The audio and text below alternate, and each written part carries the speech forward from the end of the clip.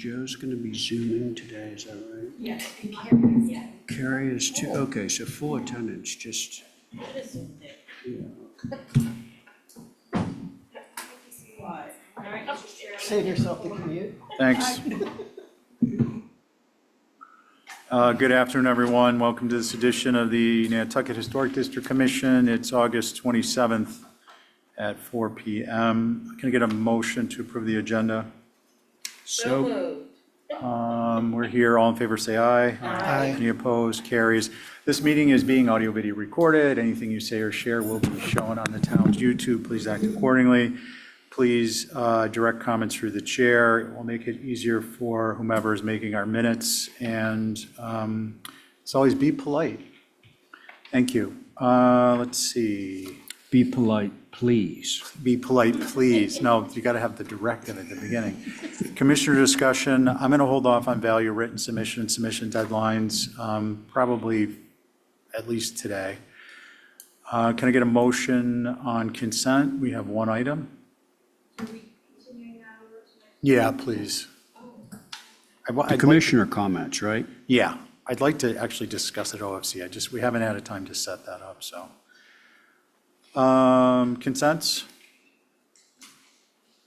One item, 7 Crooked Lane. Motion to approve consent. There's no recusals. All in favor, say aye. Aye. Okay, and then Ray, you've got a few, and then Val. Okay, so do we have somebody to rep the Old South Road applications that are down as Linda Williams?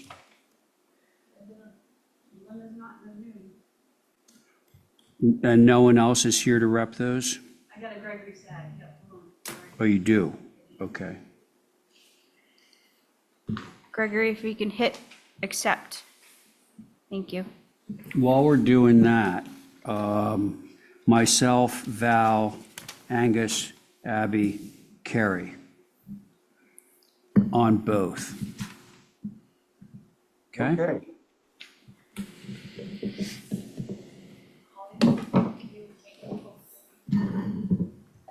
We met you last week, right? You did. Okay. So you want to just walk us through the revisions that we had Yeah. talked about? Sure. Can everybody hear me okay? Yeah. All right. And what we were asked to do is to make some adjustments architecturally, a few adjustments, and then to try to introduce some potential green space in the very front. And hopefully, did you receive the modifications? Because can you skim through the next page? Yeah, there we go. So as you can see, we extended the roof. And by the way, I may not understand all the terminology, but you can see we extended the overhang all the way across the front as was requested. Okay. And then we introduced several windows, one in the front, on the right as you're appearing, viewing this first picture up top. You see the new window on the right as you walk in the front door. I don't know if I'm getting ahead of y'all or not. I hope not.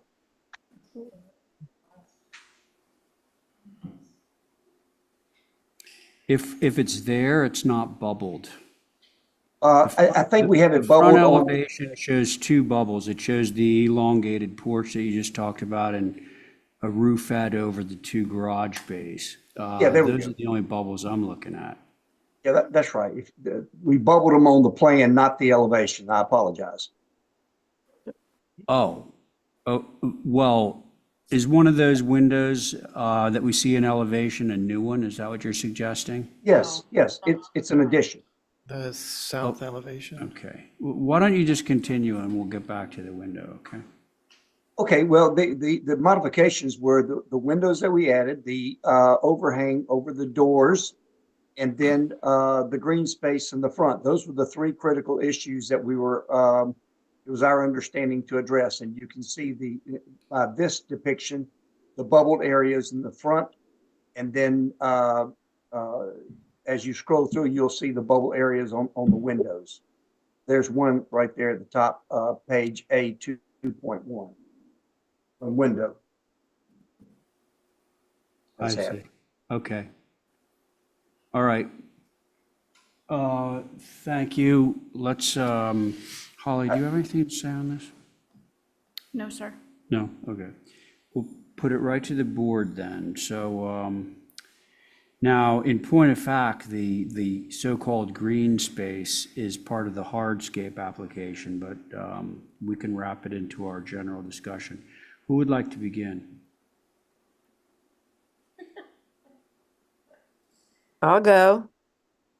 That's Carrie Thornwell. Yes, Carrie, go. Yep. And just so you know, I'm looking at the west elevation and there are 4 new windows on that as well, and they are bubbled. So you just got to scroll down a little bit further. But I see that, yeah, that's weird. The one on the screen doesn't have the west, but I have the west elevation in my set. Well, oh, there it is. Right there. See the little bubbles? Yep. So yeah, I mean, they addressed everything that I had a concern with, so I'm good with this. Thank you. Okay, Carrie, thanks. Who's next? I'll go. That would be Val Oliver. Go ahead.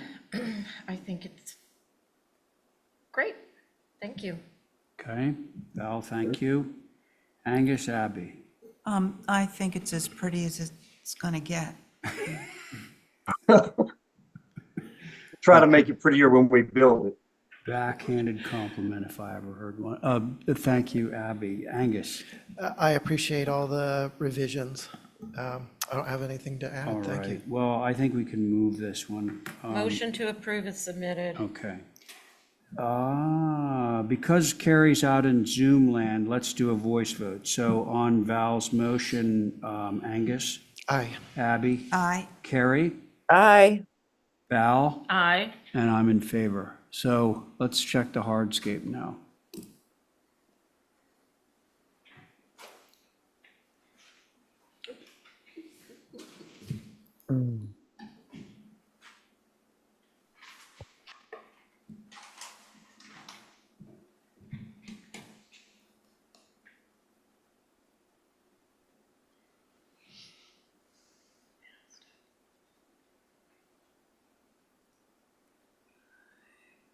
Can you see the additions on the front, items 7 and 8?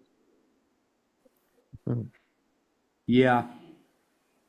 The juniper and the yew. Right. Yeah, that's it, right? That's it. That was the only 2 changes. Okay. Comments? It's something. It's trying to be something.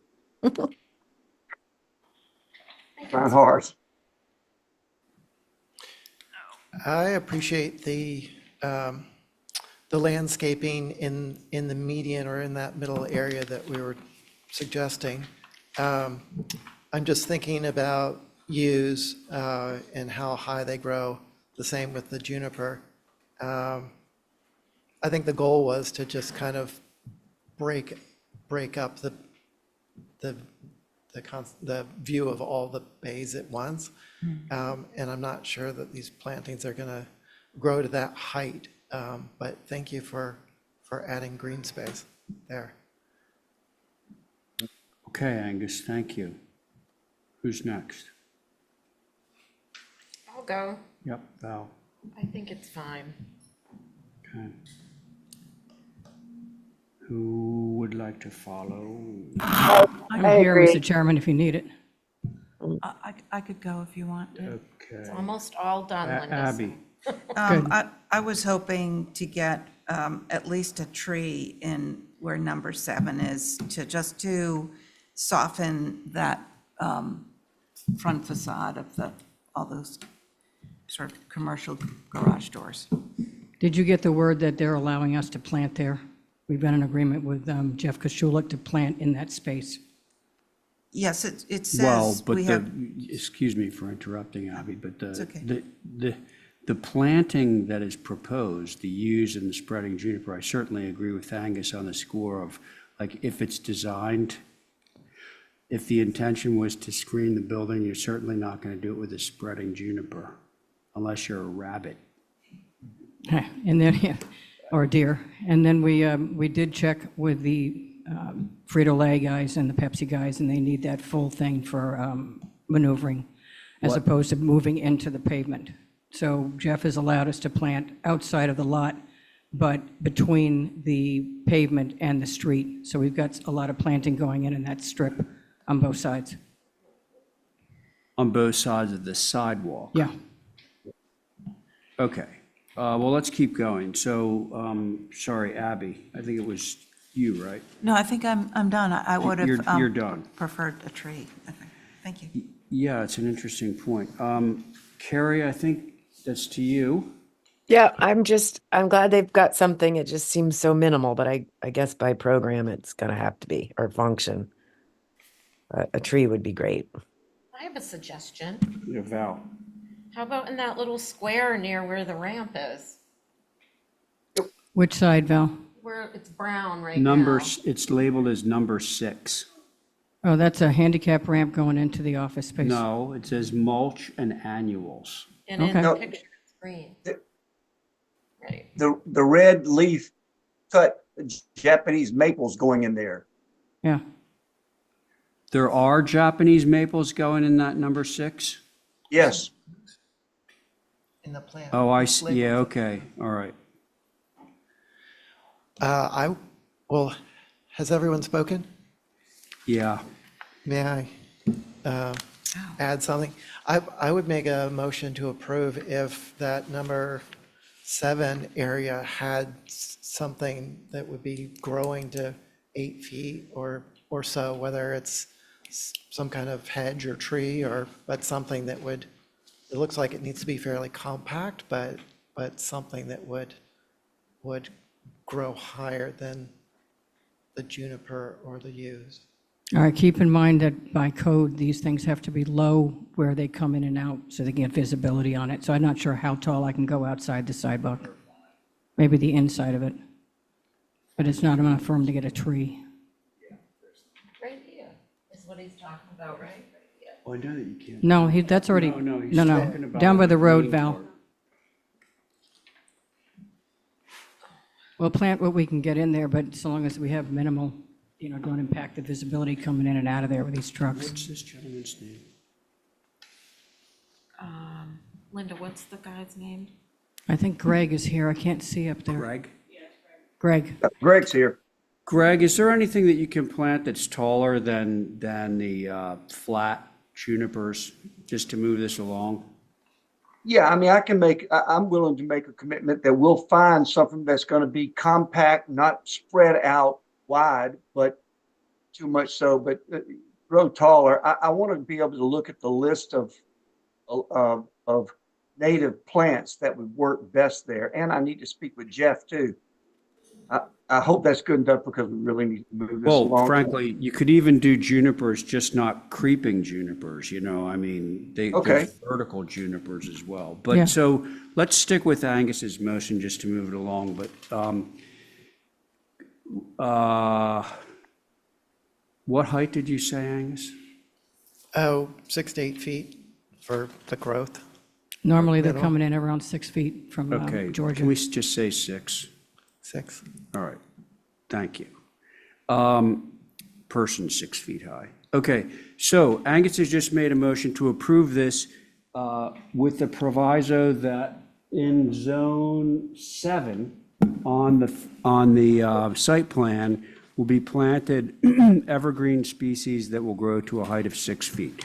On that motion, Abby, I'm an aye. Val, Aye. Carrie, Aye. Angus, Aye. and I'm in favor. Thank you. Very good, there we are. Okay, next up, Val Oliver. And I'm chairing this, Angus is on it, Abby, Connie. And is Joe on Zoom? He's not yet on. Stephen, you mullened in, you want to sit on this? Yeah, sure. Since we Okay, just this heard- is a good slide to start with. I wanted you to see an overview of the area and the buildings that surround this. there was a concern about the height. And I think aside from his house, which is 1 story, it seems as though what's built up around him, and then further on, I go through and show you close-ups, are more 2-story, because people can't go out, they can only go up. So with that said, I thought that was a good overview of the area. And then the changes we made were on the front, made 2 dormers instead of the 1 large dormer, and carried a porch across to make it more, I forget whose suggestion that was, add a porch, Joe? Yeah, to kind of ground the building and also give you the idea that it is an entrance even though the door is on the side. And that's the changes we made. But I did purposely put all the context first because I thought that was important for everybody to see that if they didn't have a chance to go by. Okay. Did you want to say anything, Jose? No. Okay. Okay, very good. Let's put it to the board. Myself, Angus, Abby, Connie, Joe not here, and Stephen mullining in. Okay? Who would like to begin?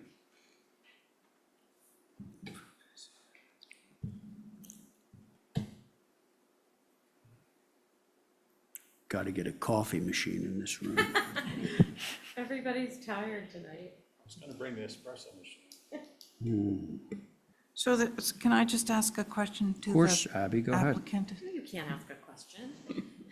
So you've bubbled the dormers in the 3rd floor, right? Yeah, And so you changed them? it was 1 large dormer all the way across, Okay. like the rear, Yeah, but there was a suggestion to break it up, and that's how we decided to break it.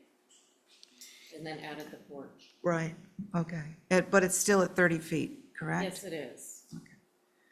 All right, I just wanted to ask those questions before Okay. opining. Would somebody care to comment on this application? Listening, okay. Come on, folks. I'll go ahead. Yeah. I appreciate the addition on the first floor level with the porch. That helps bring down the height, and I appreciate there being less dormer on the front. It's still reading as a dormer end to end, even though there's a break in the middle, so I would prefer to have those dormers minimized a bit more. That's all I have. Thanks. Okay, Angus, thank you. Stephen is coming back. I could add to my Yeah, Abby, go ahead. questions. Yep. It's just that it's at 30 feet, so in order to sort of get the impression that it's not that tall, I would suggest doing just 1 window per dormer, and that way I think it would read not as heavy on the 3rd floor. Thank you. Okay, Abby, thank you. I can go. Connie, yes, please. Thank you for providing the photo of the houses around. I think that gives it good context, and I'm actually okay with this. Thank you. Connie, thank you. Stephen? Hey, thanks, Ray. So Val, I'd like to see, I think you can get what you need to get and still not have this be 30 feet tall. This is built in place, right? It's gonna be stick built? No, it's a modular and they're adding the 2nd floor. But they're adding the 2nd floor and place on site? Yeah, Yeah, okay. So, I mean, you know, if they went with a 7'6" ceiling, On the second floor. on the 2nd floor, I think that would be helpful. And they already buried the top plate, the header and the top plate. I think that's good. The other thing I think I personally would like to begin to see is when we approve a structure this tall in infill or otherwise, is that for every dormer on the front of the house, there's a street tree being put in to visually block it a little bit. It'll help you with your solar gain, it'll help you, you don't have to deal with AC as much. They've got a front yard, they could put in some kind of columnar trees. I think it'd be beneficial for this house and for the neighborhood. Those are my comments, Mr. Can I ask you a question on your comment? Yep. So if you're saying, would that bring it down to 29 and a half feet. Yep. Stephen's suggesting going from an 8-foot ceiling to a 7.6 ceiling on the second so floor, it's which would 6 net us inches. 6 inches in the height. Right. Okay. I would say, look at the houses around it, they're all pretty. Actually, could I add a comment? I was just looking at that aerial view, which is really helpful. I mean, what there is the kind of variation that you want to see, a 1-story, a 1-story, a 1-story, 2 stories. This is the only one that, and it's a bit, it seems like a larger house, but it's got, you know, the three dormers on top, but this is kind of out of view here. There aren't any dormers there. There aren't any here. There aren't any there. So to go up 2 stories and then do a 3rd story dormer, I feel is not really represented in this exact area. That's all. So I'm going to go back to my comment, Val. Yeah, This is viewable down Cartwright Place Road, and a couple of trees in the front visually mitigate, and it's a couple of trees. It's like $300. I don't understand what the, well, I don't Debate think there's is. space, it's the reason I'm. there's space. They've got privet in the front, columnar tree, you can put in, I can write it in after the fact. You could put a columnar century sour gum or sweet gum, sour gum, I think it is. You're talking about a deciduous tree. Yeah, deciduous Yeah. trees. It's just, If I may, so the hedge in the front is actually Leland's cypresses. I can let it grow more than what it is. So the current height is because I trim them down. The height, I can just let them grow more. well, so I don't want to go back and forth, but I'm not really interested in having I don't think it's appropriate in this area and in any area actually to have these tall cypress that become alleyway walls. We have that on Newtown Road, where the cypress have grown to 20 or more feet, and it's completely inappropriate. This area is typically open from the street, you can see into the yards. The issue isn't that you block the front of the home, the issue is that you mitigate the impact of a 3rd story at the end of the street.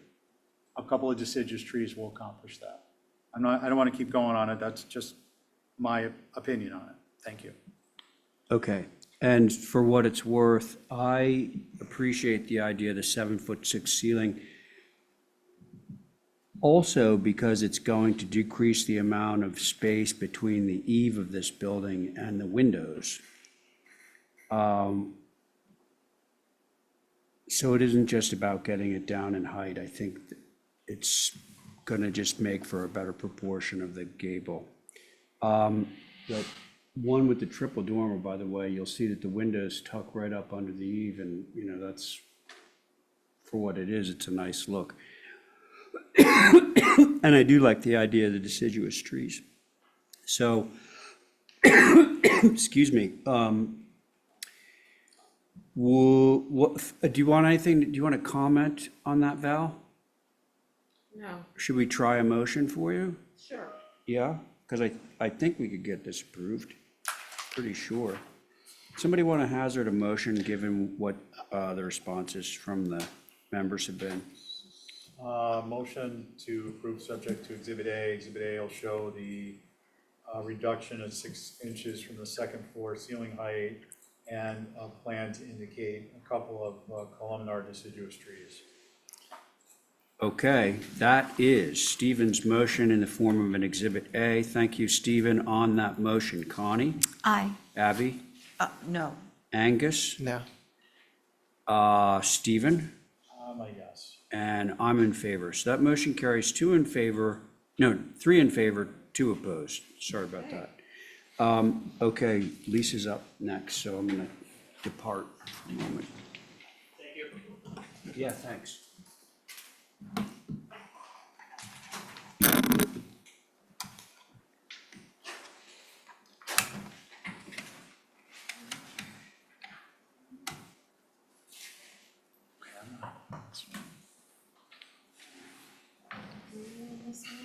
No.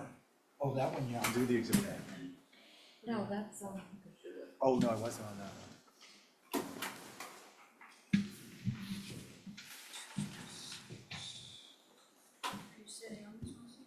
Yeah.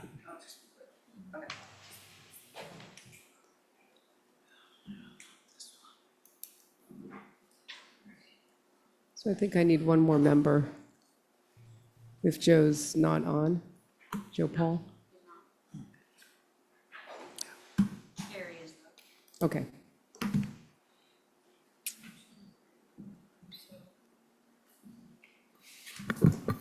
Val, Madam Chair, if I may, Val, your chair on this. I am? You are. So it's Val, Angus, Abby, Connie, and Carrie. I guess is who you've got. Stephen's also Okay. on it. He mulled in. Okay. so yes, he is? I'm on it, but I don't think I'm active because you got a full board. Oh, Well, I need to activate one person so Carrie can be activated. Because Joe's not here. Oh, yeah, Carrie can sit there. Yeah. So these are revisions to the cottage for 256 Polpis. The comments the last time were to pull in the rear dormer on the, I think that's the north side, and from the sides, and also to move the door to the mudroom. And if I may, the only problem is I have photos here and Carrie can't see them.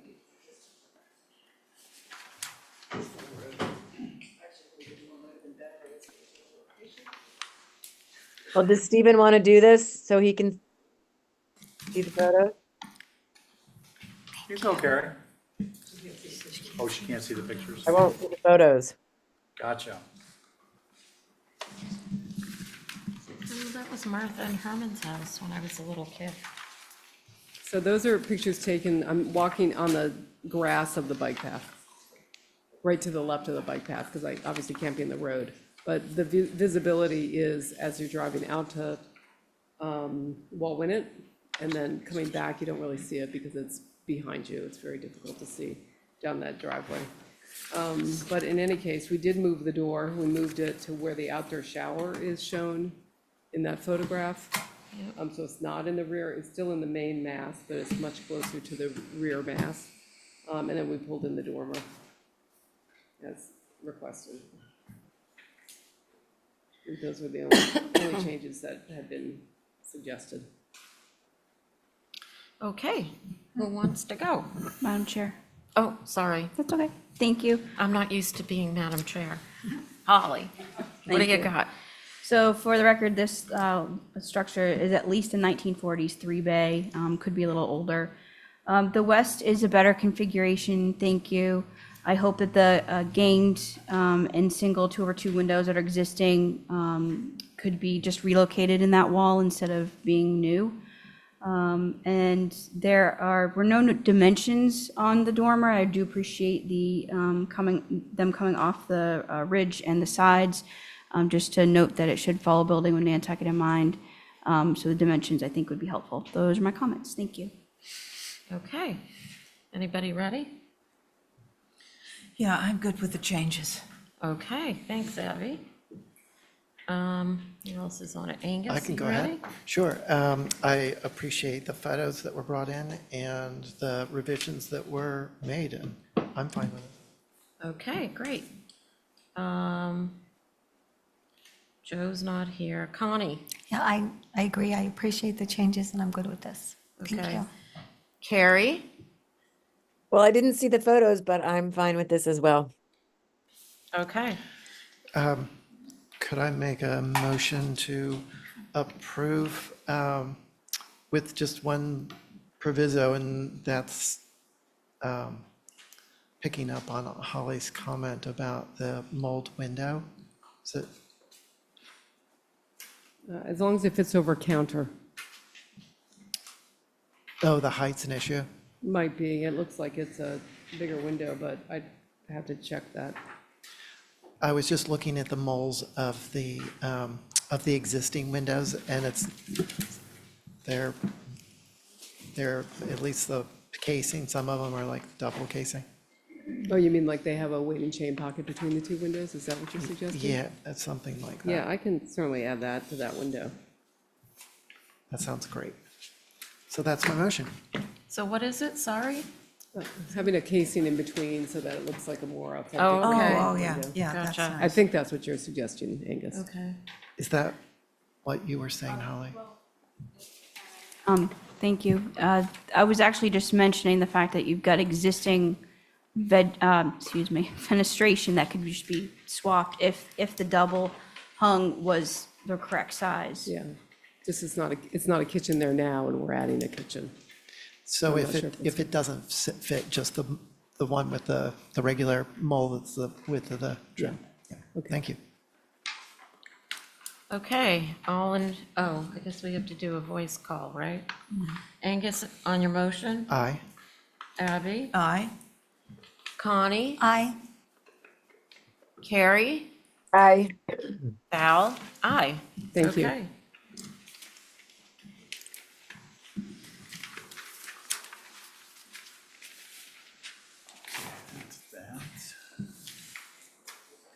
All right, on to 4 Sophie's Way, 21 Pilgrim. Is Sophie here? Sophie is in Zoom. Excellent. Hi, Sophie. Good evening.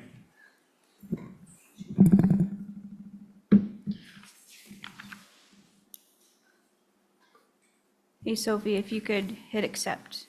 Thank you. Did that get to you yet? That was Val's, yeah. Sophie? Hi, can you guys hear me? Okay, we can hear you now. Okay, great. Why don't you go ahead and walk us through? Okay, And, so last week you guys had asked for photographs, and Angus had also noticed an error that I had made in omitting an upper dormer in one of the elevations. So we submitted photos, trying to show the neighboring houses and also the driveway taken from Pilgrim, and then also fixed the screw up in the drawing itself. Okay. So, I don't, and you guys, I think, put it on view, so I don't know if anyone got a chance to go by. But what we had been talking about was the height of the main ridge, and I was talking about how the house immediately to the left, to the north, actually sits a few feet higher, and that the house to the right is 30 feet. So given the distance to the road, I don't feel like it's going to feel in any way larger than anything surrounding it, but that's obviously up to you guys. Okay. And do you have a particular elevation you want to steer us to? Holly, or if you guys can scroll down, it was the front elevation that you guys had expressed concern with, the height of that main forward gable.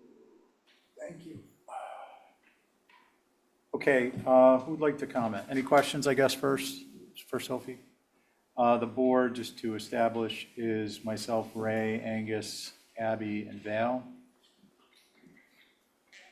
So sorry, question? Go ahead, Abby. Did Sophie just say that she brought down that main gable? No. No, what'd she say? She said the grade brings it down, and she was basically, she was hoping that our viewing it and the images would show us that. Okay. The grade brings it down relative to some other homes in the area, or the perception of it.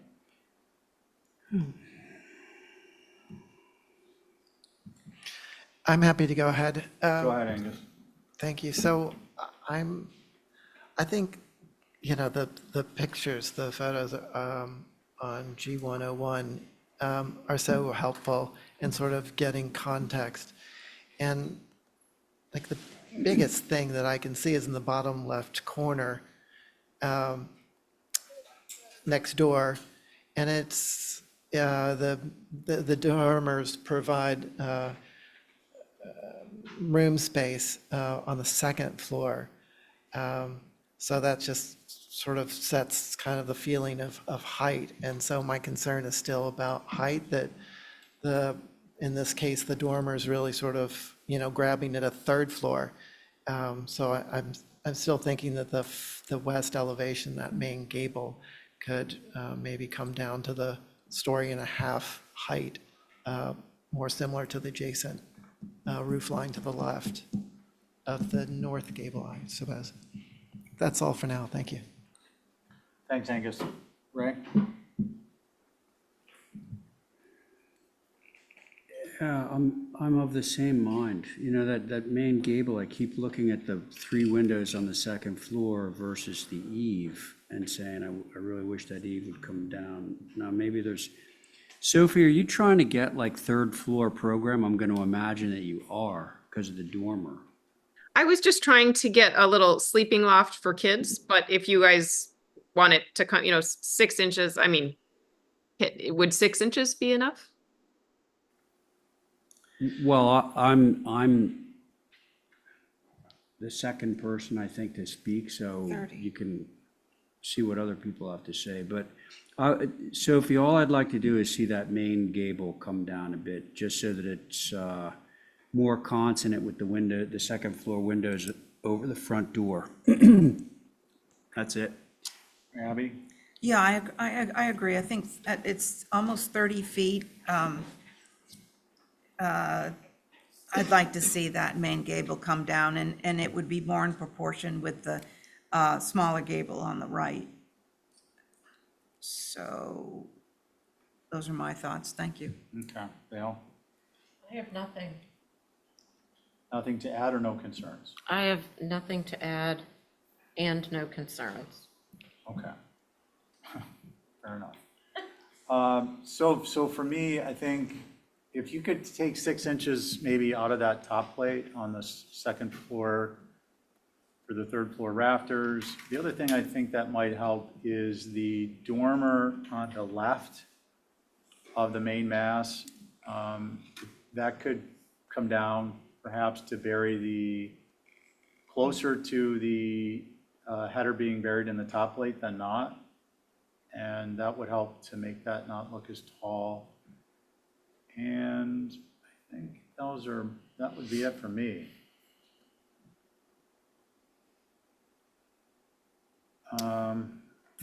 What we want to do, folks? Sophie, do you have any comments that, given what we said, and you want to kind of work towards? No, I guess I'm just wondering if I were to do both of those things, bring the main mast down 6 and lower that header configuration within that dormer, if that's something that I could do through staff. I believe so. I would just suggest, though, that I think on the east, you've got the matching dormer.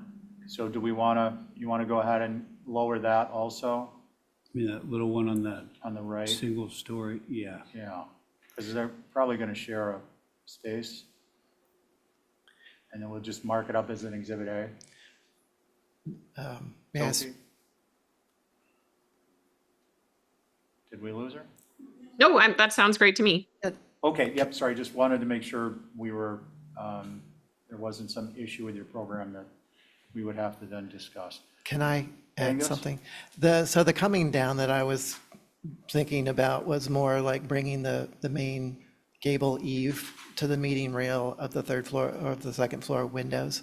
So that's just kind of what I was thinking about height. So 6 inches isn't going to make a difference to me.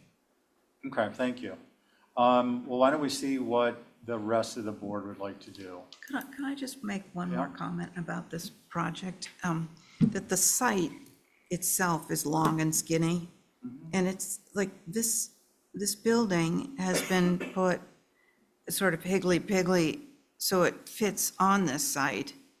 And I just think it's sort of almost too big for the site in the way it's proportioned here. So I have a bit of a problem with that. Is it the Higley or the Pigley that does it? I'm not sure. It's just, do you see what I mean? get you. No, I get you. Okay, all right. Sophie, in her, excuse me for interrupting, but when she was introducing this project, she told us why it was turned at an angle, and I honestly can't remember why, but it was, somewhat, for me at least, compelling reason. Sophie, would you like to repeat the rationale? Yeah, and I can do it again. There was a screen share. So Abby, there were view restrictions and buildable zones put on the lot that are at that angle. So there's a huge quadrant of the lot that's unbuildable. So the people who sold it, who are the people to the north at 25 Pilgrim, really controlled where my clients could put structures, and the line is at an angle. So if it would help you, I can share those restrictions with you again, if that would help. No, I remember it now. I remember you saying that. Okay. All right, Abby made a point, and Sophie has given some rationale as to why it is what it is. Has anyone changed their mind? And if not, do we have a motion? Well, I was prepared to make a motion that would be an Exhibit A, that would be reducing the ridge, pitch staying the same, ridge and eave of the main gable going down by 6 inches, and burying the the header. I guess to simplify, we'll say bury the header on all of the dormers shown, because I'm seeing the same thing on that single-story piece as well. So that could be the Exhibit A. That's my motion. That's your motion. Yeah. We're all here, so all in favor say aye. Aye. No. Opposed? Aye. I'm a no. Okay, so for the record, Angus and Abby are noes. And Sophie, you get your Exhibit A when you swing by the office. Okay, thank you so much. Okay, we are now on to Two Dukes Road and Belle. You were stepping into chair. I was? Yeah, Ray was. And Merkava was representing. I wasn't as focused on that, just because of building envelope is. Who's doing the I'm doing All right, Two Dukes, Pool Hardscape. What do you got for us, Mirka? So, good evening. Miroslava Ehre, representing for the client. I'm going to share the screen to help to navigate through the changes I did after the last week meeting, or last time seeing this.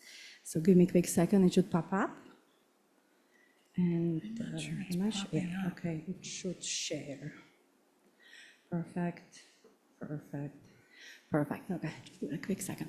I just would like to just clarify who is on my board, because Okay, so what we have is Oliver, Camp, McLeod, Joe Paul, and Thornwell.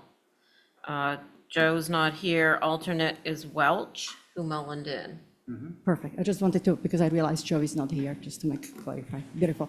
So, I will just go right back to the site plan. Let me just make sure it loads for us. Somehow, I guess, yeah, perfect. Yeah, just need to zoom the. Does that? Beautiful. So we did few changes. I did few changes. The mostly was, again, concern of the visibility. So I reroute the driveway, just give a little bit more swoop, and we would be definitely enhancing of the vegetation upon arrival. So it's really just create that mystery of arriving to the property. Before it was a little bit more straight, so create a little meander. As I said, I just love the grading, which I will go to the grading plan, but I just love the arrival from this angle just because it just makes the driveway less steep. I'm utilizing the grading up the Duke Road, and it just really just makes this sense of arrival, like, in my opinion, very successful. The concern was that kind of straight shot to the pool, so I really just tried to redirect it. So that was the first part. The second part, I adjusted the grading and lowered the main house with the pool a foot lower, so which would allow me to lower the height of the retaining walls. I will, again, go back to the grading, but I just want to kind of say, when we go, that everything is a foot lower. So the grading from 30 to 36 inches grading, we are now more 18 to 24. I eliminate the hardscape here. All these walls are reduced in height. We have all this screening. We will have a hedge to make sure that Again, none of this would be visible from the Dukes. In addition, all these wall, again, practically mostly the heights from 30, where we use 12 inches. So this is a little 18 inches wall, and this wall will be around 24 inches wall. Why I do need those wall there, because as I mentioned, we transplanted all these trees along the property, so I cannot really manipulate the grading. So I just want to protect the root zones of the trees, so that's kind of will help me. So I will now go to the grading, so you just see how the grading itself. And just give a second, it will load for us. Mostly to the cross section. So this is the cross section through the pool. As you can see, as I mentioned in a last week meeting, this is very big, like a hilly side with the highest contour around 42. So I lowered the finish grade around the house to the elevation 40 with creating little kind of plateau with the walls, and we will have a rolling lawn which will start around elevation 38.5 to like 36, following the contour. Another concern was just kind of keep that little belly up. So as you can see, I'm not touching any pre-existing contour with the wall. So they will have a very organic slope starting from the grade around 38.5 to like 37, 36. So we are kind of working with the natural angulation of the yard. Going to the grading itself, the cross section, as I said, this higher grade was at 42, we cut off the top and kind of just really naturally brings the pool between the main house and the garage. The garage elevation, again, this is the cross section where the garage, garage is here, cabana is here. Again, this lot kind of slopes with the both direction. So this grade is defined because of the existing trees. So again, we are just kind of filling in as this slopes to the lower side of this side. So by lowering everything at 12 inches from the last plan you've seen, I think it's really helped with the grading, lower the retaining, and just tucking everything in. And I will just, again, just say this pool will not be visible. It would not be visible without any additional vegetation, but I will make sure that with additional vegetation, enhancement along the Dukes and creating that little curb drive meander, the screening will support. Okay, thank you. Oh, and one more thing I did forget. There was some comments about the natural screening, so I just want to kind of make sure that all natural screening along the Dukes, it's say that. And then Abby had the concern about the stone selection, so we went to New England fieldstone. That's here, like more natural round stone from before it was a granite. That's it, I'm done. Okay. Just don't want to forget. Okay, who wants to start? So can I ask them some questions, because my drawing keeps disappearing? Yeah, mine too. I know. Okay, so I just want to make it clear that the stone wall that comes across the main house is, and it goes all the way, and then, Yeah. and that's 18 inches? Yes, it starts 18 and then it drops to 24 because the parking is a little bit lower, yes. And then once you go around when you go down towards the garage, is there any more? This is stone? little wall here, 18 inches Right. and 24 inches supporting the pool. Yeah. And as I said, I could grade it, but I just put so much transplanted mature trees there, so I cannot really alter the grading. So that just really helped to protect the trees. And again, this pool is set between the highest point of the main house finished grade and the garage existing finished grade in the middle. So if the main house is at 40, garage is at 37, 36.5, so the pool is at 38, just like, so it steps down naturally. Can we go to the topo? Sorry, just will load it for a minute. Hopefully not for a minute, but.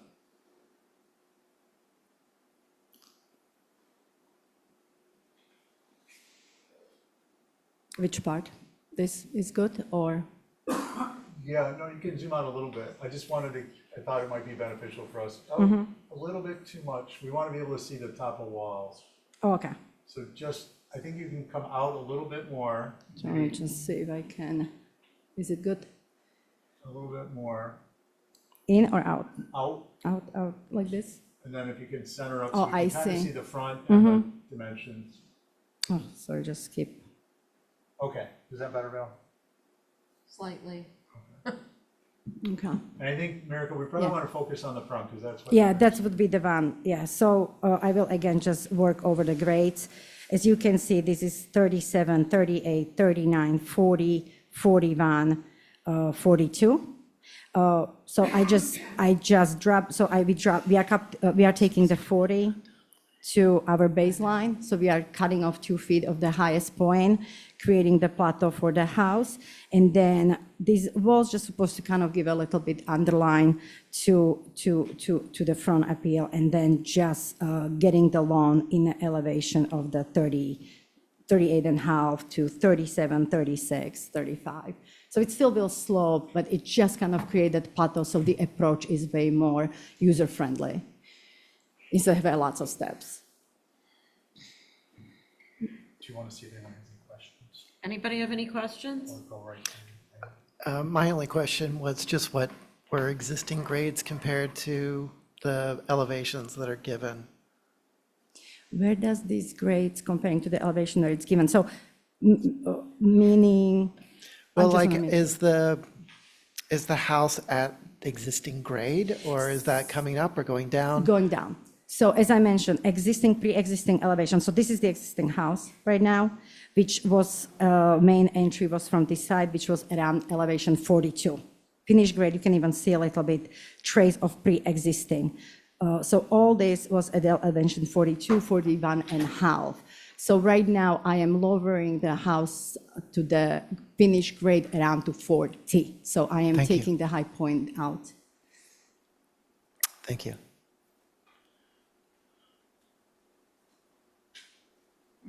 I'll go. Okay. I noticed, Mirka, I appreciate you reduced the pool by a couple of feet. That's Oh, yes. good considering it's very large. I still worry a little bit about the rectilinear nature of the wall that's going straight across the house. The site, as you said, has lovely undulating hills, and it's a beautiful, natural sort of sloping thing, but your walls are just like straight across with no recognition of that slope. And I just feel like you're missing out on an opportunity to have some more naturalistic, organic shaped walls on this hill. And I just wonder if you ever looked at, not such rectilinear walls to create this plateau for the house. Yeah, I can go after that because I have the same feeling. Oh, I will put it back on. I don't know. It's better.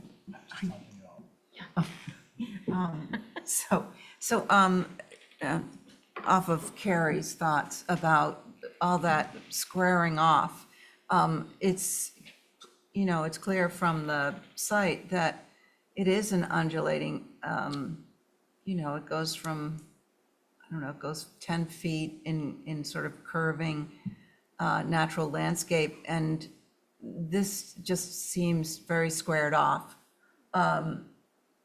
So I would kind of work on that a little bit so that it fits into the landscape. And I'm still not convinced about the pool being sort of right as you come in at the end of that driveway. That's what you're sort of pointed at. So I kind of wish the pool would go back into the site and not be so prominent. Even though you're going to say you can't see it from the road. Those are my thoughts. Okay. Want me to go? Sure. Okay, so I agree with the direction this is going with respect to kind of more organic shape along the front. With respect to the retaining walls, I'm not as concerned with the internal being rectilinear on the internal, so on the left side of the house and adjacent to the pool or anything that's shared between the pool and the garage. I think ultimately all of this is not going to be visible, but it is kind of a nod for a major grade change at the front of the home where there's material being excised much further out in order to create the lower space and the lower grade around the home. So I think it would be beneficial, and I think that what we would, I'm not going to speak for Val, but I think what we're probably going to want to see when this comes back is optimize the images so that before you drag them in to the PDF, and then optimize the CAD, because then we'll be able to open it. It's not just online. I downloaded it on the tablet, and it's crashing the PDF program in the tablet. So I can, if you want, I can forward you some of that. I used to do pre-press stuff, so I'll send it along. Sure, yeah, whatever we are using, it works on our stuff, so it's hard, we double check our stuff, so Yeah. it's, No, sorry sure, for that, yeah, yeah. I'm sorry for the inconvenience, we'll make sure to, Yeah. I'm happy. I just want to have one, so if and I think we have one more board member, kind of, maybe I don't want to make sure everybody has spot for him. No? Did everybody have a chance? No, Val, it's Val. I was standing in for Joe. Oh, okay, perfect. Oh, Carrie, never mind, you're right. Thank you. So I just have one quick, I think that what I hear you to say, Val, Yeah. Do you want to comment? No. No? Okay. because I just want to ask one question. If I need this kind of retaining because I just want to maximize the parking, so I need this part, but would you be open to do it through the stuff if I just omit this part of the walls? And I'm just try to see, and just kind of have a beautiful natural planting instead, and just grade it landform, would that allow this to be more considered for approval?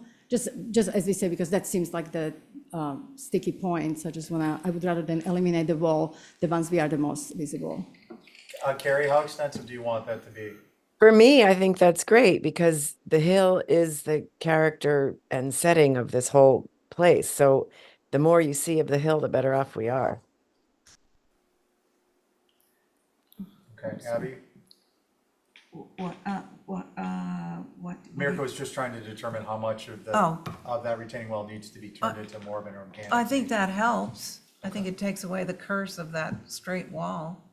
Okay. Would that be something could be considered, and I will just pulling it back, consider to do it like through the staff, or that's, Can we go back to the yeah, site? I'm pulling it, my apologies. So my concern is with all this natural area there to have something that, I mean, as Stevens pointed out, it doesn't matter as much as, what's back in here, but it's this whole, view here of what's happening. So smoothing that out and somehow working it more with the landscape, less controlled. Because Maybe there doesn't need to be stone. Maybe they can just be natural plantings that sort of soften this corner there. And that's exactly what I'm trying to see, if that's something like, if we just like curve, I will grade this front. I still will need portion of this wall just because it's just help with the leveled parking. But I can definitely grade all this part and just break up the linearity of the pavers. So Mirko, I just, I see you're struggling here. You're gonna have a relatively large, if you were to eliminate that retaining wall, grade change is gonna be in the order Yeah. to the driveway of 3.5 feet. So, maybe, come up with a solution where you maybe split the difference on the retainage. If you retain retainage, Which I'm already doing with have this it, one. have more of an organic shape up in the front of the house. To the extent you can bring that across to the left side here at the pool, you're at 36.6 here, you're at 40 there. What's the pool at, 40? 38. No, the pool 38, is at 38, and So to the extent you've got retainage on and we definitely got to downsize this file because it is such a PIA, trying to walk around and discuss it. I think to the extent you come across, at least to the driveway, you want to have that organic nature and then a smooth transition for the rest of the space. And so if I don't want to switch to the grading, but I just want to say that's I've been doing in this plan. So I'm going from 40 to 38.5 to 37 here. So I'm already breaking it up. So I can break it up more. I just saying like I already tried to set the sequence to the arrival, so it's not just, I think, I think the goal here is to create a more organic presentation. No one has said that retaining wall has to go. We Yeah. have said that we prefer that it did. yeah. Or you could propose something that splits it in the middle, but you're gonna have to kind of give us something to look at. I just want to just say, it won't be visible from the Dukes at the end of the day, but yes. If I could just add, so this could be organic, and the retaining could even be behind that, just as that sort of cuts through growth. It could sort of cut behind something that's like more natural termination for this whole maybe. Yeah, to make it more understood. All Okay, right. does somebody want to make a motion? Hold for revision? Thank you. very much. Okay, on that motion, Aye. Angus. On your motion. Aye. Abby, Aye. Stephen, Aye. Carrie, Aye. Hal, aye. Okay. Okay. All right, that brings us to 92 Washington Street. We've got 3 in a row. 2 were held. It'll be the same board. First is the new dwelling, then the new garage, then the new shed. The board is myself, Ray Vale, Angus, and Carrie.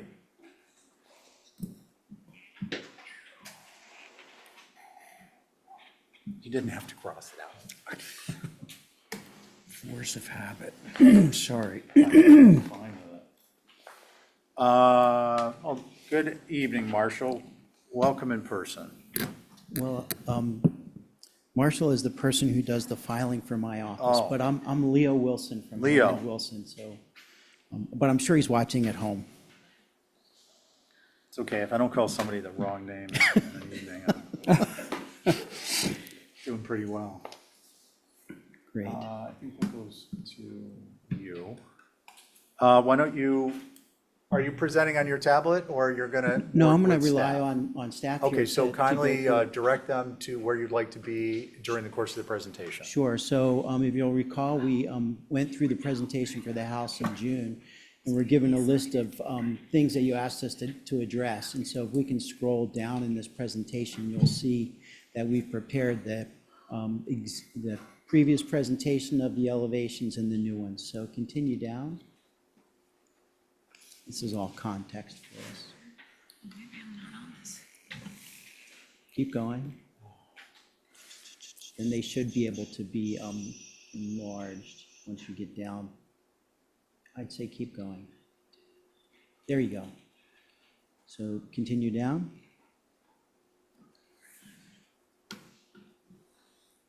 This is where we want to be.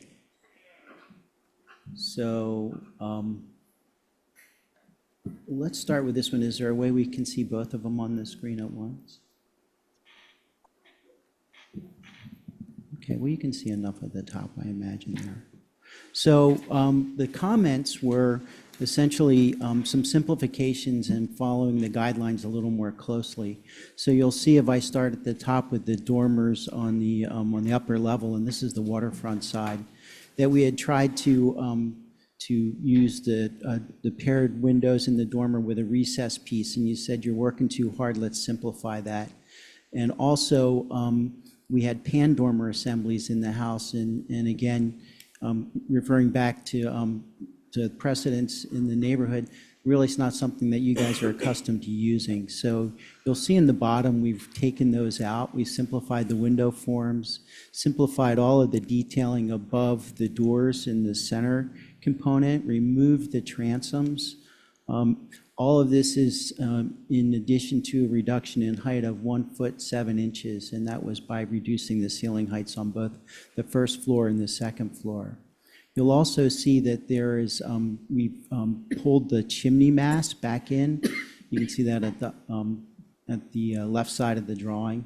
And then down on the first floor, if you compared the bottom to the top where we bubbled it, we've gone to reduce the amount of fenestration to go to triple units rather than 3s and 4s. So all of that was an intention to try and simplify how this appears to you. And then finally, if we scroll down just a little bit, you can see that the planters that I had proposed to go around the base of the house, our understanding is that's not really a permitted solution to mitigate the apparent height. So we've gotten rid of those, and we'll just do that with landscape. Then if we could drop down to the next one. Yeah, so this is our street front elevation. And again, the comments really were, you've got, you're trying too hard with decorative elements here, and you need to go back to a simplification of all of these pieces. So again, the ornamentation in the gambrel ends on the left and right has been removed. The accessory windows that were set off to the left and right of each one of those components has been taken out to go to simpler windows. The centerpiece, again, the pan dormer has been removed and has gone to a triple smaller window, which does fit between the lower porch roof and the shed between the gambrels. And then in addition, we removed all of the planting elements again down at the bottom. And I did add a little cover to the side entry, and that's on the left side. You can see that. Great. Anything else, Leo? Not on that one. Okay, thank you. One, I can show you the ends real quick. It'll just take a second.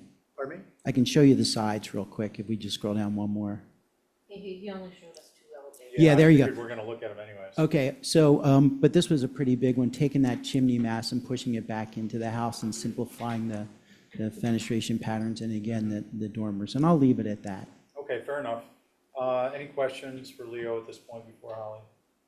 Holly? Thank you, Mr. Chair. So for the record, this house is to replace an existing house that's on site. We'll have to comply with the resilient Nantucket design guidelines, being elevated, I think 6 foot, 2 3/4 inches. I can't speak today, sorry. Appreciate the changes and the revisions. I appreciate the inboard chimney specifically. There should be kick panels on the French doors, which is a consistent practice within the OHD. I did notice that the shed dormers along the waterfront still run into that center gambrel, which is atypical, but I don't believe the commission made any comments on that last time. And they should be, and the single dormers should have less space, shingle space on the sides. And then I was just curious on what because again, there is existing 1960s dwelling on the site, what the glazing is on the waterfront versus what you're proposing. That would be my comment. Thanks, Holly. Thank you, Mr. Chair. Mickey, do you guys have anything, your group? Yeah, we've got a few things to add. So this is Mickey Rowland. I'm representing the Historic Structures Advisory Group, and that's myself, Jason Finger, Mary Bergman, Marcia Fader, Sandy Kendall, and Diane Coombs. So could you scroll up to the rear elevation? There you go. Okay, so the A windows, which are in the dormer, and there's some on the sides, the proportions are out of whack. They need to be a little taller to get the light orientation correct. And those dormers feel rather squat, kind of, when you're looking at them from this view.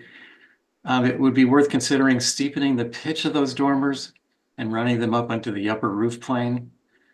This would also make the dormers look better on their own, and it would fill in, break up the larger upper roof plane spaces.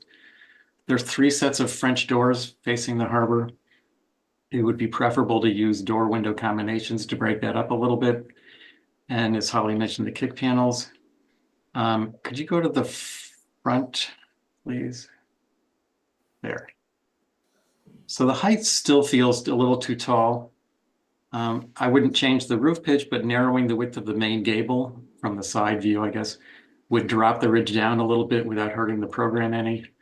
The rake detail all around is almost a little bit too plain. A typical shadow board and a larger sub rake would help improve the look, I think.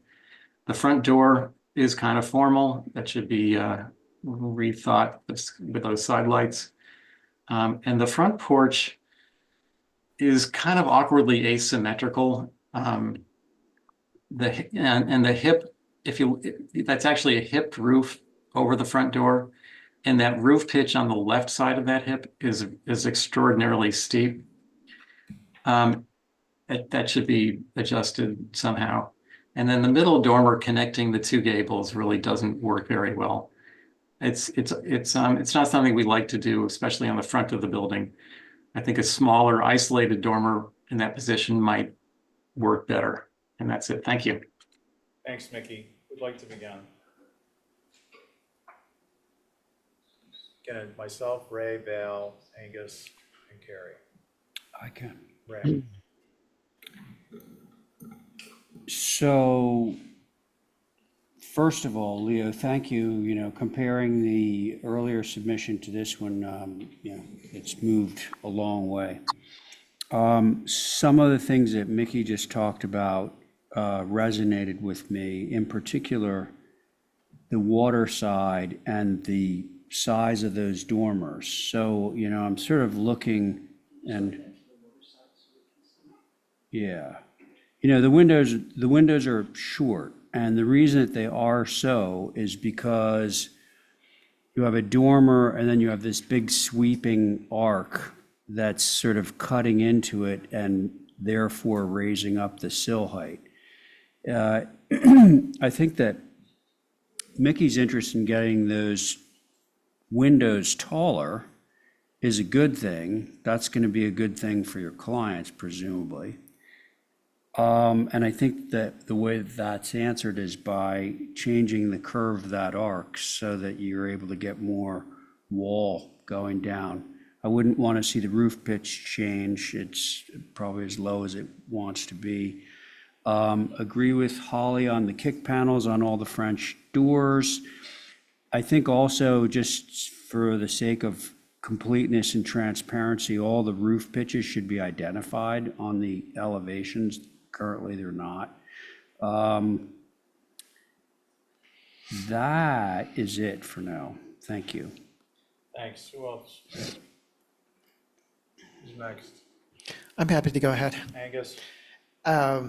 I agree with what's been said, particularly the proportion of the upper panes of the 6/1s facing the water, and the kick panels. Yeah, and wherever, it seemed like there were some areas where the windows could have gotten longer. I'm looking in that, I think it must be it says side elevation, Can you pull up the number side first? 2. The Is side that, elevation? maybe that's south. think But it's anyway, down. I'm like looking at the A window in the dormer, and if the sill came down to the roof or close to it, the proportions would get better. I think with all those windows actually, and the gable as well, but the dormer, so there wouldn't be shingle space below. And preferably the same thing with the windows below. Those might have to get narrower in order to get the panes to be vertical as opposed to horizontal. But I would echo everyone's comments about the revisions to date. It's feeling more like it's fitting in, even though there aren't really gambrels in this area, just toning it down. But it's going to be those subtle nuances that makes it work well, like the moldings that Mickey had mentioned with the rake molding, like some kind of crown or something to just give a bit of detail. That's all. Thank you. Thanks, Val. Trying to blow it up so I can see it. Yeah, it doesn't want to cooperate, huh?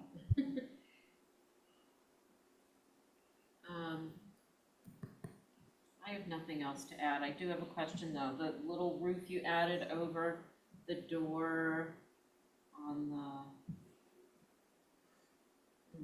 At the side entrance, it's on the Yeah. next drawing. is down. that, what is that? It has lines in it. Is it like copper or? Well, we envisioned it as potentially a standing seam roof over that piece because it's additive to the basic form of the house, but certainly we'd be open to doing it out of shingle if that seemed more appropriate. Okay, thank you.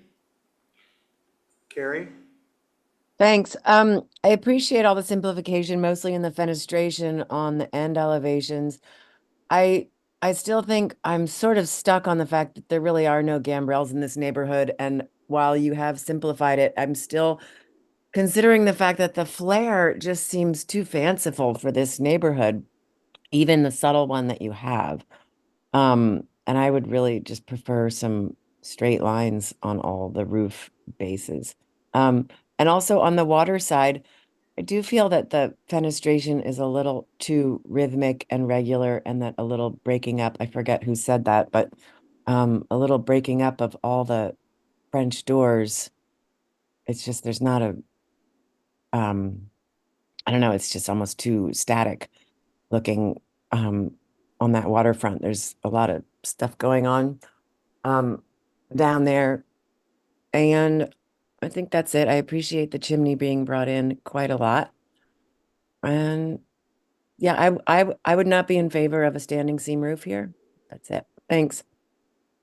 Thanks, Carrie. I guess that leaves me. So Leo, let's see, sheet A 2.0, the water side. Can you get that on the image there? Appreciate, well, it's a different elevation, but the chimney is very visible in that. I appreciate that that's been brought inboard. I have two principal concerns with the elevation here, the waterfront elevation, and now it's reset. House sizes, can we zoom out just a hair? Please. Thank you. Let's see. So I agree with the comment. I agree with both comments that have been made about this elevation. Number one, I think the fenestration pattern is overwhelming. I think it's not just the French doors. I think it's the screen panels. I think there's an opportunity to modify one or both in such a way that you can accomplish much of what you're looking to accomplish, but you're losing some of this pattern left to right, and then with the triple on the either side, and then on the second floor, broken up by, again, a regular pattern of these screen panels. I think of those, the screen panels is the most appropriate. The dormer, I would suggest that this dormer will not be viewable from anywhere else. That the solution here is to pull the face of the dormer wall towards the water, put in taller windows. Can we go to the next elevation? This elevation, my principal concern is the dormer on the second floor between the two gambrels, and it reads as inappropriate. I don't think you have the space due to the cord fascia on the left gambrel to pull that dormer forward to make it look a little taller. And there's nothing you can do on the top, on the roof plane, because it's coplanar or nearly coplanar with the roof above it. Modifying that would be different. I think your only solution here is to break that off into a center dormer that's not connected to the gambrels. The door, I agree, is too formal. The other item that hasn't been mentioned, I don't think, is I think the picture frame on the area of the, sorry, I'm losing my vocabulary words here, but where the FEMA flood regulation height increases, you've got the boards there, and the picture frame is inappropriate. It's not typical. That would be either vertical board with the spacing or lattice. And can we go to the next one, please? I don't know, I can figure the word. This one I think is fine. Okay, those are my comments. What do we want to do, folks? Hold for revisions? I'll make a motion to hold for revisions. Okay. Let's see, on your motion, Angus? Aye. Let's see, Val, Aye. Carrie, Aye. Ray? Aye. And I'm an aye. Okay, on to the garage.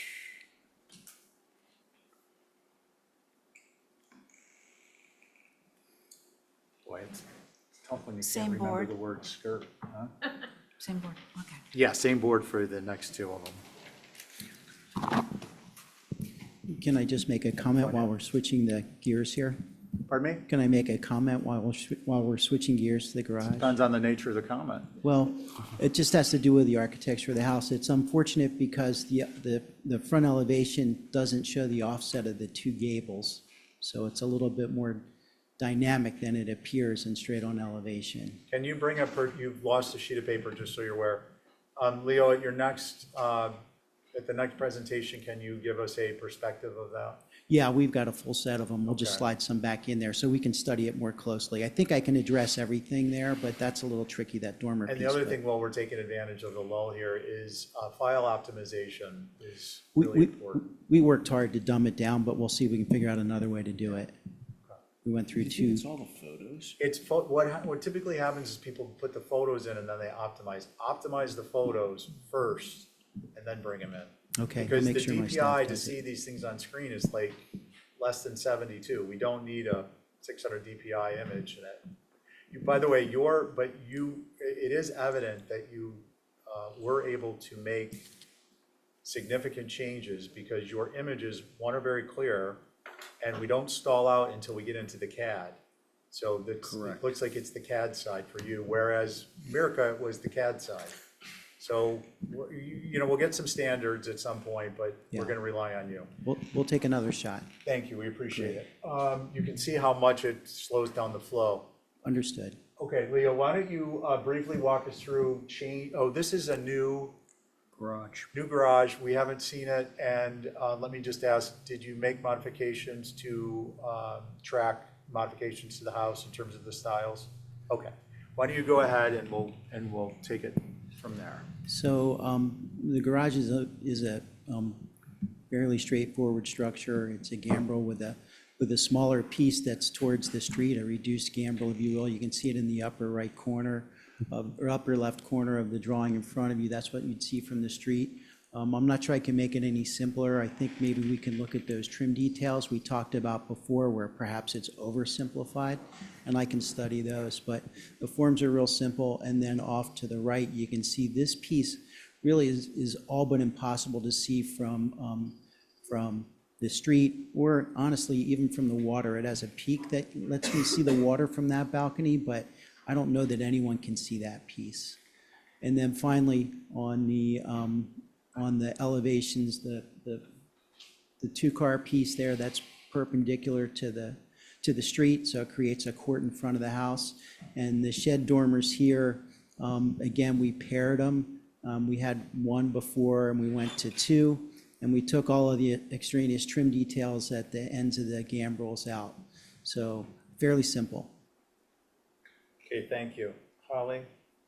Thank you, Mr. Chair. While I appreciate the architecture, I do think that the gambrel is a little too much for a garage apartment, or studio, I should say. I think that the fenestration matches the main house. However, I would mention the kick panels, even if the balcony may not be visible from the public way, it may not even be visible from the water, but obviously consistency is important, especially in the OHD.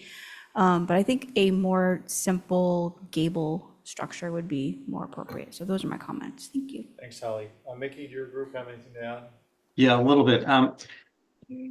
I'll feed off of what Holly just said about the gable versus the gambrel. This building is very tall, and it becomes more evident when you look at the perspective views that were on the previous applications. It really tends to dominate the front of the lot, and the original building was a gable and just felt lower and just didn't dominate as much. This is in the front yard of the building, so I think that the gable roof was a good idea. The A windows have the same problem as the other house, and then the mismatched dormers on the, I don't know which, the back of the building should be, they really should match. And that's it. Thank you. Thanks. Who would like to go, board members? I can start. Ray, please. So my only comment was going to be that I don't like the bracketed thing, but that's not going to be visible. But it's interesting, the conversation about this turning to a gable. I think that it could be turned to a gable without too much adverse effect to the interior second floor program. So depending on what the others have to say about this, I would not mind seeing that as an option. That's all I have to say. Thanks, Ray. Let's see, Angus? Sure. Can I respond to that, though? I just want to talk about that for a second. Just a second. It's a simple comment. Briefly. I'm trying to create a cohesive experience when you see this property together. And the garage being of one vocabulary and the house being of another is somewhat, it's incongruous to me. I'm not sure. I mean, can you do it? Sure, physically it can happen. I'm just not sure that it makes Leo, it look better. thank you. You got it. I think the overarching concern, at least so far, is of the voting members, is the height in relation. So, Understood. Angus? So I would just echo what's been said so far. The double gambrel just feels pretty busy on the street, and I think that this is going to be a tool to strategically screen the house in some way. So I think that there's benefit. I appreciate the comments of trying to keep the styles consistent. If there's going to be a gambrel, it kind of makes sense. But I think it's the double, it's the main gambrel and then another gambrel with it that really makes it busy. So maybe just a simplification of that would go a long way. But I agree with the rest of the comments. Thank you. Thanks, Angus. Val? I'm trying to blow it up so I can just look at something. Good luck with that. I think I agree with what's been said. Simple is always better, especially in town. Is the overall height of a building in front of the main house. It's over 26 feet. That's it. Thanks. Carrie, did I get you on this one yet? Not yet. Okay, I'm please all, go.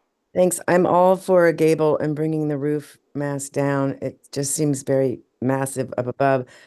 And I understand what you're talking about in terms of a cohesive whole on this property, but this is the only gambrel in this neighborhood. So it's really not cohesive at all in terms of what's already there. So to give something back to the neighborhood in the form of a more simple and gable style garage structure, I think go a long way, rather than creating one property with all these gambrels on it. Thank you. Thanks, Carrie. Leo, so my thoughts are they track with respect to height, and I think what I would suggest is take a look at Orange Street, 537, it's 102 and 116 gambrels. They have the perception of the length of the lower chords is significantly less. So while I appreciate your first floor height and the fascia height are low, I think the second floor needs to come down to make this more palatable to the group. Appreciate what you're trying to address programmatically for this site. I think a reduction in height may help. I agree with Angus with respect to the double gambrel side view. That is complicating things because it does, maybe you flip-flop this, which isn't going to work with a Juliet balcony on the street side, but there needs to be some type of a simplification there. Facing the street, I think that's a little much. And I was going to say, I think your perspective, you may help or may not, your concept of having the common vocabulary of the roof masses. But we'll get a perspective view of at least the front of the main house. It'd be beneficial to see the garage in that also. Do you want to say something? I do. So I appreciate all the comments, and I think we can take a closer look at a solution that would be amenable to the group. One thing I'm going to ask you though is, the way I've got it set on the street elevation, the second gambrel, the smaller one, if you will, was intended to bring the scale down. I understand the concern about the repetitive nature of it and making it actually not work the way I hoped. But I'm wondering if I slid that to the back of the building so that the lower chord and the upper chord were in the same plane, if you will, so that it didn't look like one piece in front of another, but a smaller kind of almost like a telescoped type piece to it. Are you saying shifting the wall that is the exterior wall below that's perpendicular to the gambrel end, or so that you don't have it centered? I'm not sure I Yes, understand. that's exactly right. Okay. Where you just slide that It entire may be, piece you know, over. I think your best bet, you're gonna be putting some time into this, and I'll get to Ray in just 1 second, is to present us some options. You know, you've heard what we have to say. That may not resonate with different members, but present a few different options and try and do it in such a way that there's an 8.5 by 11, or we don't need multiple versions of the same drawing. So that may be part of optimizing, is fewer sheets. So what I'm trying to say there is if you decide to pursue options, put them on one sheet, label them some way, A, B, C, whatever they are, so that we can easily grasp and refer to them and easily see them. Right? Understood. I'll work with my client and we'll come back with one or two solutions we think might be amenable. Ray, you wanted to comment? Yes, the only thing I was gonna say is, I thought first of all, I didn't comment on the idea of that smaller gambrel facing the street. Once I heard the other comments, it occurred to me like, well, if that had a single-story hipped roof on it, and that window was back, well, you'd lose a little bit of program, which at the most would be a powder room. But if it went to single story, then it's much more like it's really coming down. I thought that's what the intention was. Yeah. Not to make it all bigger. Yeah. That's it. Yeah, I don't know, just to follow up on that, I don't think shifting it is necessarily gonna be successful, which is why I didn't encourage it, but downsizing it is very likely gonna be successful. Downsizing that addition, Understood. that job. Okay, so how about a motion? Move to hold for revisions. Okay, great. Angus on your motion? Aye. Ray? Aye. Carrie? Aye. Dal? Aye. And I'm an aye. We're gonna take a 8-minute break. You don't want to just do their shed? Oh, I'm sorry, yeah, we'll do the shed. Just teasing you, Leo.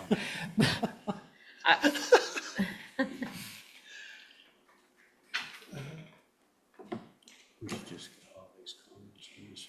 Yeah, I think we can, that's a good idea. We're gonna go right to Holly's comments, what's up on the board.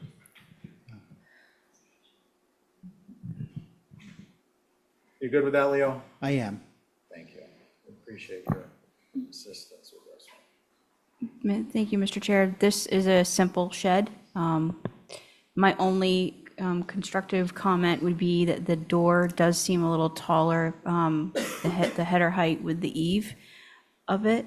Seems like it's disproportionate, but other than that, I think it's appropriate. Thank you. Thanks, Holly.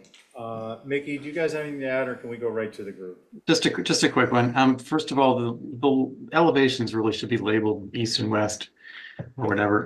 But I think the blank elevation faces the street. It would be nice if there was a window in that. And perhaps the roof pitch is a little steeper than necessary. That's it. Thank you. Thank you. Val, you want to go? Yeah, that was going to be my comment. Having a steep roof pitch on this didn't seem to go with the other buildings. Thank you. Ray? Well, it's funny because I thought, well, of course, the blank elevation is not going to face the street, so it would be nice to know which one of those gable ends is facing the street. If it's the blank one, then it should have a window in it for sure. Agree on the comment on the roof pitch, too. That can come down a bit. Thank you. Carrie? I have no comment. Thanks. Nothing else to add. I agree with the pitch and the window. When you look at the streetscape along Washington Street, this is pretty much what you see are gables. So it kind of begs for the other structure that we were just looking at across the drive to maybe go with a gable. And it makes me think about some other combination gambrel gables that, like are on Holbert Ave, other places that might make more sense and sort of soften the experience to Washington with more of what's there, which are gables, but then somehow fit in gambrel. I'm not sure, but it's like seeing this gable is making me think about the consistency in the structures and how you can pull it all together, but also pull it together with the site. That's all, thanks. Thanks, Angus. Point well taken. I think, Leo, one of the things I definitely going to want to see is, I think, a perspective overview of the three structures. You get to pick, but give us a couple of them. I think that'll be important. I think that obviously the pitch of the roof is a concern. I would suggest to you that this is an opportunity for you to tie this structure to perhaps the garage as this, at least with respect to the roof slope, or if there's some type of hip or something else involved with the change to the garage, that you could carry that vocabulary over to this structure. It will help the whole concept to read, I think, more cohesively. Those are my comments. Motion? Hold for revisions. On your motion? Aye. Carrie? Aye. Angus? Aye. Val? Aye. And I'm an aye. Thanks. Now we are going to take a break. Thank you. 8 minutes.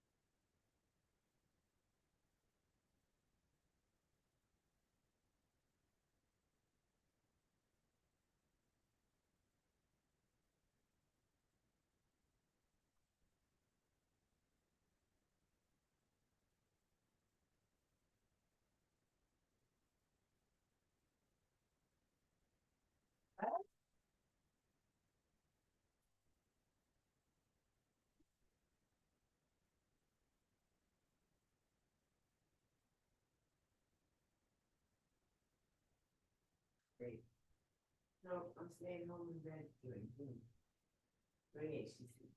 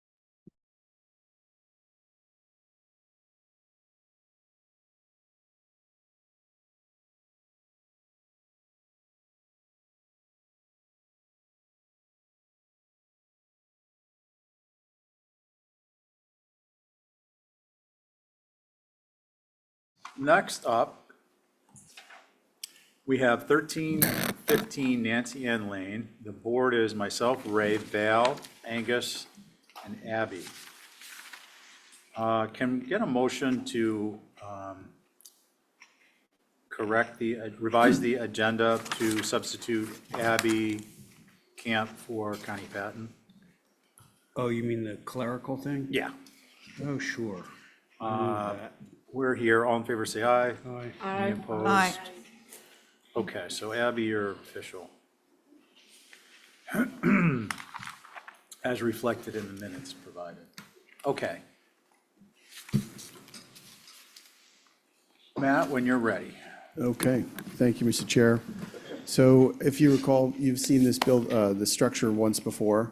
I wanted to just reiterate context if I could. So I'm sharing my screen here, and I've got some aerials, two side by side. This is actually two lots. The one on the left is highlighted in blue. The image on the right is highlighted in blue as well. And so there are two adjoining lots, if you will. But I did want to just start with the site image just to show that this zone has a number of industrial use structures, loading docks, shop spaces, et cetera, et cetera. So I do think it's important just to point out that this type of building, if it was to have a home, this is the place for it to be. These aerial images also demonstrate the condition of this site prior to this owner's involvement, and so the site has actually been cleared. And we also put up some ridge poles. So I don't know if anybody had a chance to check those out. You did not request them, but we did put them up. And that was a function of question of visibility from Old South Road. And so this site is a quarter of a mile from Old South Road. So this building will not be visible from Old South Road. So just to point out. We also included in the packet just some site photos of adjacent properties and uses. Obviously, a lot of metal siding, a lot of metal roofs, a lot of utilitarian and industrial uses. So I thought those would be relevant for you to see. As far as the site plan is concerned, we did also include a landscape plan, which would come before you as a separate application. But I did want to just point out some key factors. So obviously, this is the figure ground of the building. So we do have a courtyard in the middle of the building, and that's a way for us to get light into both the shop spaces and the residential units on the second floor. There is a strong pedestrian pathway that runs through the center of the building from Nancy Ann. Initially, we actually had the parking, which you can see is at the top of the page at the north. We actually had the parking in the front of the building. And so in an effort to increase the amount of vegetation and green and open space at the Nancy Ann facade, if you will, we pushed the park towards the front. And so this park is intended for the residents, shop, those who occupy the shop, but it's also a fenced-in area for children, dogs, et cetera, which we think is a critical part of any type of structure like this. I'd also like to point out to the east and west, there are two small pocket parks, and those are strategically placed too to provide screening from the parking that's on the left and the right of the building. So from Nancy Ann, you're not going to see much in the way of parking. Also, there's parking below grade, which is accessed at the rear of the property. And then we also have additional parking at the rear of the property, but not visible from a public way. There's also two additional small pocket parks at the back of the property. As far as the revisions to the building, I'm just going to pull up this rendering because I think it's probably the most telling.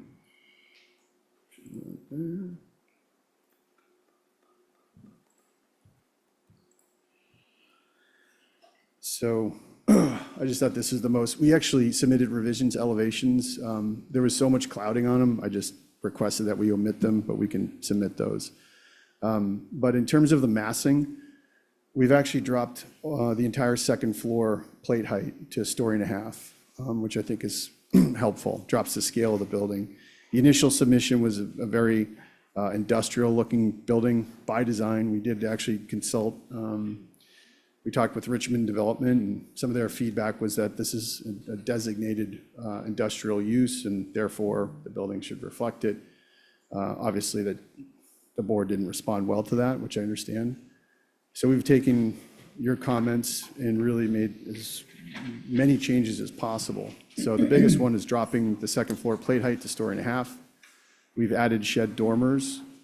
We've actually studied all the fenestration on the southern elevation, which is the street facade, changed proportion, scale, size where it was appropriate, added fenestration, so there was an appropriate window to wall ratio, if you will. We also added pent roofs across the facade of the building to drop the scale, and so it has a more pedestrian, somewhat residential scale, if you will. We've also omitted all the metal siding on the street facade and switched that out for shingles, so that the main gables, if you will, all are board and batten, natural cedar, and then the interstitial spaces, if you will, with the shed dormers, that's shingled. We've also added shutters to the street facade and added some posts off that primary gable so that that gives some weight to the center of the building, if you will. I think that's it, Mr. Chair. So if you have any questions about materials, we obviously color scheme. There's obviously a lot of natural tones, grays and black sash, but open to any suggestions the board might have. So appreciate the comments and look forward to the board's response. Thank you. Okay, thanks, Matt. So again, the board is myself, Ray, Val, Angus, and Abby, regular board. Who'd like to begin? Val? I will. Because I wrote down my thoughts. I'll start with the positives. It's an inch less in height. And I do think that adding dormers does make it feel like it's a lower mass, but it's not really. The pitch of the roof actually is much better, I think, than the original. But I think, and the dormers, I mean, the shutters is a nice sort of nod to residential, but fundamentally, to me, it's still the same structure. These are detail things that are good, but it's one big mass. And I think the design needs to change significantly. It's not Nantucket. It's not a direction I think we want to go in, more toward an industrial complex type of product. For me, it's the idea of the scale and the size. I know that this area has a lot of, and you showed pictures of the buildings that have that siding, but they're substantially smaller. This is like the size of the fire department building at the airport. I think it doesn't have enough of it needs to be separated. It should be divided into more than one building. The pedestrian access is nice, but I don't think it gives you the idea of it being separate. It's just an opening. And basically, not unlike some things we've reviewed recently, it's trying to fit too many things in one building. And I just think that you always do a great job, Matt. I think your clients need to try to hone down what they're trying to fit in this building, because that's what's driving the size of it. And people do live in this area, and I think it needs to be more scaled to what's around it, irrelevant of the material use. Okay, thanks, Val. Who'd like to go next? Abby? Yeah, I have a couple of things. Just sort of wondering, well, yes, it's a big building. I've got 123 feet, is that correct? I believe that's accurate. East-west, something like that. 140. 140, okay. So, yeah, I think Val's mentioned going to two, breaking it up somehow. We did have a similar project that we broke up into two buildings that was similar to this size, and that worked better. I'm wondering if that middle piece that goes into the pedestrian entrance couldn't be dropped down to maybe a story and a half or a story, so that it would divide the two masses and be a little bit more of a pedestrian entrance, because it would be more human scale. What else do I have? I'm wondering about the material. We don't have a lot of buildings that have this kind of sort of framework. And I'm wondering if, what is that called? Board and batten? Board and batten. I'm not sure if the whole thing should be shingled, or maybe there is some shingling. But the massing itself, it's like a box. And maybe that was your intention, but maybe there's a little push and pull more with the massings. So that's just for starters. Thanks. Thanks, Ray. Yeah, agree with everything that's been said, although I will say, yes, it's improved since the first iteration. But it's a box, you know, that can't be disputed. It's 124 feet by 140 feet. I guess that's a rectangle. And its only dimension beyond a box are these little 18-inch rebates that are happening to sort of create the illusion of separate buildings. But it's an illusion that's kind of like a old frontier stage set, you know, where you've got a bunch of plywood facades that are 2 feet apart, and it's supposed to look like different buildings. So I think it's moving in the right direction, but it's got a ways to go. Those are my comments. Thank you. Angus?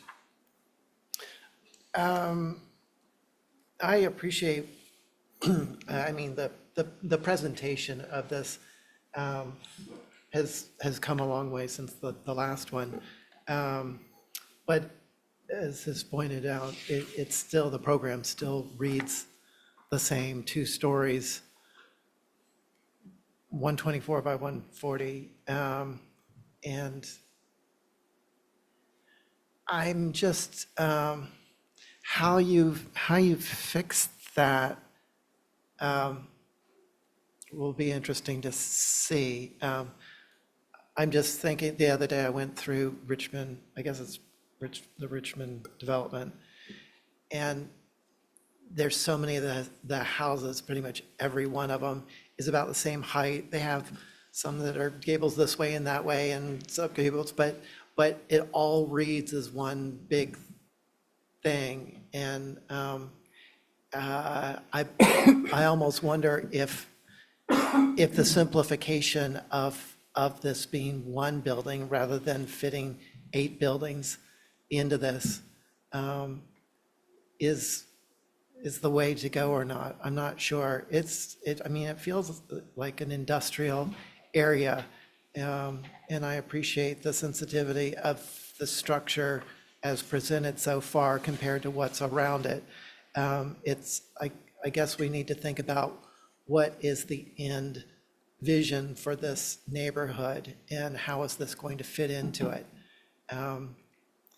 And with this setting the standard, you know, is it all going to look like this, or is this going to be the exception? So that's all I have. Thank you. Thanks, Angus. Matt, so I agree with the comments that have been made. I appreciate the changes. I don't think it's enough.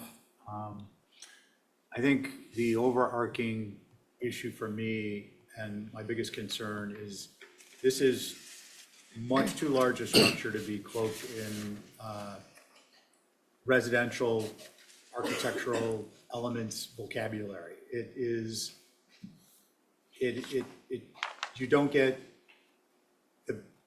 a clear picture of either. It becomes kind of a muddled, how do we address that we need to have a little bit of a setback here to create some variability in the facade? We get an 18-inch rebate.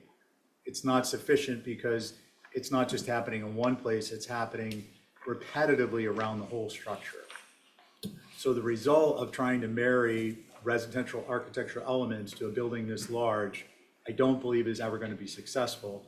I think that that number one. Number two, I'm concerned about what is, once is occurrence, twice is a coincidence, and three times is a pattern. Well, in the last not too long, we're at the coincidence level of having a very large structure come in, kind of cloaked in residential architectural elements, referring to sparks. And that is the trend. And it's problematic because it is not typical of the architecture in Nantucket. Frankly, I would prefer to see, noting that this is in a industrial area, but immediately adjacent on three sides to residential areas, I would prefer to see this structure broken up. I would not be adverse to introducing more of a neo-traditional take on historic Nantucket large buildings. They're very simple, they're large, they're not masking what they are. And I think that might be beneficial. Certainly something I would support, because I don't think that you can accomplish what you're trying to accomplish, which would require breaking these buildings down using residential architectural elements. You would have to break these buildings down so small as to not be practical for the purposes you're attempting.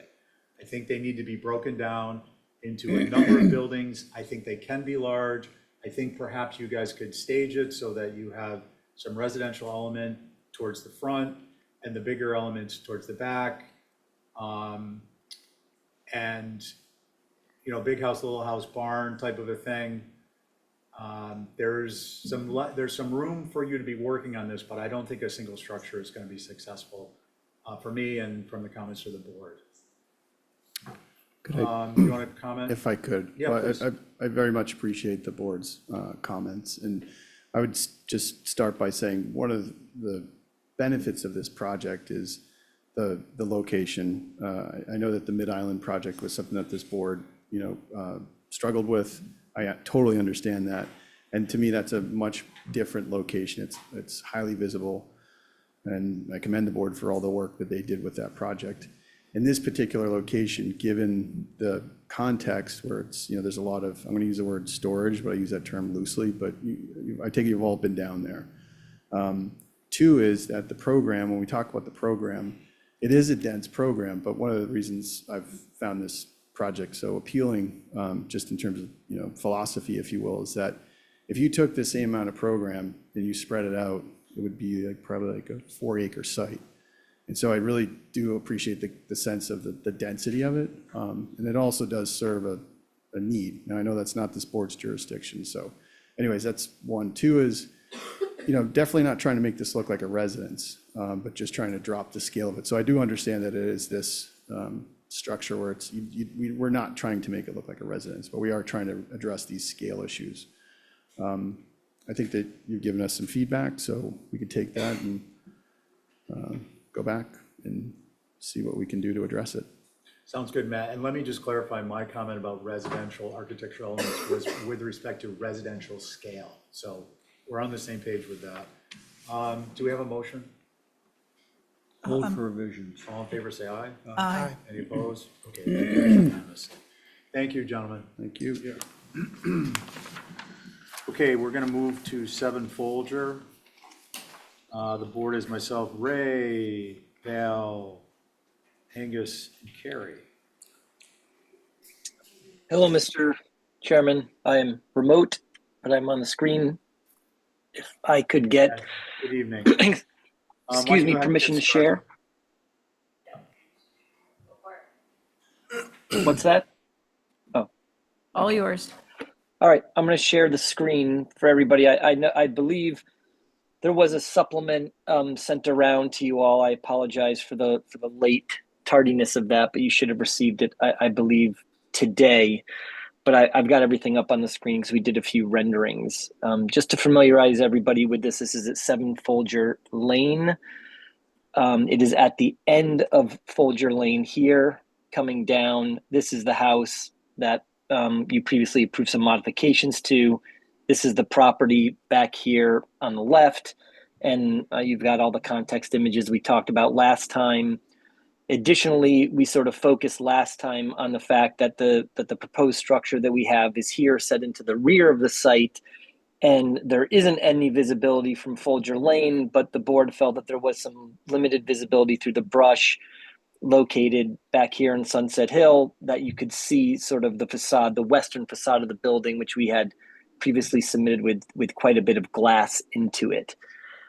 I've attached this page for everyone to see, which I think is very, very clear. We've tried to work pretty hard to show the potential visibility of this, both during the summer, the warmer months when there's foliage out, and then also in the sort of winter months when there isn't as much foliage out. There are just some buds coming on the trees, but you get the sense. So these images are taken from the walking path back here, which is off the pedestrian bridge, which is actually on this property.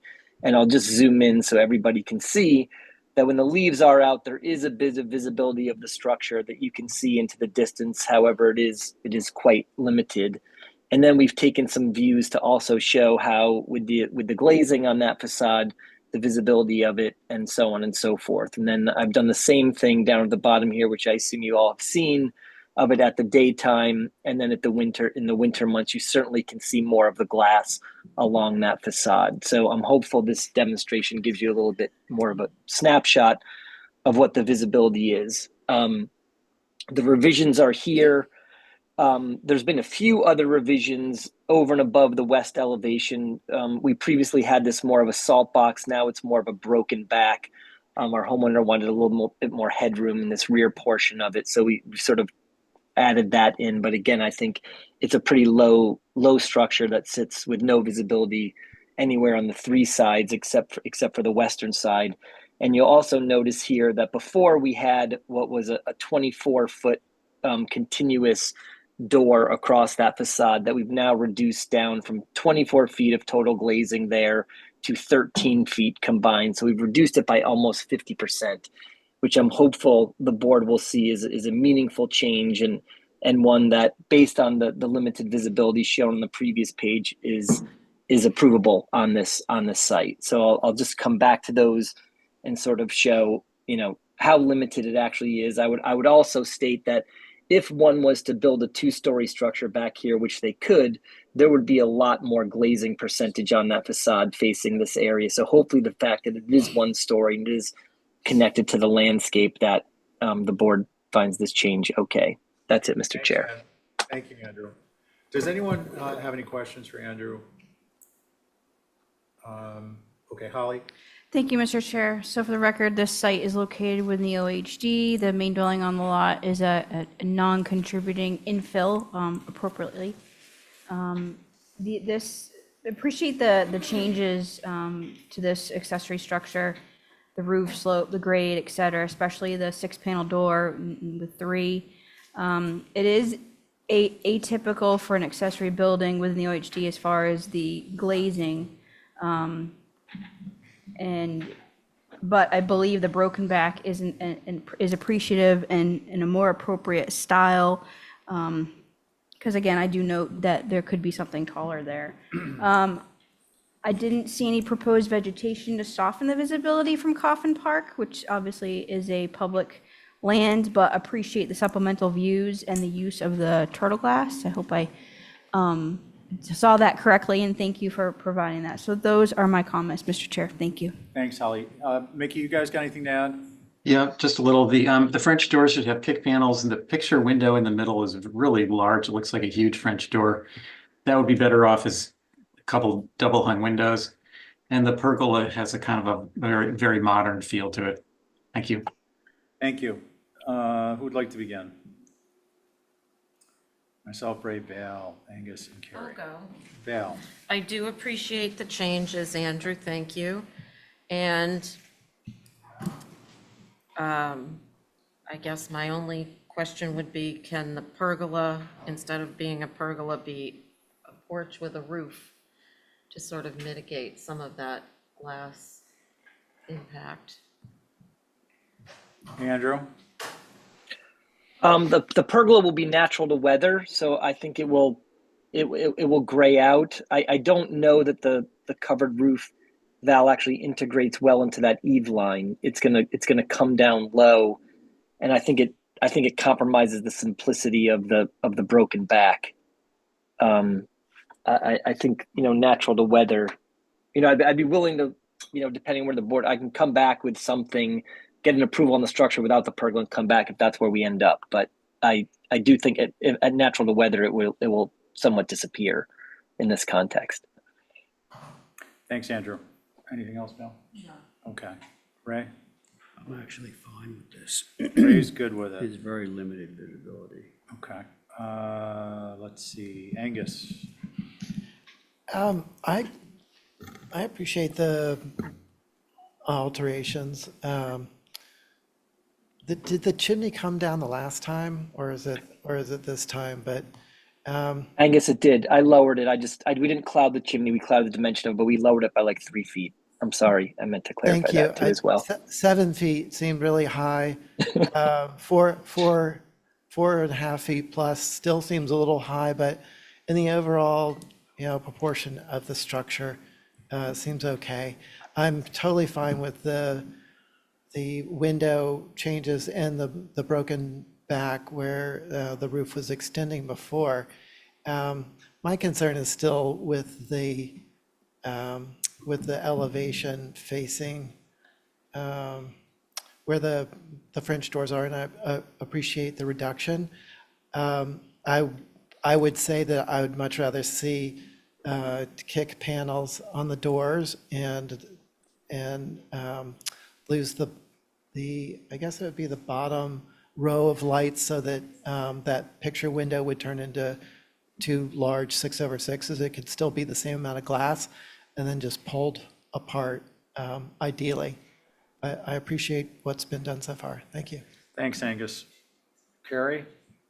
Yeah, I tend to agree with Angus in terms of crick panels and trying to mitigate some of the height of these windows and doors. I think they're 8 feet tall, if not taller. And that just, the simplicity of it all is great, but it also reads as very contemporary. And I think some kick panels will bring it back to where it sits in, close to the historic district. Thanks, Carrie. Let's see, Andrew. I agree with Ray, I think, and Bill. I think the visibility on this is the critical element for me, and the lack thereof, where the mitigation of the plant materials, and you've demonstrated that with the turtle lighting light study that although atypical, that actually it's not India Street. It's, what is the street that is to the left of the Jared Coffin as you're approaching the Jared Coffin, you make a left? Gay Street. Gay Street. I'm pretty sure Gay Street has this very window on the front of a building. And it's at the 1.5-story mark. It's a white structure. I think it's actually white painted. It's shingles painted white with black trim. And if it's not that street, it's one closer to India. Not Hussey. Quince? Maybe it's Quince. Yeah. I was out down there walking around the other day. I think that this. There's that gigantic window on Hussey Street. Is it? It's Hussey. That's Yes. That's the one I'm thinking. Hussey. Yep. So I'm actually okay with this as it is. I think you've done the due diligence for us and shown us the limited visibility. What would we like to do, folks? I could move to approve this as submitted. Okay, so let's see. Ray, on your motion? Aye. Let's see. Carrie? I'll go with it. Carrie's a yes. Angus? Ditto. I'll go with it. Val? Aye. And I'm an aye. So you, Andrew, got that one. Thank you all very much. Appreciate it. Mr. Chair? Yeah. On that note, and Andrew, if you're still listening, this structure has changed throughout the review process, so the COA needs to be reflected in that. So Andrew, that motion included to update the COA application document. You got it. Will do. And just want to let you folks know, we're just a few minutes past halfway through the meeting. We're about halfway through old business. If we might target getting through old business this evening, Oh, that would be so glorious. that would be a good thing for us. Let's not have the work expand to fit the time allotted, so we'll crunch down the time allotted. That brings us to, Joe's here. Welcome, Joe. Let the record reflect Joe's now in attendance. We're on 35 Center Street. Myself, Ray, Val, Angus, and Abby, so it's a regular board. And Tobias, why don't you start, and then we're going to make a little modification on how we roll in this. Go ahead. Great. Did everybody see the mock-up we put up for you? We put 6 panels up on the roof, so you could see exactly what it would look like. I hope the board appreciated that. Everybody get to see it? Yeah. Great. Just here to hear the board's feedback. We all love pastries. We all want more of them, and we want them cheap. So let's go. There you go. What a pitch. The way, they don't do pizza. Okay, so what I'd like to do is, does anyone have any questions, or would you like to state your initial comments? One question, were there any photos of the mock-up? Yeah, they're in the package. There- Oh. Yeah. And just one last thing I wanted to mention. Sorry, Chairman Welch. There was discussion about putting up some wood trim or various pieces, and I didn't feel like it was appropriate to try any of those elements. I felt like I wanted to hear feedback from the board first. Gotcha. Okay, sounds good. Thank you for that, Tobias. Any other questions, Angus? Nope. Any initial comment? No, Anyone have an initial comment? Okay. Holly? Thank you, Mr. Chair. So this structure within the OHD is a circa 1850, built after the Great Fire of 1846. Appreciate the mock-up. I think it's telling. It will have visibility on the south from the street and the sidewalk, if at all possible, which I don't think is possible looking at the roof configuration and the overhead hood, but I do think it should be pushed back as much as possible, if at all. So those are my comments. Thank you. Thank you, Holly. Mickey, you guys got anything? Yeah, the same as Holly. It's going to be visible from the street on both sides, even from the JC side. I would suggest, eliminating any panels within 10 or 12 feet of the front facade. It'd be much less visible. Thanks. Okay, thank you. Who'd like to begin? Gotta pick someone. No, you can pick me. Ray. So sadly, it is going to be visible. And, oh, by the way, it's going to be visible from the north and the south. Although I think that the south will be the one that's sort of most closely scrutinized because there's no trees around that particular spot. Yeah, it's tough.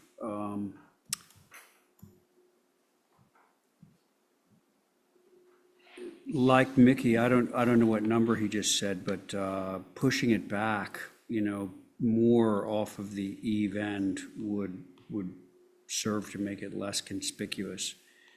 I think That's all I have to say. we'd be open to pushing something back if, we could find something reasonable. Okay. All right, let's see what we can come up with. Val? If the elevations are close to where they are going to be in reality, just one row back, one row off, that's closest to the street.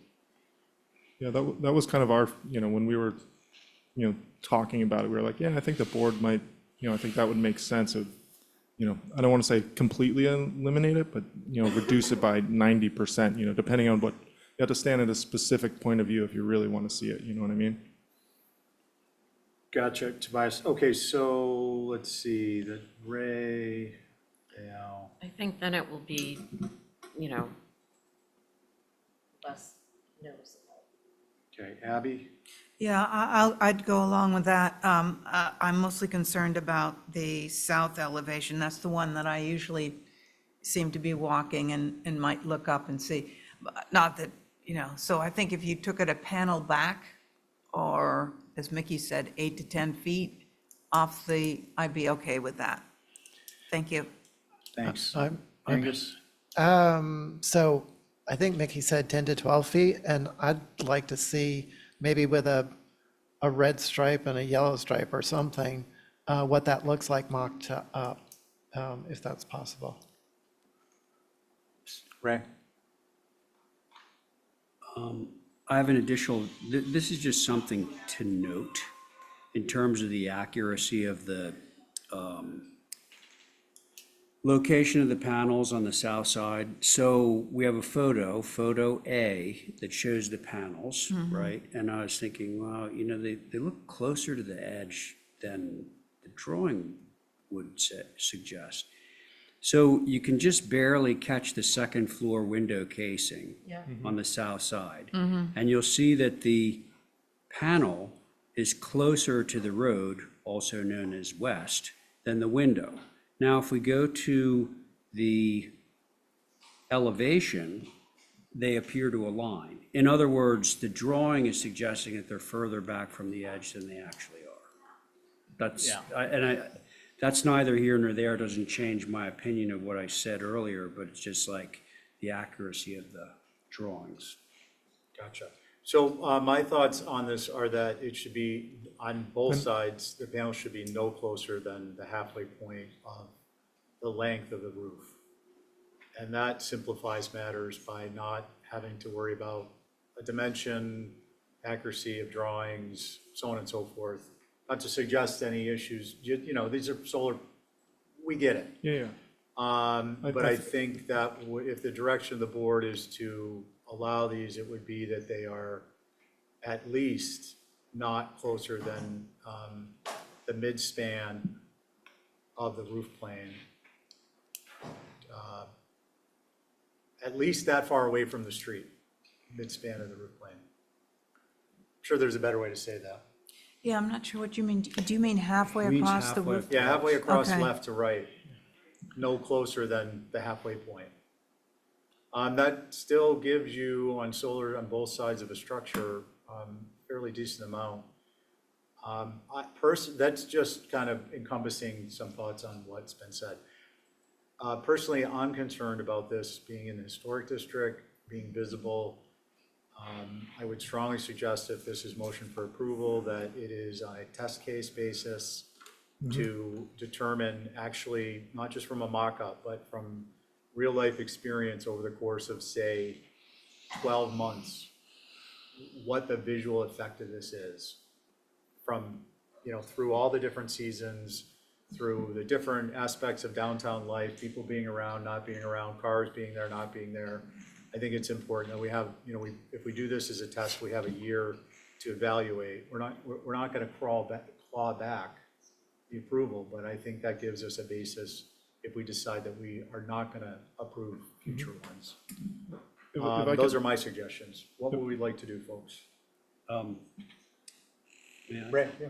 Okay, anticipating that Tobias isn't going to love your solution, which is getting rid of at least half the panels, I think. I was kind of liking Angus's solution to this idea of, okay, are those panels still up? The feet are up, but we took the panels down. Took them down. Yeah. Because this idea of like moving them back, Angus had suggested a tape line or something like that, but moving them back a panel's length to see how that works out. On that, to like do a yellow ribbon and a blue ribbon, but one panel back and two panels back. I see. I think would be helpful just to see the gradation and how much of a difference that makes. I was like sighing with relief with Stephen's comments about halfway down the roof. That does sound significant, but there isn't any solar on it now. And so, there would still be 10 panels on both sides. So I don't know. How's that sound to the board? Okay, so you're just suggesting putting tape on the roof. Yellow tape here, green tape there. With the current configuration to show one line that's one panel back and then one line that's two panels back. Right, Does got that it. sound good? I could make that a motion. I think that's, happy to do whatever the board would like, but I think at the end of the day, they are removable. I was a stonemason for a number of years, and a big tenet of building with Nantucket in mind is it's removable. It's the great thing about these panels. So happy to do that mock-up for you, Ray, if you'd like that. Yeah, but they're removable if somebody wants to remove them. So are our roof blocks. But we've seen those. I don't fall. want to remove them. Yeah. So, Angus, you're comfortable with proceeding that way?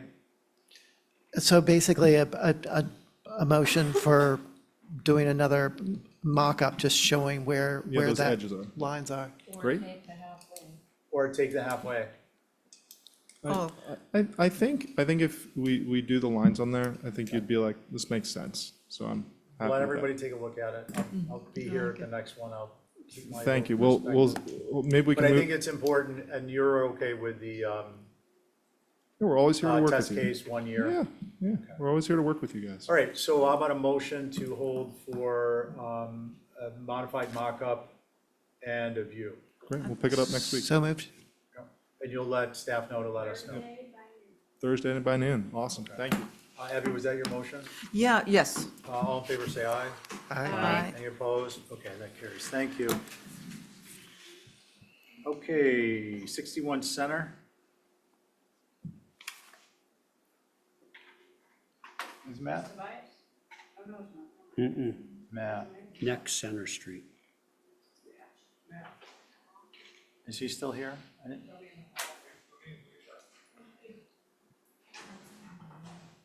Probably didn't expect that solar one to go so quickly.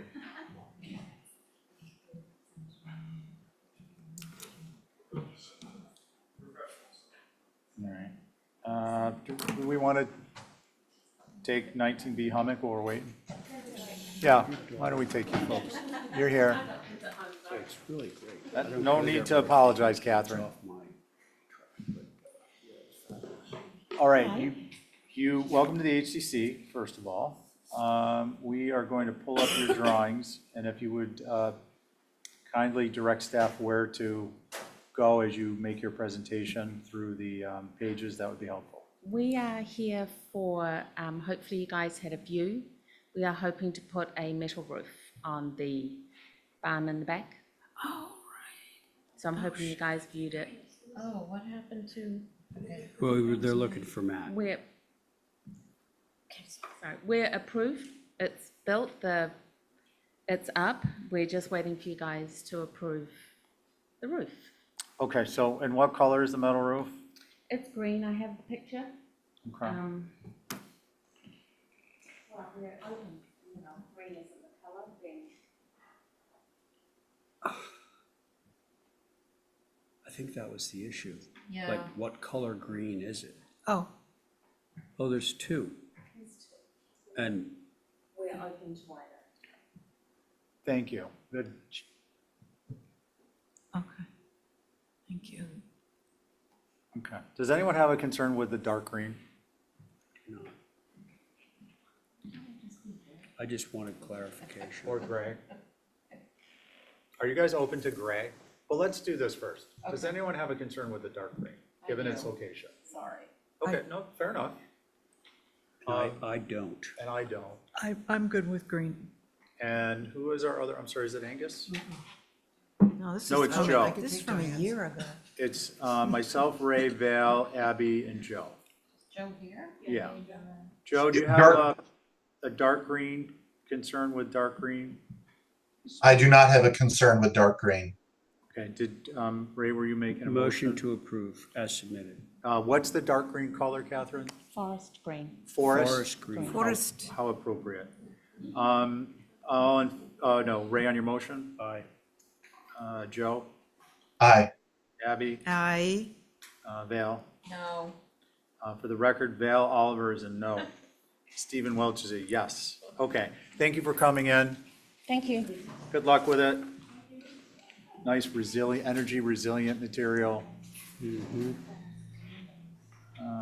Matt is not back. 28 Prospect, Val Oliver, come on down. Valerie.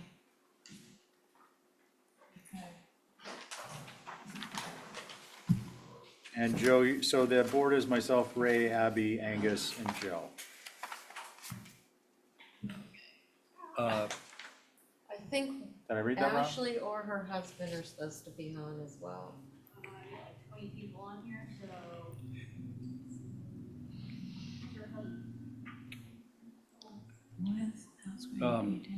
Mr. Chair, point of Yeah. order. Yeah. It's 6:30 and I'm afraid that we might get through our entire old business agenda tonight. Oh, we can go right to new. So I think we should slow up a little bit. No. We can always talk about things at the end of the agenda, or heaven forbid, we go home before a certain period, a certain time. Okay. Diligence and efficiency have its rewards. Val, are you ready to get going? Yeah, I was hoping. You're kind of slowing our roll here. Yeah, hey. Ashley, can you or your husband identify if you're on or not?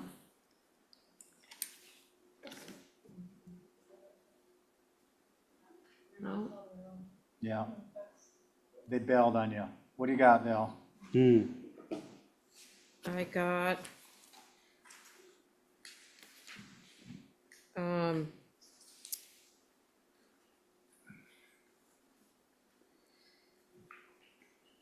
getting to it. I did a couple of elevations to show what we're proposing for the shower is to drop it down to grade and take off that top rail, but leave it essentially in the same place, of course, natural to weather. And then there is a site plan showing, I think, a little more information about how Tom wants to handle this and what plants are going to be where. And we're proposing a more organic shaped patio, maybe not exactly like this oval, but not a long rectilinear thing, although I don't think you're going to ever see the patio. There's 2 fences, 4-foot natural to weather board fences on the side where there is the AC stuff. And I also included a photo of what's already happened between the neighbor on the hill and these guys. They've started their mutual landscape. There's a page that shows that. So yeah, I guess that's it. There's a lot of information if you didn't look at it ahead of time, but that's essentially the changes. Okay, thanks. Oh, and the driveway change that you suggested. It doesn't go all the way in front of the door. Gotcha. Does anyone have any questions for Val or initial comments? I have one question. Angus? On the right side of the house, there's a retaining wall that, as it exists, it extends beyond the facade, and it kind of disappears in the articulation of the landscaping, the natural landscaping. So I'm curious, is the intent to leave it as is, or is that going to get cut back any further back towards the? Well, let's the back? review the plan.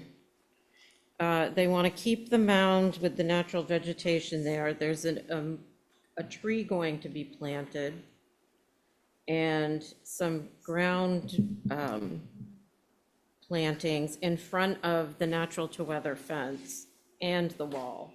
So I don't think you'll see it. But Okay. Holly? Did you have a question, Abby? No, when I go, I'll ask. Thank you, Mr. Chair. So this site is infill within the OHD, and this hardscape is with a wall, an outdoor shower is an as-built condition trying to be remedied.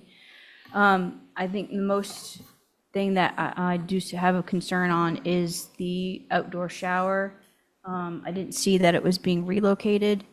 It is atypical to have them on the deck, so that should be down on the ground where they typically are.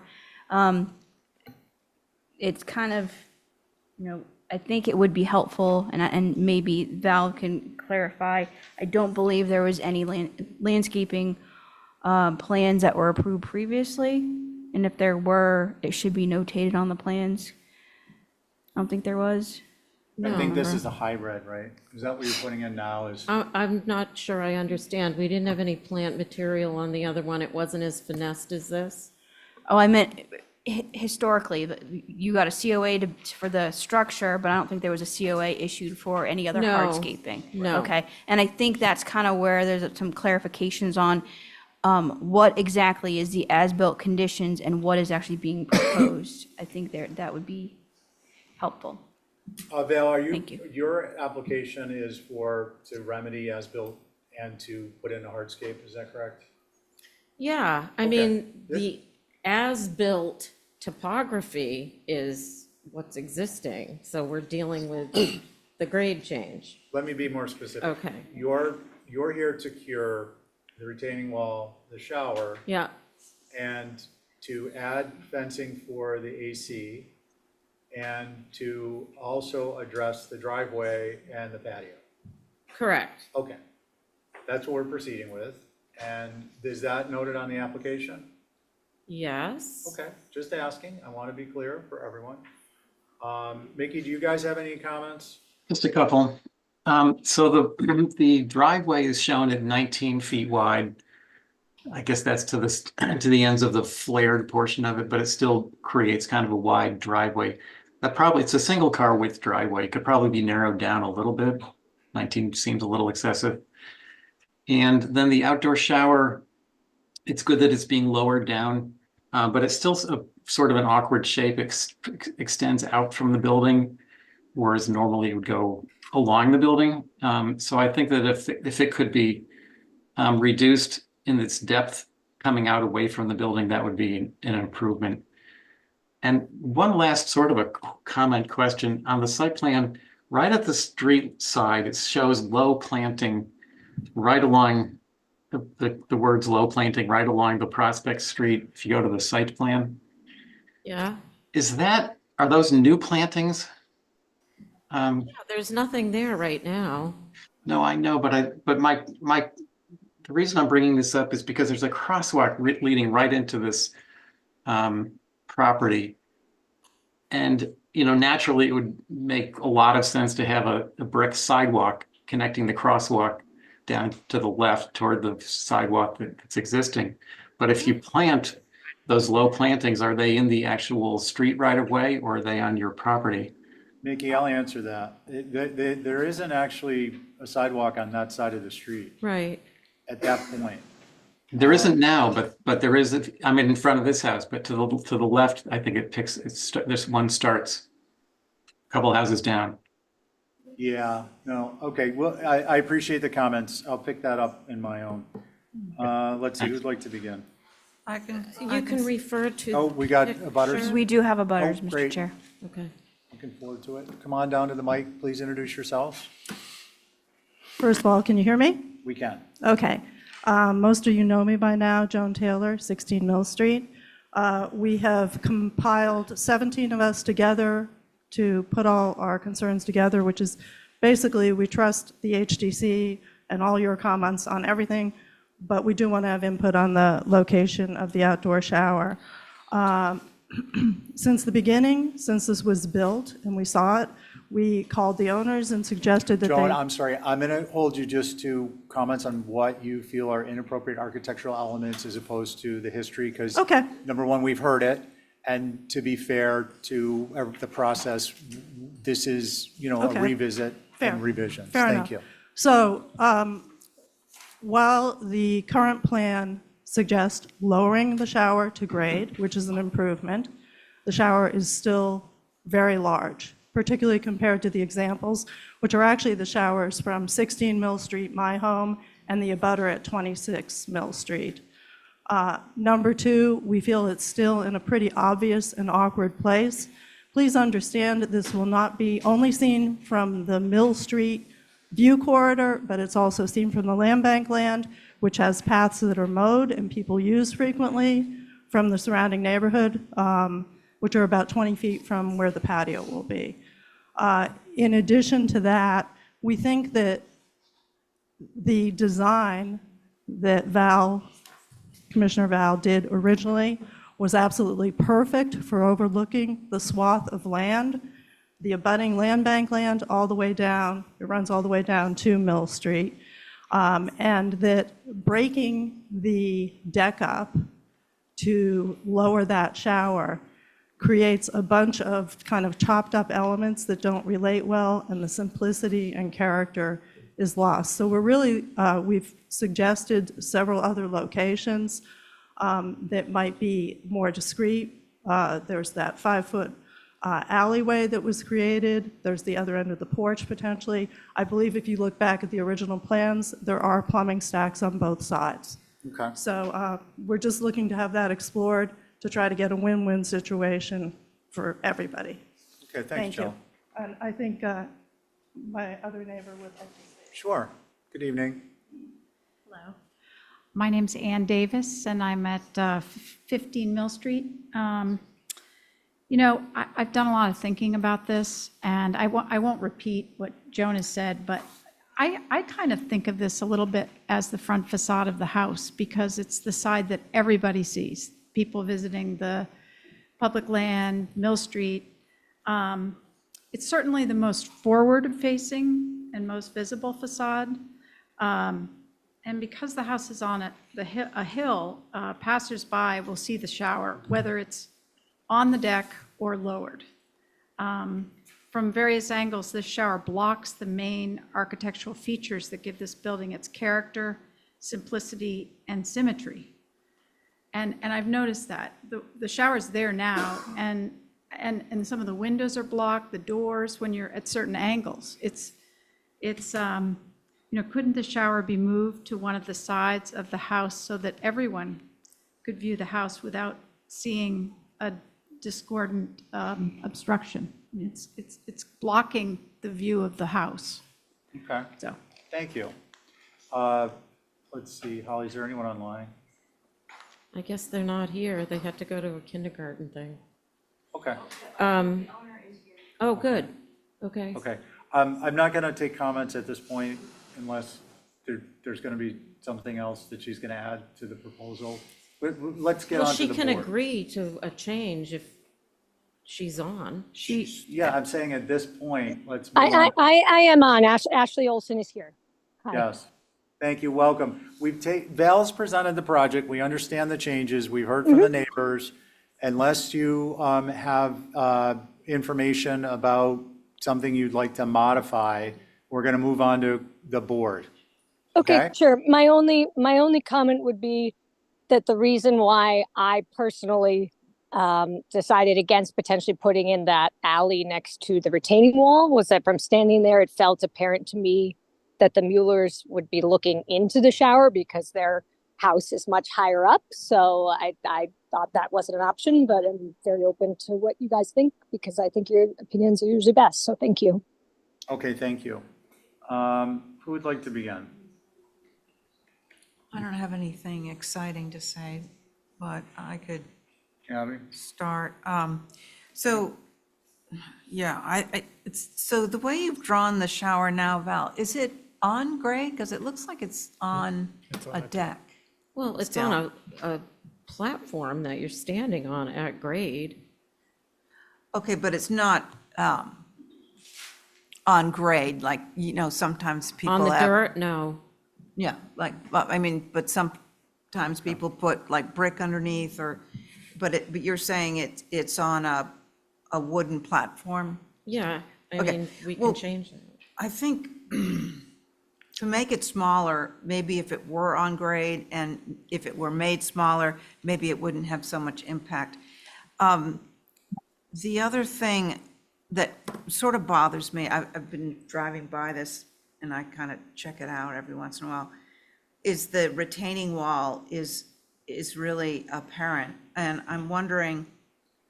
It's not landscaped yet. Right, right, but well,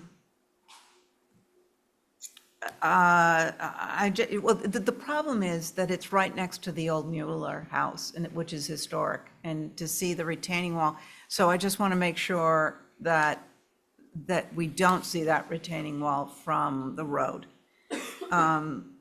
And it's awfully high as well, and I'm wondering if it couldn't be sort of graded down and sort of slope down more naturally, like with the landscape. Other than that, I don't have anything else. Thanks, Abby Ray. I agree with Mickey on 2 points. One being the width of the curb cut going in off Prospect, that could be narrowed up. And the shower is a kind of a peculiar dimension. You know, it's usually the long side is going against the building rather than it projecting out. I'm certain that the reason it is the dimension it is because that's what's built and they want to reuse it. They don't want to trash it. You know, there's going to be planting in front of it. It's getting dropped down. I don't have a huge problem with it despite its dimensions. Okay, thank you. Joe?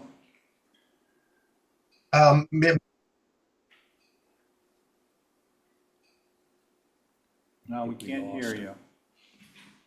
We had you, but then you're gone. He's talking, but Still can't hear you, Joe. Did you mute yourself?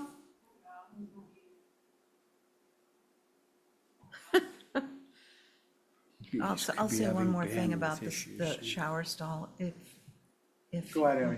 Okay, so the other thing, I'm looking at the site plan, and it looks like there's plenty of room to put the shower down on grade and therefore be more out of view. Okay. Okay, thanks, Abby. Joe?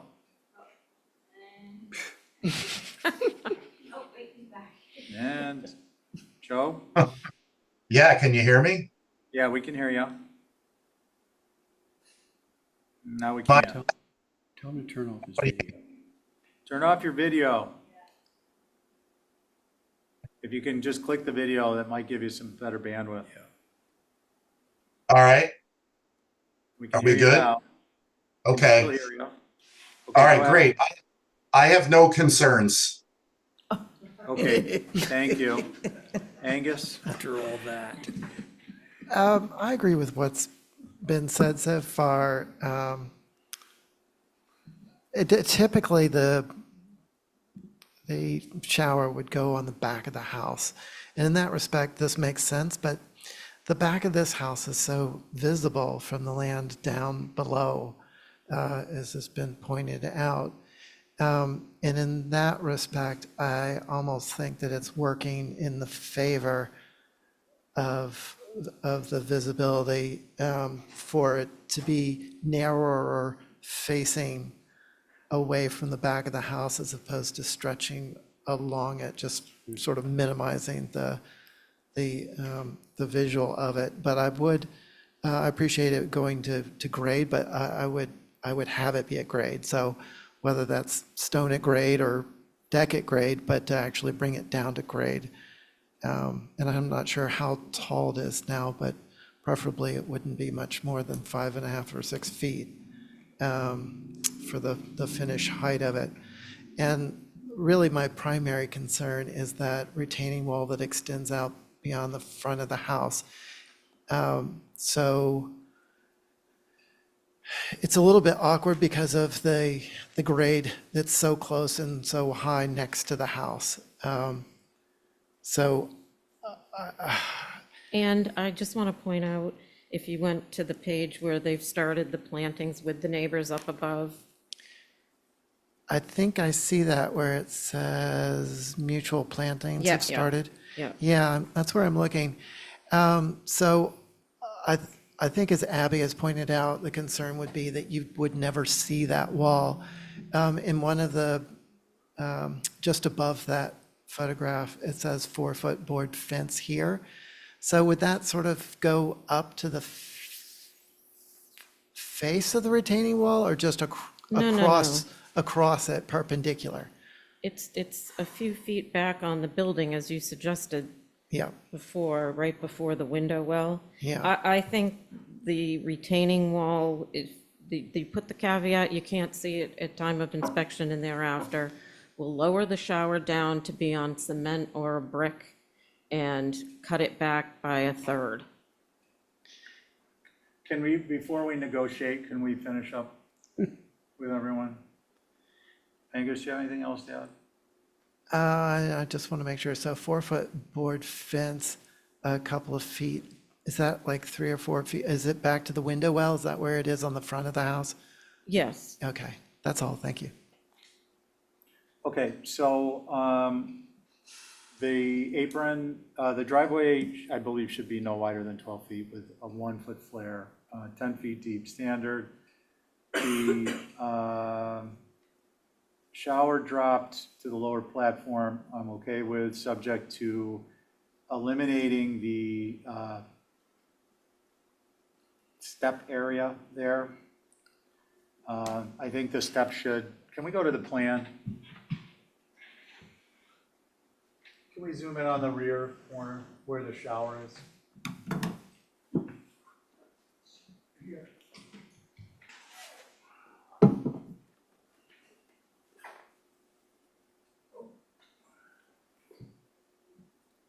So if the concern is from the public view from the land bank, I think this step needs to go away. This needs to be privet here and here. This, you can still have a privet hedge here, and you can still have a step here, and you can get up on the deck. You need room for the door, Which door? door into the shower. It's right here. Oh, you're not suggesting going right in front of that then? Well, I'd move the door to this side, Oh, I see, okay. or I'd move the door to the side on the deck side, so you can actually use it from the house, which I think is probably the intention. I actually would be okay with it being, not being lowered, so long as the door moves to the deck side. You eliminate that area in the front of it towards the land bank, and you put privet there so that it softens you don't see the shower, number one, which by the way is on the back of the house. And it also makes it, I think adding that lower area that protrudes and serves as a landing is also atypical, so it's not helping. Stephen. But Well, it was an extension of the floor Right, can we go to the picture of the shower, existing? but we can get rid of it. Stephen, I don't think that you can step down 2 steps from the No, deck because the into deck the is shower. higher. It's, Deck is higher. Can we, well, no, first of all, can we zoom in on this picture? Yeah. So in my mind, there's really 2 options here. One is put privet around this. In order to do that, the deck needs to stop at the face of the shower. Done. The door here, where's the door now? Here? On the side. Here. So the door stays where it is, the privet goes in, it has to be at minimum the height of the top of the shower, the shower loses the top piece. This all stays as it is, it's finished, it's complete, it's hidden, it's not visible, and in addition, we require some type of visual mitigation plant material further out so that, in a naturalized fashion, so that from the land bank property, what you're seeing is bayberry or viburnum or other materials that are naturally, they're indigenous materials, and it looks like the house was built and it's not privet hiding something. So that addresses the shower, and then without having to do structural changes of any great magnitude as has been proposed. And then the driveway simply is more like 12 feet, typical. The width, you mean? Yeah, the width with a flare of 1 foot or 1.5 feet on either side, 10 feet deep. And the retaining wall as I think Val mentioned at the beginning of the hearing, is that the landscape isn't finished, so we're kind of looking at a construction site in many ways. I think any plant material that is planted in the right-of-way is not to be, to Mickey's point, is not to be considered a visual block or an appropriate location for plant materials to mitigate visibility of the retaining wall. It has to be on the property side. And I'm not suggesting that it actually needs to be along the front at the street side. It can be further back and obscure the visibility of the retaining wall down the side of the property. So it could be right up close to the house on the right-hand side as you're facing it. But I think that solves for retaining wall. It solves for not having to rebuild the shower if other people are accepting that. And it solves for the width of the driveway, which is too wide. Those are my thoughts. What would you like to do, folks? Well, I have to make sure that what you're proposing, Stephen, is something that Val can actually do. I'm just looking at what's constructed currently. would it be, what if we just ask for revisions and No, have Val do them? we will I would make really the love to- revisions that you guys want. This is ridiculous. We've been in here for like 3 months for an Okay, hour. let me start with the easy stuff. So my motion is to reduce the width of the drive-in to 12 feet wide with a 1-foot flare on either side on the curb cut. Now, with regard to the shower will be screened from the land bank property with a row of privet that is supplemented with a lower vegetation such as bayberry so that it is more organic looking as seen from the land bank property. I think The viburnum. shower will step down as it does in your proposed drawing, right? I think if Stephen wanted to eliminate that extra thing, we'll just go down and put it on cement or Okay, so a much the better, patio. so much the better. So the shower will drop down to grade. Yeah, And it will be surrounded on 2 sides, and frankly, I don't know which 2 sides they are that face the land bank property. But facing the land bank property, and the door will need to move in Yeah. order to do that. So that's my motion, and I can do an Exhibit A. I'm in favor of that motion, but I'm sorry, did that include the sort of non-visibility of the retaining wall in the front? Yeah, I do think that's covered with Val's planting, but we can add that in there, yeah. okay? Shower at grade. Because that's what it's gonna look like. No, it's on the side. This is the existing, it's way up. This deck sticks out there, just okay. Do you want me to change my motion? It's up to you, but I mean, it's just. She they're said going she'd through put all it on this grade. extra- Let's stay the Going through all course. this extra work for That was my nothing. motion. It's on grade. We have a motion? Yeah. Do we have a motion? Okay. Yeah, Ray's got a motion on, let's see. Joe is on this one. Ray, on your motion. Aye. Joe, Aye. Abby, I'm an aye. Angus. Aye. All right, and I'm a no. Okay, thank you.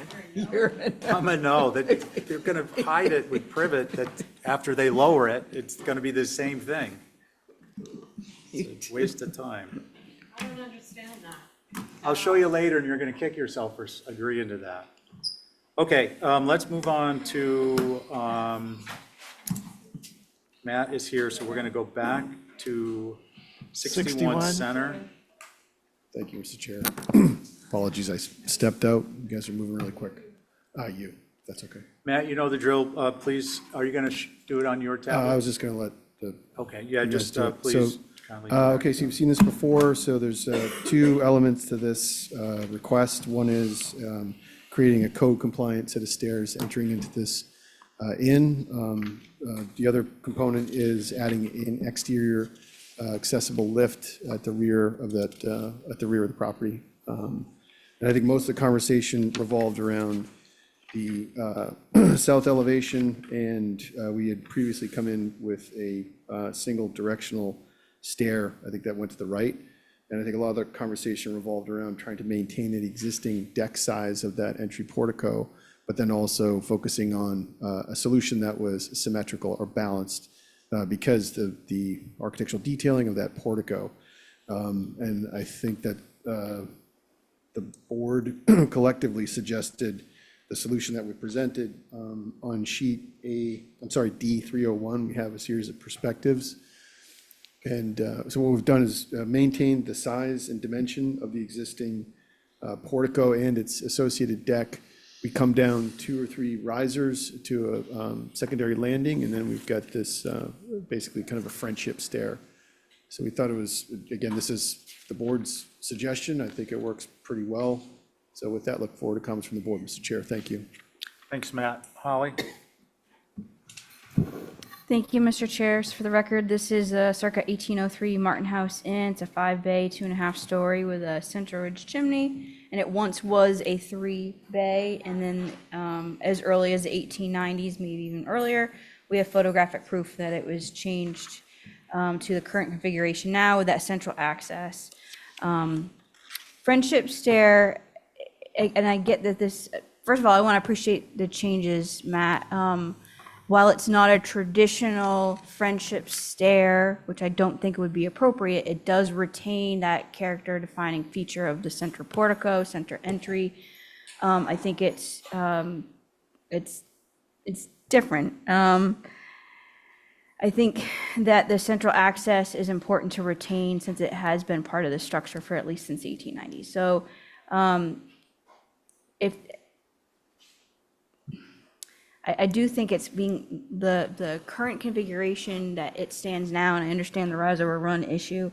I wish there was a way to make that access work.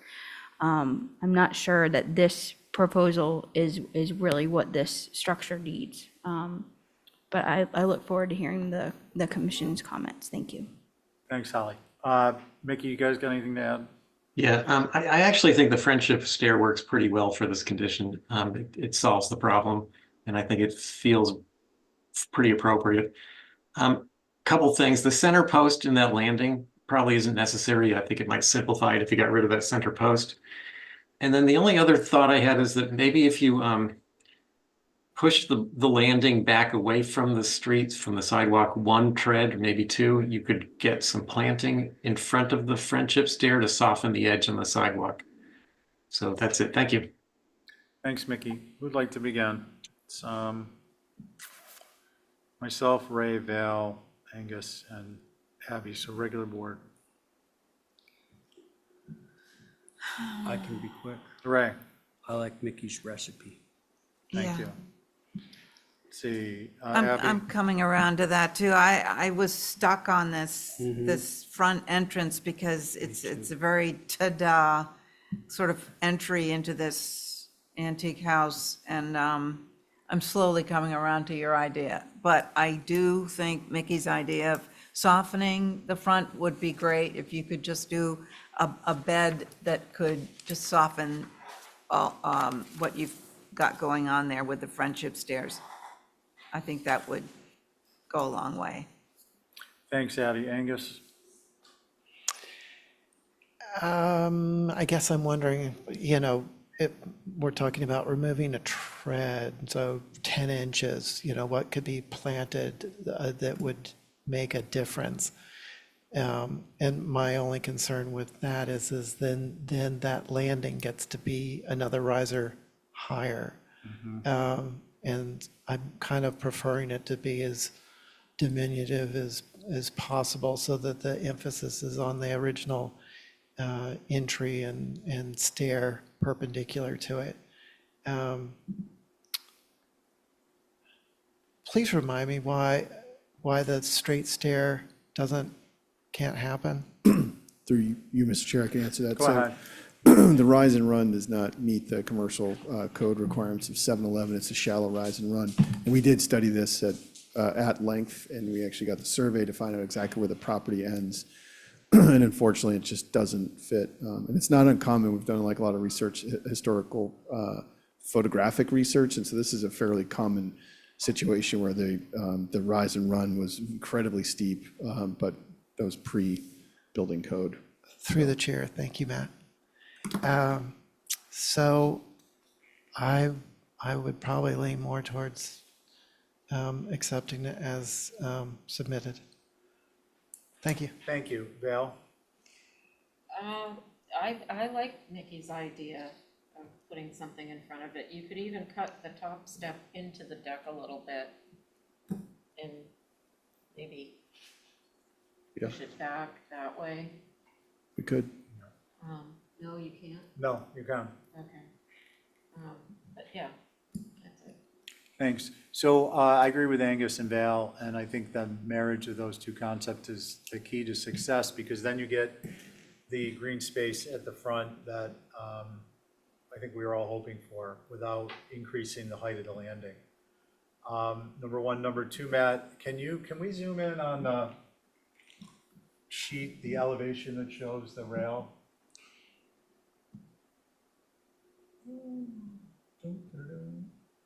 Nope. It's one up. Yeah. Bring that, if you could bring that railing up quite a bit, like twice its size. You zoom in. Yes, yeah. No. I'm not driving. We're thinking about adding a pilaster below the posts. And one more. One more. Matt, can you explain to me what's going on with this rail system? The double rail. I believe the lower one is a graspable. Well, one's a guardrail, one's the I get that, but I mean, why not just put the handrail in the interior of the posts? We could do that. It kind of makes it a bit narrow, but I'm happy to do that. It's just a little stylistic. Sure. The other thing I would suggest is the existing balusters are much meatier. Yeah, we They're can probably in order of 2.5 or 3 inch by 3 inch. we can match those. The other thing I was just going to suggest also, Mr. Chair, is I noticed like we probably would want to add a pilaster below the post just to kind of break up that vertical V groove. You know what I'm saying? And then I'll also agree with Mickey omitting that center post. Yeah, that was going to be my last comment. So does anyone disagree or have a concern about the modifications to the rail system and the balusters? No, thank you for catching that. Yeah, I'd much rather have a single rail. Right. So you actually did this down at Via Mare, Yes. the railing there. So we're all used to seeing a rail that's 36 inches high. And then when you do a straight one that's 42 inches high, it seems kind of gangly. Yeah. And too tall. So the solution down at Via Mare, also known as the Graydon House, was to have this little supplemental rail on top. I thought it worked there, and I think it would work here, but, you know, I'm not gonna. Yeah, just make it look historic. Yeah, I'm concerned it looks a little, it doesn't really carry that. And it's literally smack dab in the middle of the front of the structure. What I could do is draw it per the the suggestions we made tonight, and then if I look at it and I suspect you might feel the same way, I could come back with a revision to just the railing. Or Matt, you can make the modifications and you can put it back in, and if it's consentable, one of us will put it on consent. Sure, okay, happy to do that. That way you don't have to actually come back. But if it turns out that your client or you want to keep pushing for something that might be open for debate, then we can have that discussion. Yeah, happy to do that. Obviously, we can also start our AAB application, because it doesn't sound like there's any concern with the lift in the rear. Yeah, so just to recap, iterate, you'll lose a step, you'll inset a step on the existing landing. Primary landing, that'll allow you to move the entirety of the new proposed assembly towards the house, the depth of a tread. You'll eliminate the center post. You're gonna redraw the railing and baluster system. And Run the posts through. The pilasters in the deck. Yeah. yes, I got the beauty of the beauty of this being videotaped is great, so we can yeah, recap. it But makes it a little bit easier. Okay, so we'll get a motion to hold for those revisions. So moved. On your, all in favor, say aye. Aye. Any opposed? Okay, that carries. thank you very much. No, Sure. yeah. Before the holiday. Oh, my pen died. Gotta go home. Oh, it's back. Damn. Okay, we're back I on, wasn't kidding. We're at Tautimo. Timo. Do we have Steve with us? I'm here, Stephen. This is TJ. Oh, TJ, hey, how are you? Yeah, good. Okay, let's see where we are with this. Presume you're gonna be steering, TJ? Yes. Okay. So the board is myself, Ray, Angus, Abby, and Joe.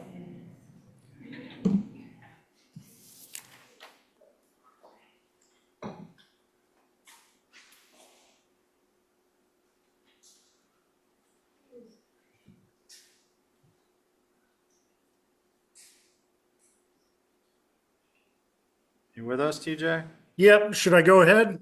Yeah, please. All right. So last time we left off on this, I felt like the main obstacle we were facing was massing concerns. And what we did to address that is we changed some roof pitches and we went to a mud sill foundation, which got our ridge down 2 feet. We're now at 25 feet, which, you know, we did a ridge height study of the neighborhood. Most of the ridge heights are 25 to 26 feet. So we're right in there ridge height wise. We took the north mass, which was 1.5 stories, and we changed it to 1 story. And I think that helps. TJ, sorry to interrupt, but TJ, Osprey. Yep. we're actually not seeing the imagery on the screen. Okay. I could share my screen if you like. Yes, please. This is why you never assign a time to getting out early, because it's never going to happen. Yeah. Connie, can you sub for me? No. How do I share my screen? If you should see a little share screen icon at the bottom of your screen within the Zoom application. Got it. There you go. Now you're cooking with gas.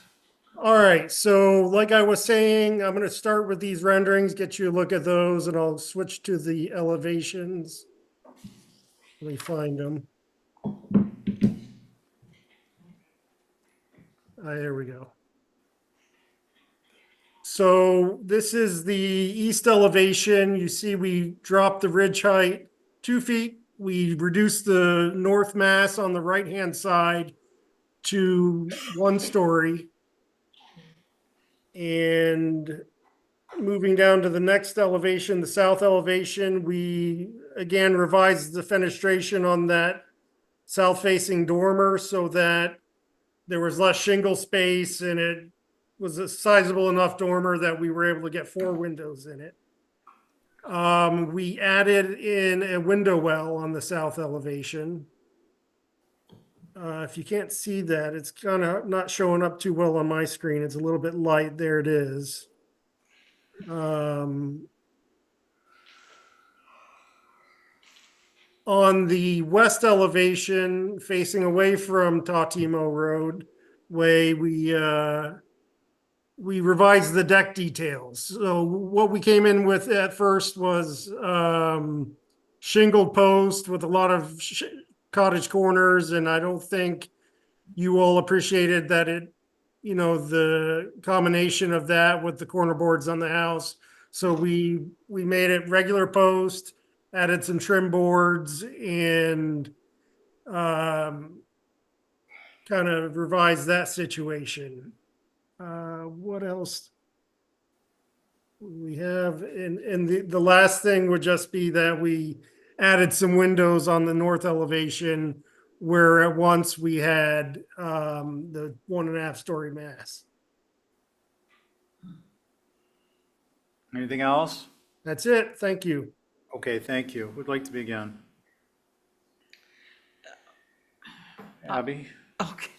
Did you? You don't hear me have to. stutter? That No, was your so stutter. the only thing that's caught my eye, and I'm sorry if I asked him to do it, but on the south elevation, the 4 windows in that dormer seem very modern for this area that's very open, and I think it was much more successful with just 3 windows.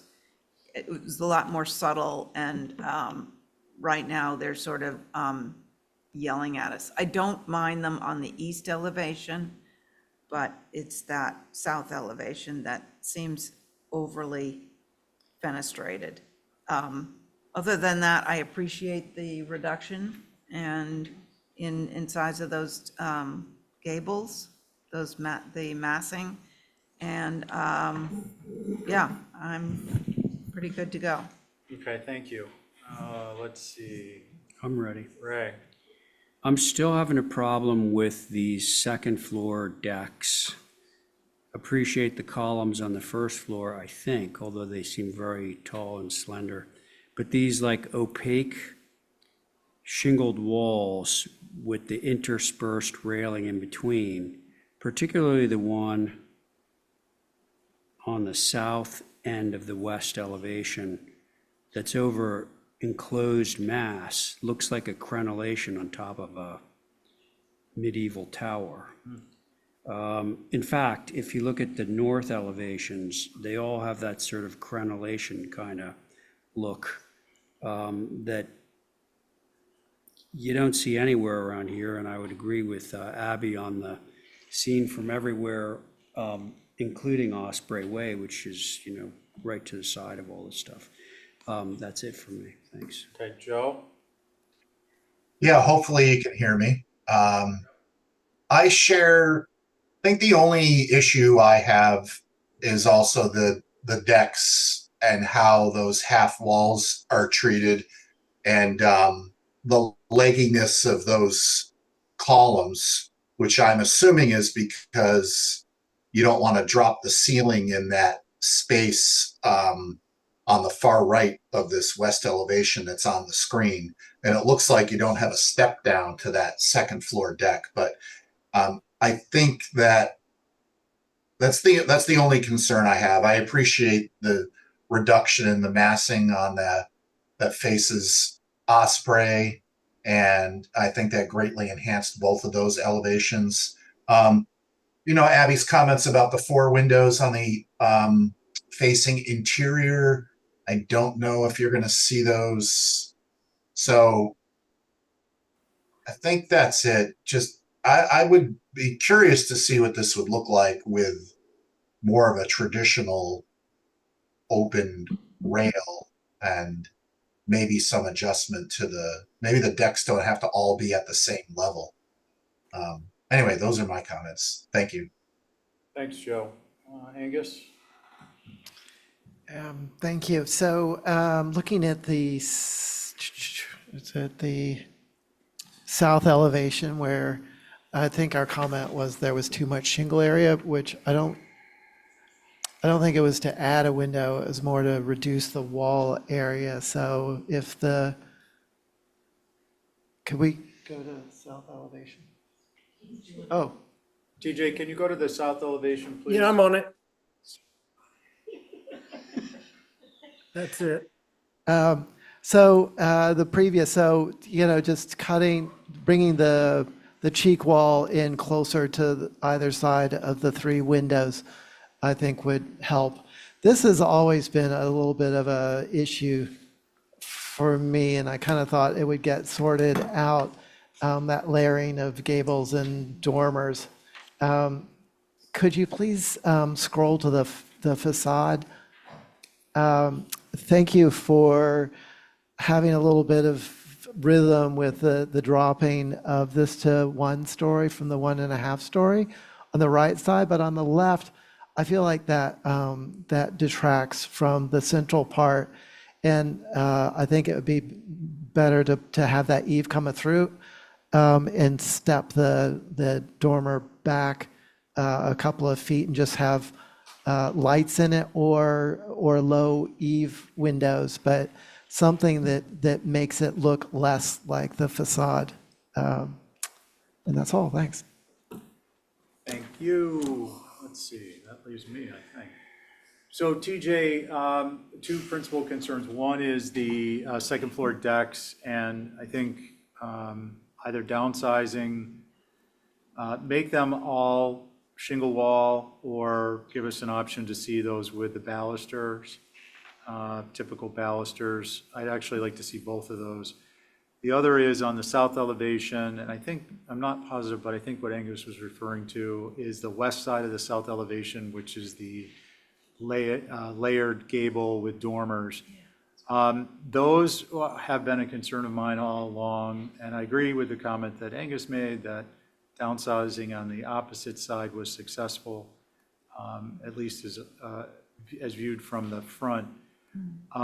This one, not so much, but I do realize in reflecting on it that this will be visible primarily on an oblique angle from Osprey. So, and it's also recessed from the 1 3/4 story structure that has the large dormer. So I'm a little less concerned about it than I was initially.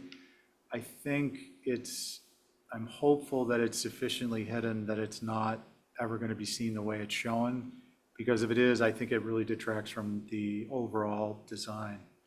So for me, railings, and I'm going to try and remember that area when we look at your hardscape plan, because I want to make sure there's some deciduous plant material that blocks that from Osprey.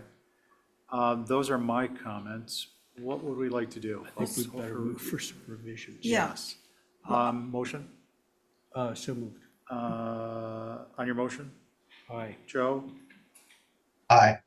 Angus? Aye. Abby? Aye. And I'm an aye. Can we have the other 2 to track?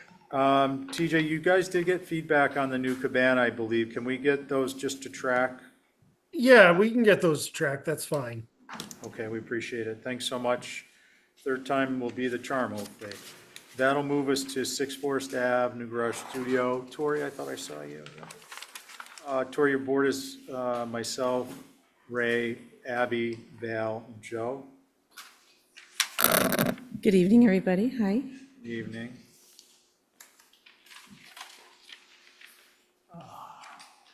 1, 2, 3, 4, 5, 6, 7. Everyone has 3.5 minutes. Let's get it done. When you see your stuff, go for it.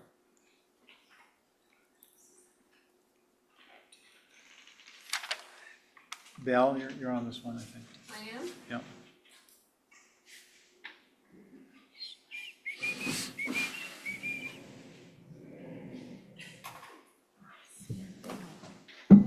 Okay. Good evening, everybody. This is 6 Forest Avenue. We have an existing move-on cottage that we moved from 113 Nantucket Road, Land Bank, Maxi Pond area, which is the structure that is not bubbled before you on the site plan. The proposed building we're here for tonight is our second representation before you. I believe we were heard May 28th last, and there is, I will point out from the get-go, one drafting error. We will not have the stairs in the setback. That will come forward the associated couple feet. So your requests were that we have the windows match the existing cottage. There are photos here that are presented that show that we switched the windows from the proposed 6/6 in the prior rendition to 2/2 to match the exact dimensions of the windows in the existing building to the left. We are, with this project in general, enabling a local family to enable mixed owners of 3 to 4 small businesses locally to create successful long-term housing and availability to perform necessary actions and manage and facilitate housing locally, in addition to facilitating management and upkeep space on all businesses. So the proposal here with this building is a contractor shop in the basement, which dictates a specific needs for the first floor ceiling height. They are proposing to get approval for a studio space above, and the existing cottage height is something that we gladly inherited as an as-built structure.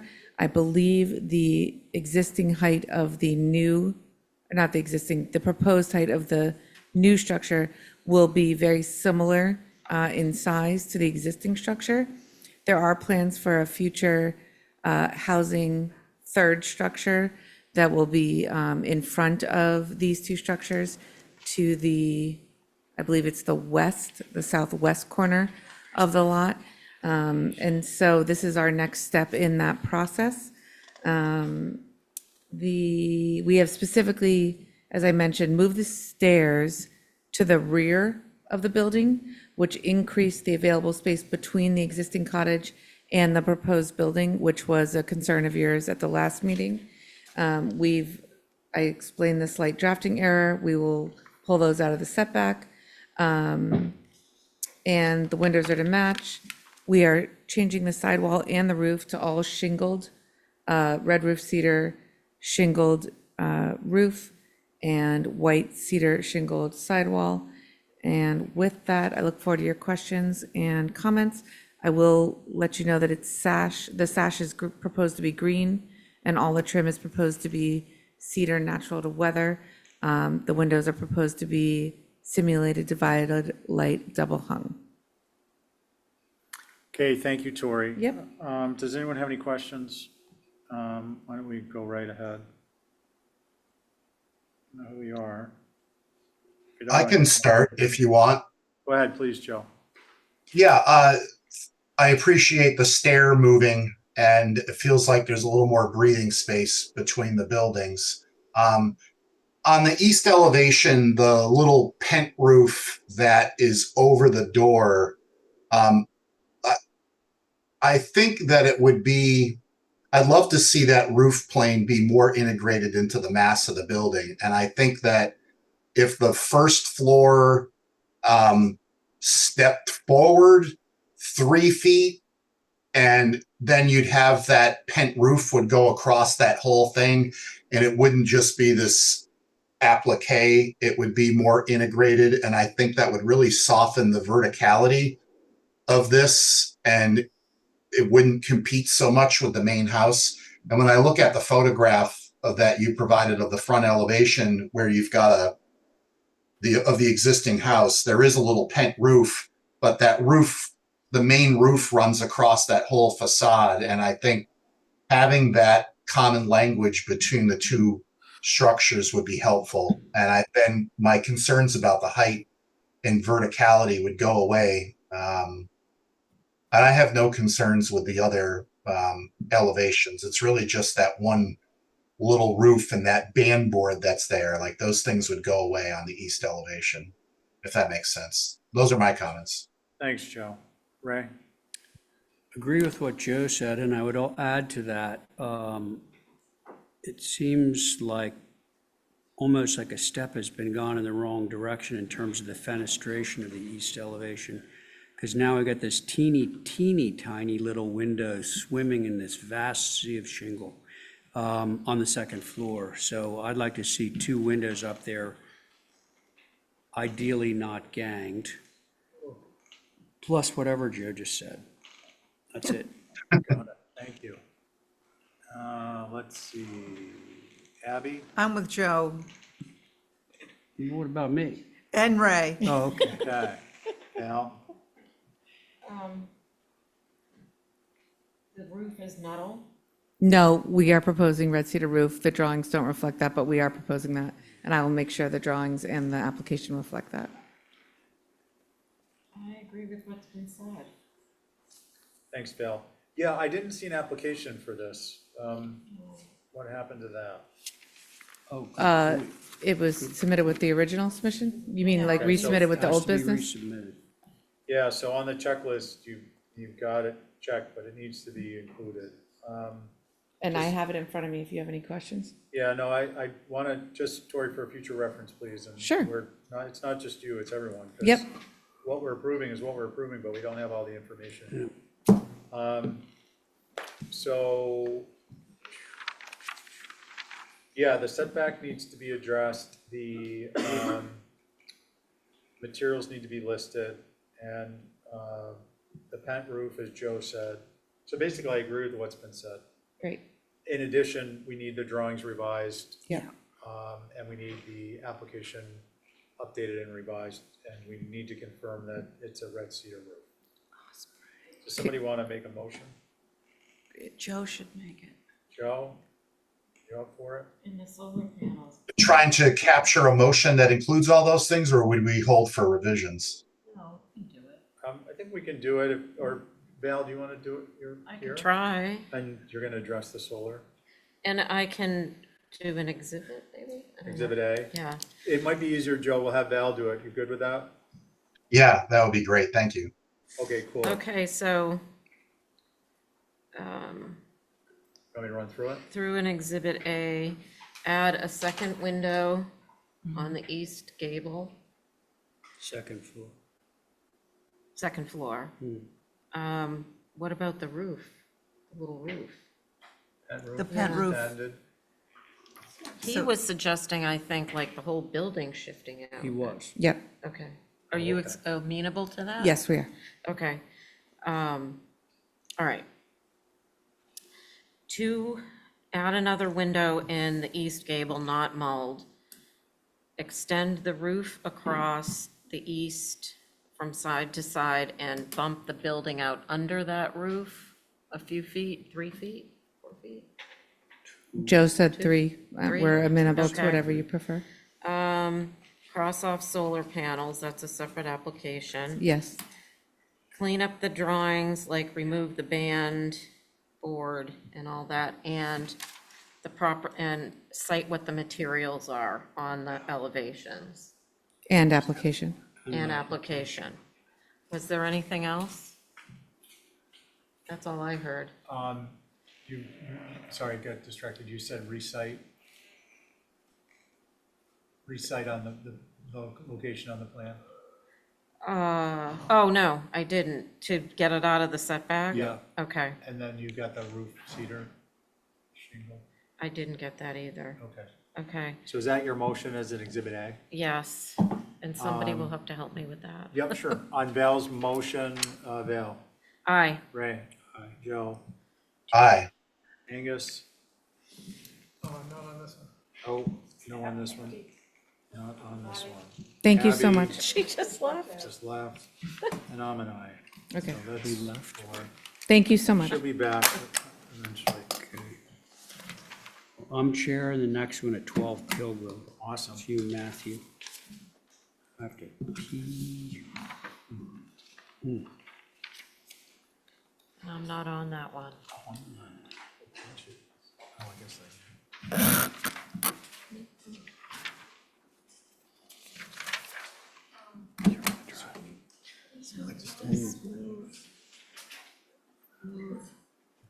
End of summer. Yeah. Should I? Hold on. Hey, Patience, Killen, No, you have your hand raised. You want to say something? Is that a no?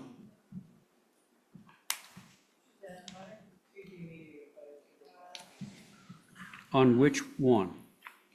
Pilgrim? I can't find Pilgrim on this thing.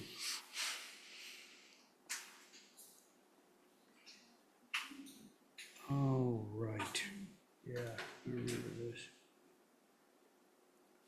Matthew, go ahead. Okay. Okay, myself, Abby, wait, Abby's left the room. Angus, Carrie, Connie. Okay, thank you, Mr. Chair. Well, So, do you want to wait for Abby? oh, sure. Here she comes. You're on this, Abby.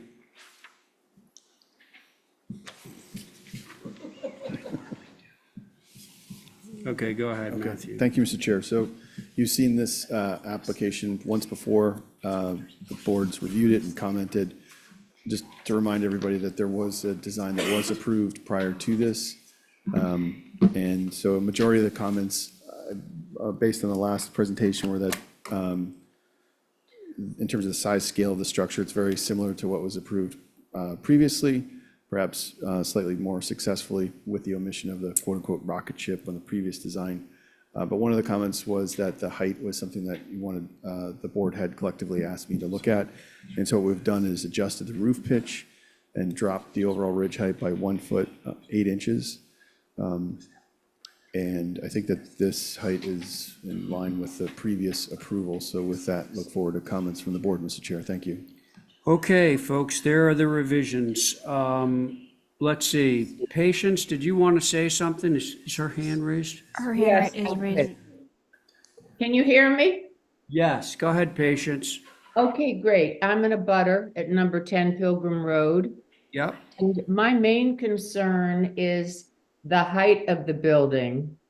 And I believe that previously the building was approved by the former owner for 25 feet, 8 inches. And given that my house is 22, another abutter is 19 feet, 6 inches. I really feel that being any higher than an approval, any higher than 25 feet and 8 inches would not be in keeping with the neighborhood. My main concern is to keep the height under 26 feet. And that is my comment. Okay, Patience, thank you very much. Thank you. Go ahead. Hi. I don't know if this is. Hi. Okay. Kristen Graham, 11 Priscilla Lane, a butter. And I'm echoing the same things that Patience said, but I just, since it's been a while, want to summarize some of the points that the Priscilla Lane neighborhood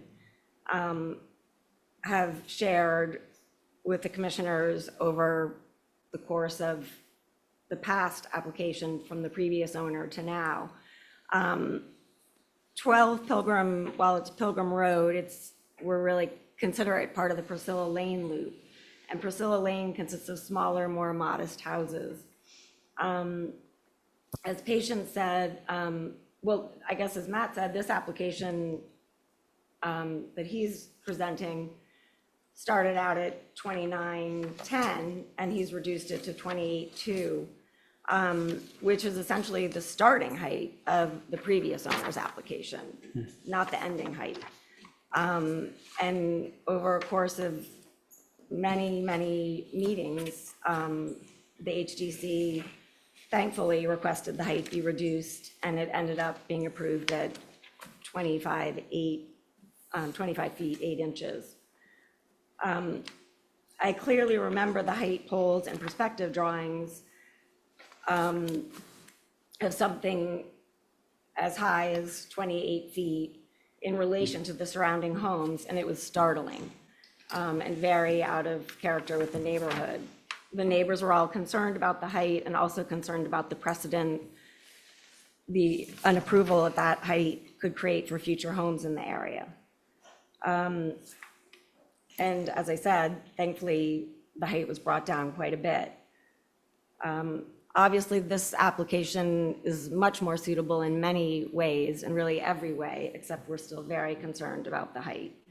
And I hope that you'll continue to protect the feel of this old school neighborhood by being consistent in your desire for something more in the range of 25 to 26 foot max.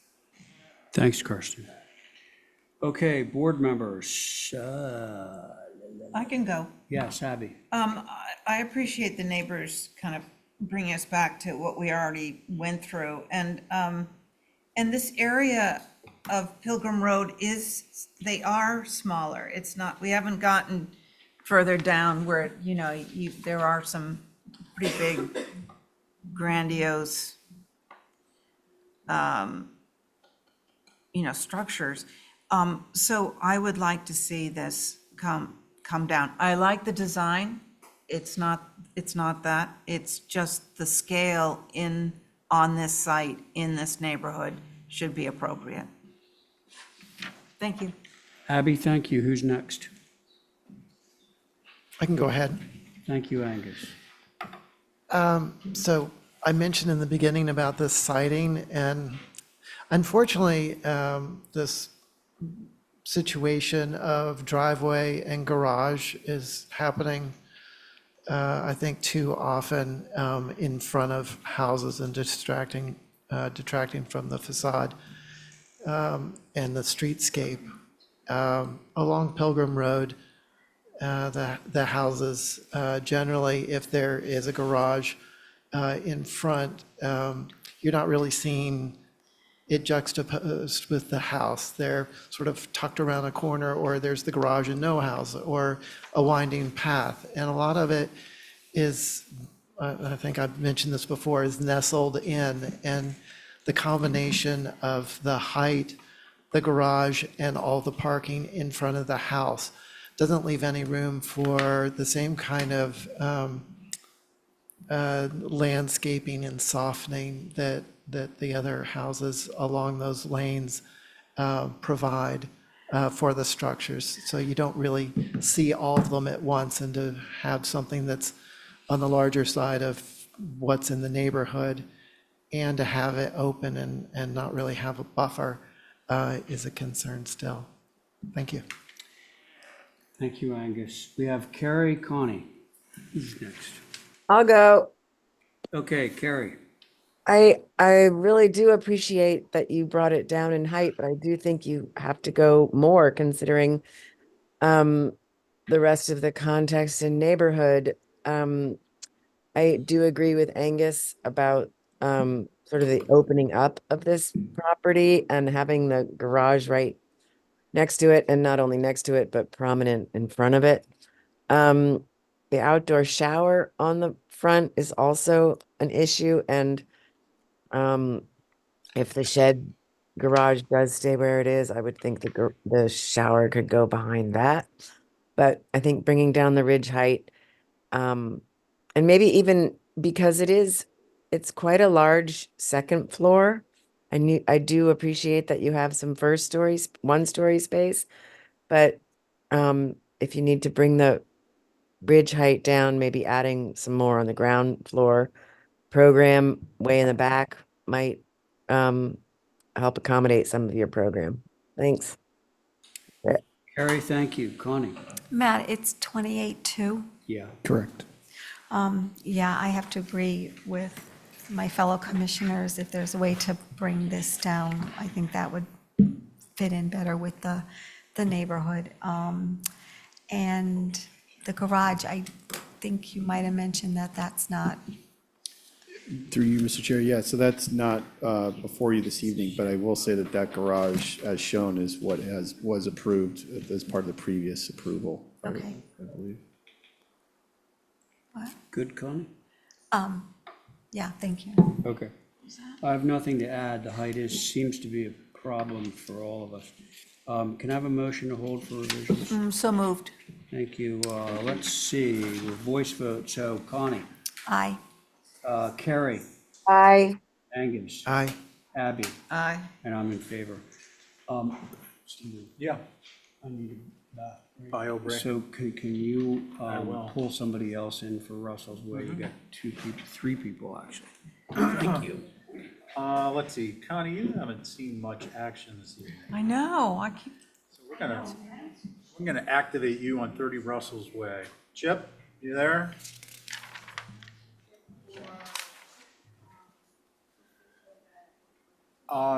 Is it Patrick? Oh, no, that was the other guy. Where are we at? Luke. I hear somebody online. Is there someone here to represent 30 Russell's Way? Speak now or you're going into the Mariner Way hour. Okay, So we're going to move on to 2 Mariner Way, and Ray will pick up chair when he comes back. Are you ready? Okay. So 2468, I'm sorry, 246, your board is Ray, myself, Abby, Val, and Connie. Connie, you didn't lose a beat. And Raymond? Ray will be back. He can, I've checked with open meeting law people. You can miss 5 minutes of a hearing and you're still good.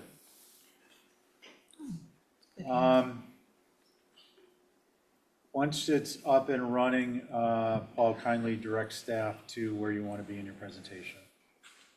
And I want to note, just while we have a moment, that the boards are different for number 2 and 4. 2 and 6 are the same. 6 is wrong. It's Joe. Oh, look at that. We got, it's like Neapolitano.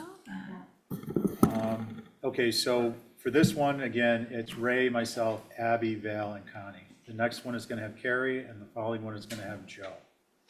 Okay, number 2. Number 2. Do you want me to start? Yeah. Let him know where to go. Linda? He's fine.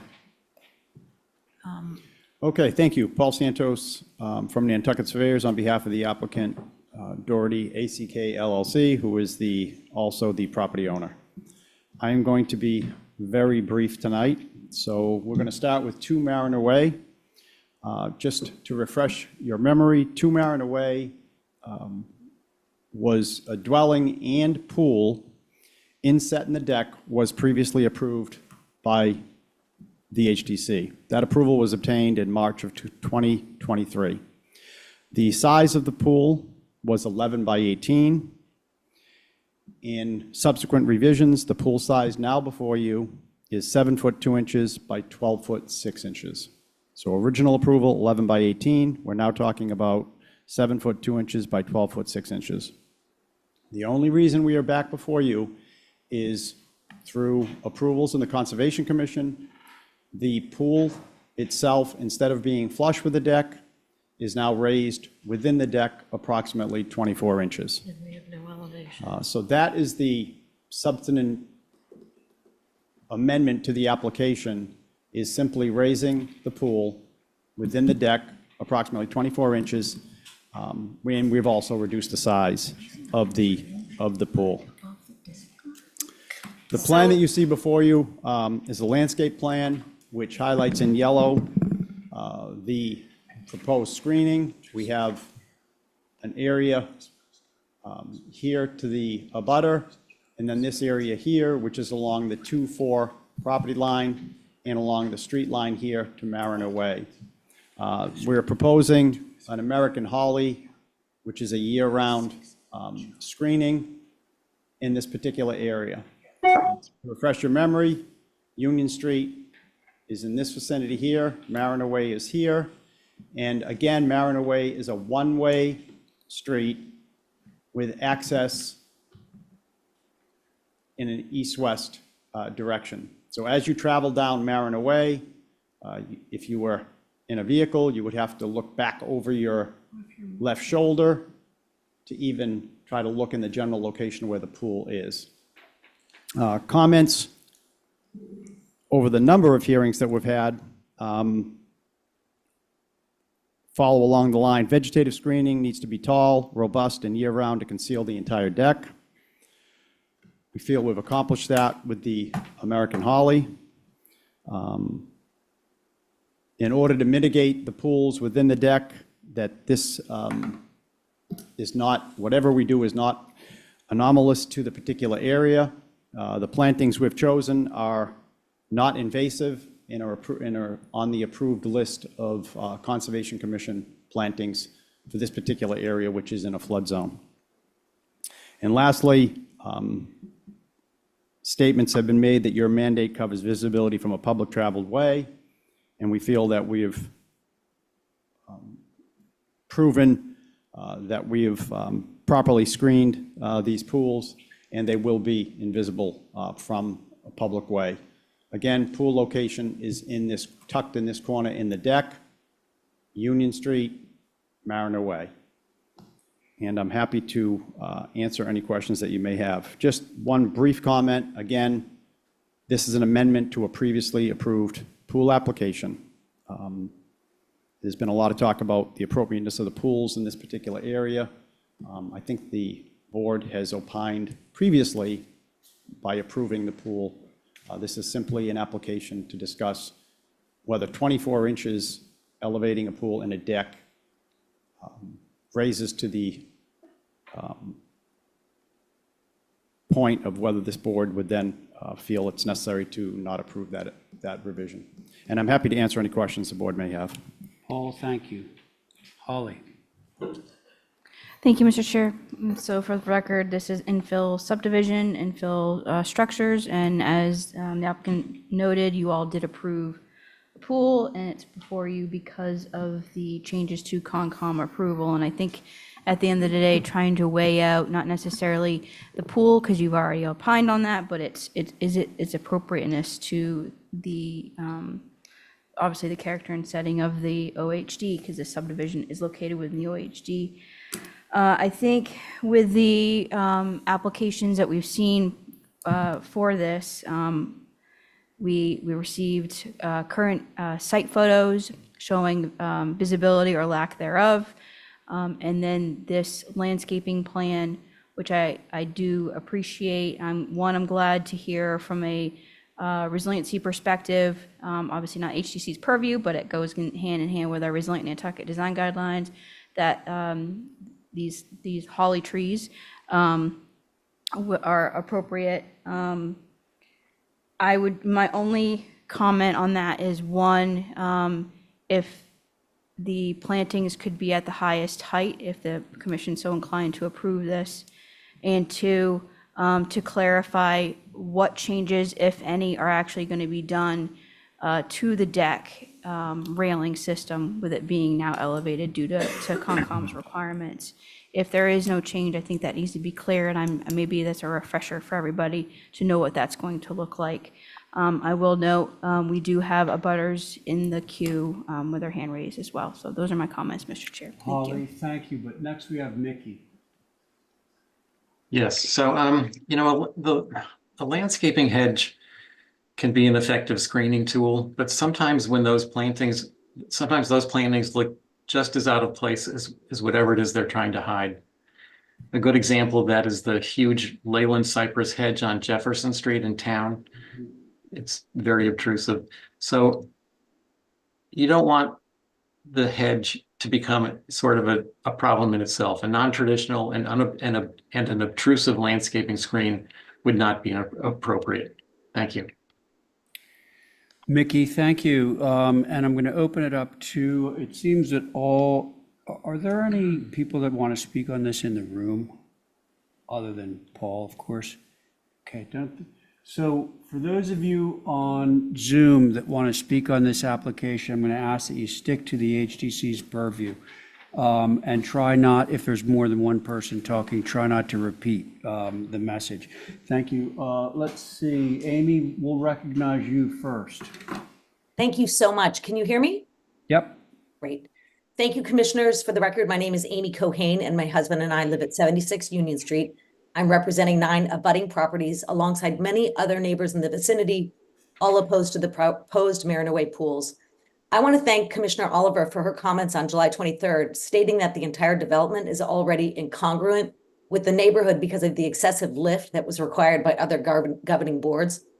She was quite resolute that all 3 pools, quote, only exacerbate the anomalous qualities of the houses as they are now constructed. And she said things like feel out of place and context for the area. Quote, I would not be in favor of pools as they are applied for now. The alternative solutions would need to be proposed that would somehow screen and integrate them without being obvious. And Commissioner Thornwell, Camp, and Chairperson Welch also strongly agreed. Our coalition is opposed to the current revision proposed by the developer for the following reasons. Number 1, a quick Google search confirms that the landscaping proposed to shield the pools from the public is incompatible with the neighborhood. American holly is commonly found in wooded areas such as shaded forests, streams, and riverbanks. It's rarely found in wetlands areas, so this is not a solution that's consistent with or respectful to the natural habitat. And to use Commissioner Oliver's words, it's not integrating without being obvious. Number two, to have a pool sitting 2+ feet above the deck is, well, I mean, to use a pretty current word, weird. The developer has never been clear on the facade or what this will really look like. There's no precedent for such a kind of bunker-like structure in the old historic district, and it feels like a dangerous precedent to set. We actually just heard Holly say before the break that even though the garage at 92 Washington Street is not visible from a public way, elements of it are just not appropriate for the old historic district. So whether or not these pools are adequately shielded, I hope the same standard will be applied here. Number three, the developer has proposed planting, if I'm correct, 3-foot American hollies that would presumably grow to shield the pools. But these kind of weird bunker-like structures would be visible from both Union Street. And I want to be clear that there are photos showing that you could see this from Union Street. You know, the only thing that's blocking it is our beat up Jetta at 76 Union Street. So in the short term, these would be visible, and you can't guarantee that these plantings will grow and solve the problem or that the future owners will tend to them. So how can we confirm these pools will be shielded from the public in perpetuity? Taken in totality, in Congress landscaping to shield unsightly structures, well, two wrongs don't make a right and are not in the spirit of building with Nantucket in mind. Thank you very much for listening and for all the work that you do, commissioners. Amy, thank you. No other hands raised. Okay. Oh, Paul, listen, this is something we say to all of our applicants on old business. If I'm not mistaken here, folks, we're looking at a locust plan and a site plan, a planting plan, but nothing else. Right, there's No no elevations. elevations. Yeah, so we don't have, we need to have the whole package submitted so that we have it all right here. So if I, Hang on, I'm just, you're not the first person tonight that's done this. okay, well. It's like, oh, well, we showed that to you last week, but you know, we don't remember the details of your. Okay. Okay, so I'm noting that down for the record, but now I do want to hear from board members on what we are able to look at. Who wants to begin? On just this one or all of them? We are reviewing this application.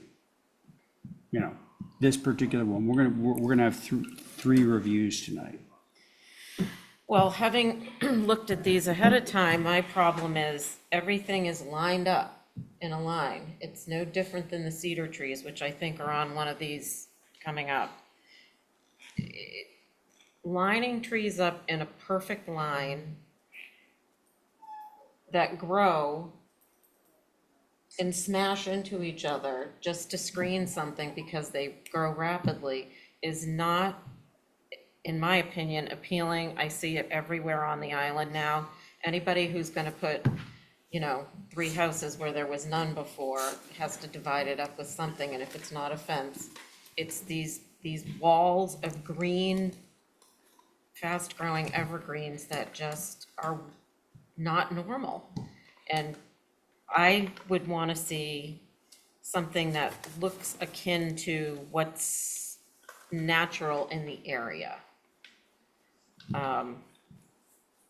So that's my comment. for Okay. now. And without, Naturalized vegetation. right. That's in the area, not, you know, I understand. And that's for Paul, and I'm sure he understands as well. Okay, Val, thank you very much. Let's see. We have Connie, we have Abby, and we have Stephen, and myself. I can give it a poke. You want to go ahead? Go ahead.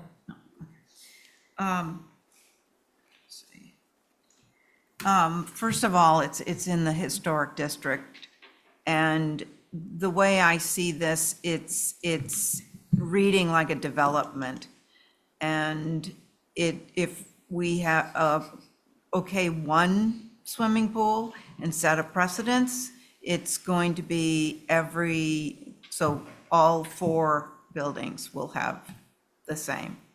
They've already been approved. So my point is that it's in the historic district. It's going against the character and setting of this neighborhood. And and that's why I think it's inappropriate. Okay, Abby, thank you.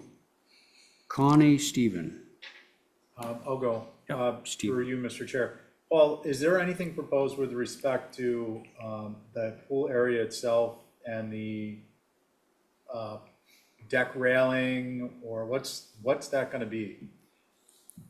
Yes, and my apologies, because my last old business submission had everything in it, and I guess I have to marry that with we can't tack on. So, lesson learned, it's a standard deck rail. It's a standard deck railing that you would typically have on the deck, is what it is. And So- that is completely in the package that was submitted for the last old business. So it's not a gotcha question, it's a clarity question. So the pool is raised above the level of the deck. The railing is not intended to be a visual screen, it's intended to be a railing with balusters. Okay. The plant material is intended to be the screen, That's it. the visual screen. Correct. Okay, I wanted to get there. Yeah. I mean, I'm gonna now say something you're probably not gonna be happy about, but my understanding was that the plant material was the visual screening. My concern is that raising the pool height to be above the line of sight necessitates a visual barrier that, given flooding, cannot be permanent. A visual plant material barrier is therefore inappropriate. Other materials, such as a fence, are in the particular location inappropriate. Those are my thoughts. Such as a fence are inappropriate. Are inappropriate, such as a fence.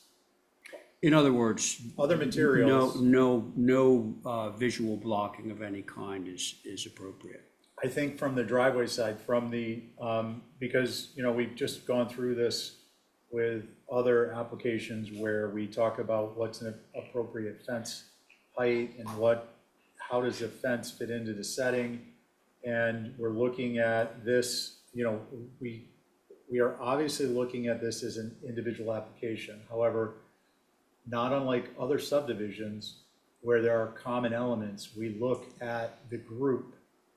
And what I mean by that is we know there's also a pool at 4 and a pool at 6. So if fence is to be utilized here, they are not typically utilized in that manner in the historic district between homes. So I think it's inappropriate. Okay. On the backside, I think it could be appropriate. On the back side, not on the driveway side. Yeah, on the backside, there's fences on the backside of homes all over the historic district. On some side locations they are, but it depends on the purpose and the layout. So those are my thoughts. Thank you, Mr. Chair. Stephen, thank you. Connie. I have a question. So this is going to be raised 24 inches. Can you still do an automatic pool cover? Mm-hmm. And so it's going to be safe? Yes. Okay, so, yeah, I don't really have anything else to add. I have to agree about the vegetation, the plant material, being something more natural to conceal this naturally, not look like, I think Val said, a row of cedar trees or whatever. So, yeah, I don't really have much else to add. Thank you. Can I get a clarification? Sure. Thank you, Connie. Stephen, go. Through you, Mr. Chair. Paul, my understanding, having viewed this, is that the top of the pool is at least 6 foot above grade. Is it less than that? And if so, what is it? So ground elevation in this area is approximately 6. First floor is at 9. So these aren't out of the ground as much as I think everyone is So it'd expecting. be about 5 feet when the grade is set. So landscape grade is is 6, first floor is 9. You'll step down from first floor to the deck, your standard 4 6 inches, inches. 6 inches. Yeah. and then now come up another 2 feet, that's gonna be the elevation of your top of your pool. Okay, so it is line of sight height almost. But it is not as tall as it appears currently because the fill hasn't been put in around the Correct. landscape. Correct. Okay, thank you. Yeah. Okay, that leaves me. So I'm gonna use an analogy here.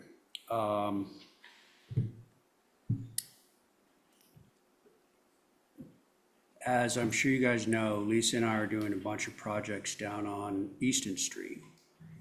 So are a lot of other people. And I would dare say that every single house that we're doing and every single house that everyone else is doing or has done down there has a generator. The generator, believe it or not, is roughly the same size as this pool. And down on Easton Street, they're set higher out of the ground because the grade vis-a-vis the floodplain is lower there than it is here. So that means that they all need to be screened, and they're screened either with vegetation or with fencing. And they're screened and you can't see any of them. So why am I saying this? Because it's not the fact that a box is elevated above a deck. It's the fact that that box happens to have water in it. And so I'm trying to keep that out of my thinking on this project, because we're never going to see the water from the grade. What we're going to see is people. And that, I think, is the crux of this argument. And I'm on, I think, the very much the minority side on this, but I firmly believe that as an architectural element, if this were something that didn't have water in it, we wouldn't be sitting around having this great debate. So it's a philosophical question about pools in general, whether you can see them or not, because it can be around the corner and you can still hear the kids playing with their tubies. So that's all I have to say on this. Other than the fact, Paul, that, you already learned your lesson on next time, give us everything, okay? Elevations, the whole bit. What would we like to do with this, folks? So I would just like to clarify, if I may, Mr. Chair. Yeah. My concern is not one that, well, a couple of things. The last time we were here, we talked about if we can't see it, we have to approve it. We can see it, we don't have to approve something to hide it, number one. Number two, I'm not making my determination based upon this being solely a pool. I'm basing it on the character and setting, and if that pool is visible, is it appropriate? And to my mind, it isn't appropriate. I will say one more time, vegetation in this location is less permanent than across the street and up the hill 5 or 10 feet higher above sea level. So for me, that is a appropriate concern, that the plant material as a visual screening mechanism is not more or less permanent as we consider plant materials. Is plant material permanent? No. Is a house permanent? No. But both of those tend to last when they're put in the ground in Nantucket. Think about how old the hedges in Sconset are. So though I just want to be clear that I'm not making this decision based upon simply there's water in a box. It's whether that can be visually screened, and if it can be visually screened, is the screening an appropriate architectural element? May I say one other thing as well, please? You can, sure. It's not unlike when we have these discussions about pools being out near beach areas. You can have a pool, but you don't want to see it cordoned off with privet or fences. You want it to be a more naturalistic beach screening so that it doesn't change the character of the whole area. Okay, Val, I'm not going to rebut that. I just think there's a big difference between this and building a pool in the outwash plain where the vegetation is 3 feet high. Yep. And you're putting in a privet hedge.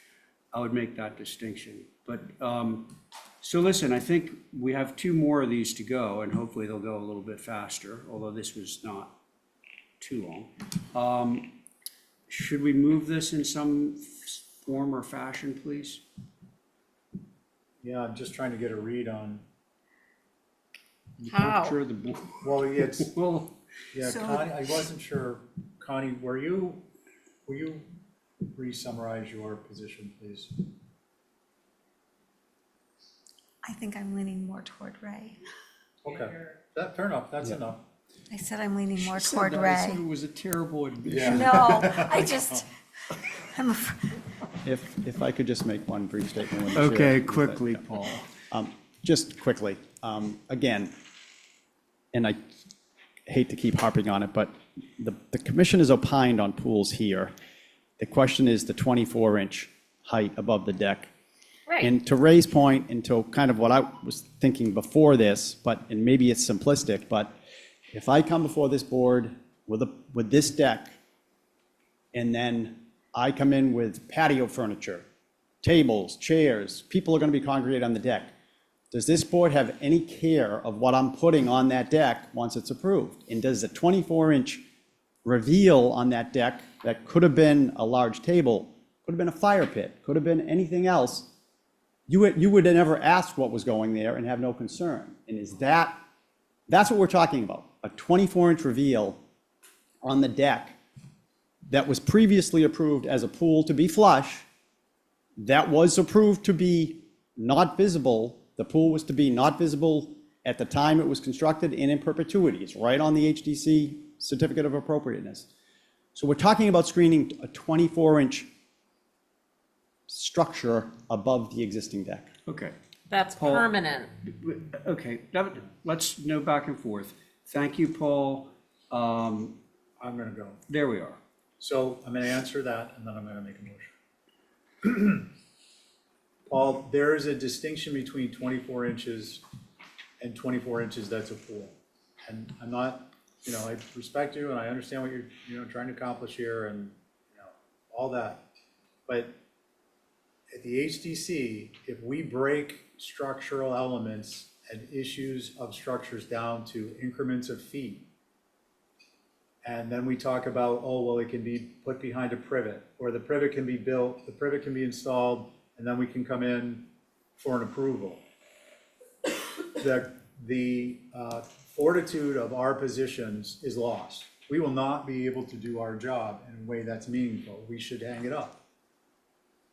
We are reviewing the appropriateness of a pool with a finish height that is approximately line of sight, and whether appropriate visual screening can be put in place in this particular application. I do not believe that it can. As a result, I made my comments, and I'm going to make a motion that we deny the modification based upon the fact that raising the pool height to nearly the line of sight necessitates a visual barrier that, given flooding, cannot be made permanent.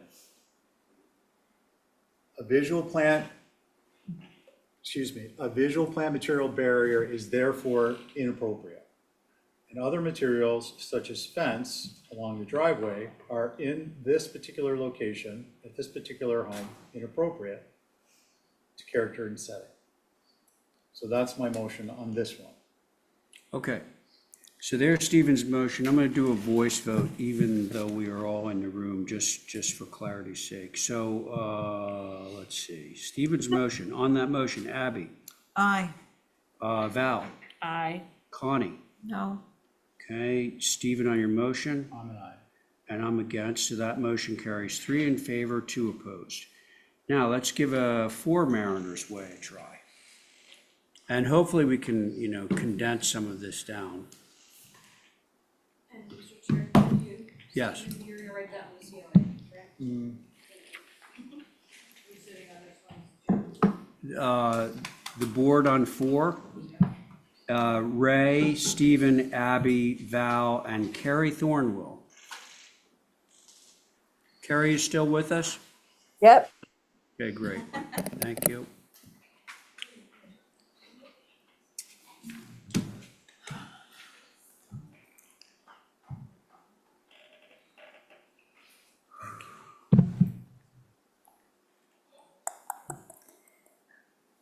Okay, thank you. For the record, Paul Santos with Nantucket Surveyors on behalf of the property owner and applicant Doherty ACK LLC.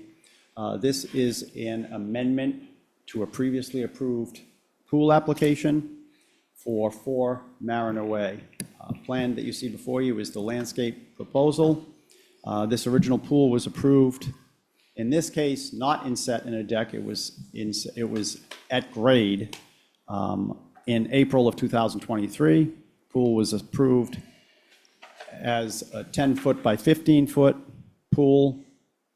It was approved as not being visible at the time of installation and in perpetuity. And the pool size in this particular case is similar in size. However, it is being elevated within the deck, similar to the pool at 2. The application you see before you, again, in this case, the only visible area as you travel is Mariner Way. Mariner Way is a one-way street, and as you travel down Mariner Way, this particular pool is set behind the dwelling at number 6. It is set in the backside of the interface of the lot line between 4 and 6. Landscape plan you have before you sets forth, in this particular case, 3 different types of screening. You have the American holly, bayberry, beech plum, and in this case, pitch pine. Again, all plants that are on the approved non-invasive list for the Conservation Commission for plantings within this particular area. If Fiona, if we could bring up my other site plan, just to kind of give a sense of how this one is sitting. And if we slide down a little bit, in this case here, the building that you see to the south is number 4, and then this pool is wedged in the back, hidden, and that's number 4 is the back one with the pool to the north. Number 6 is the pool to the south. Again, visually from Mariner Way, when this was approved in the ground, it was approved as not being visible. This also cannot be seen from Washington Street Extension. That's the extent of this application. I'm happy to answer any questions that the board may have. Paul, thank you. Holly? Thank you, Mr. Chair.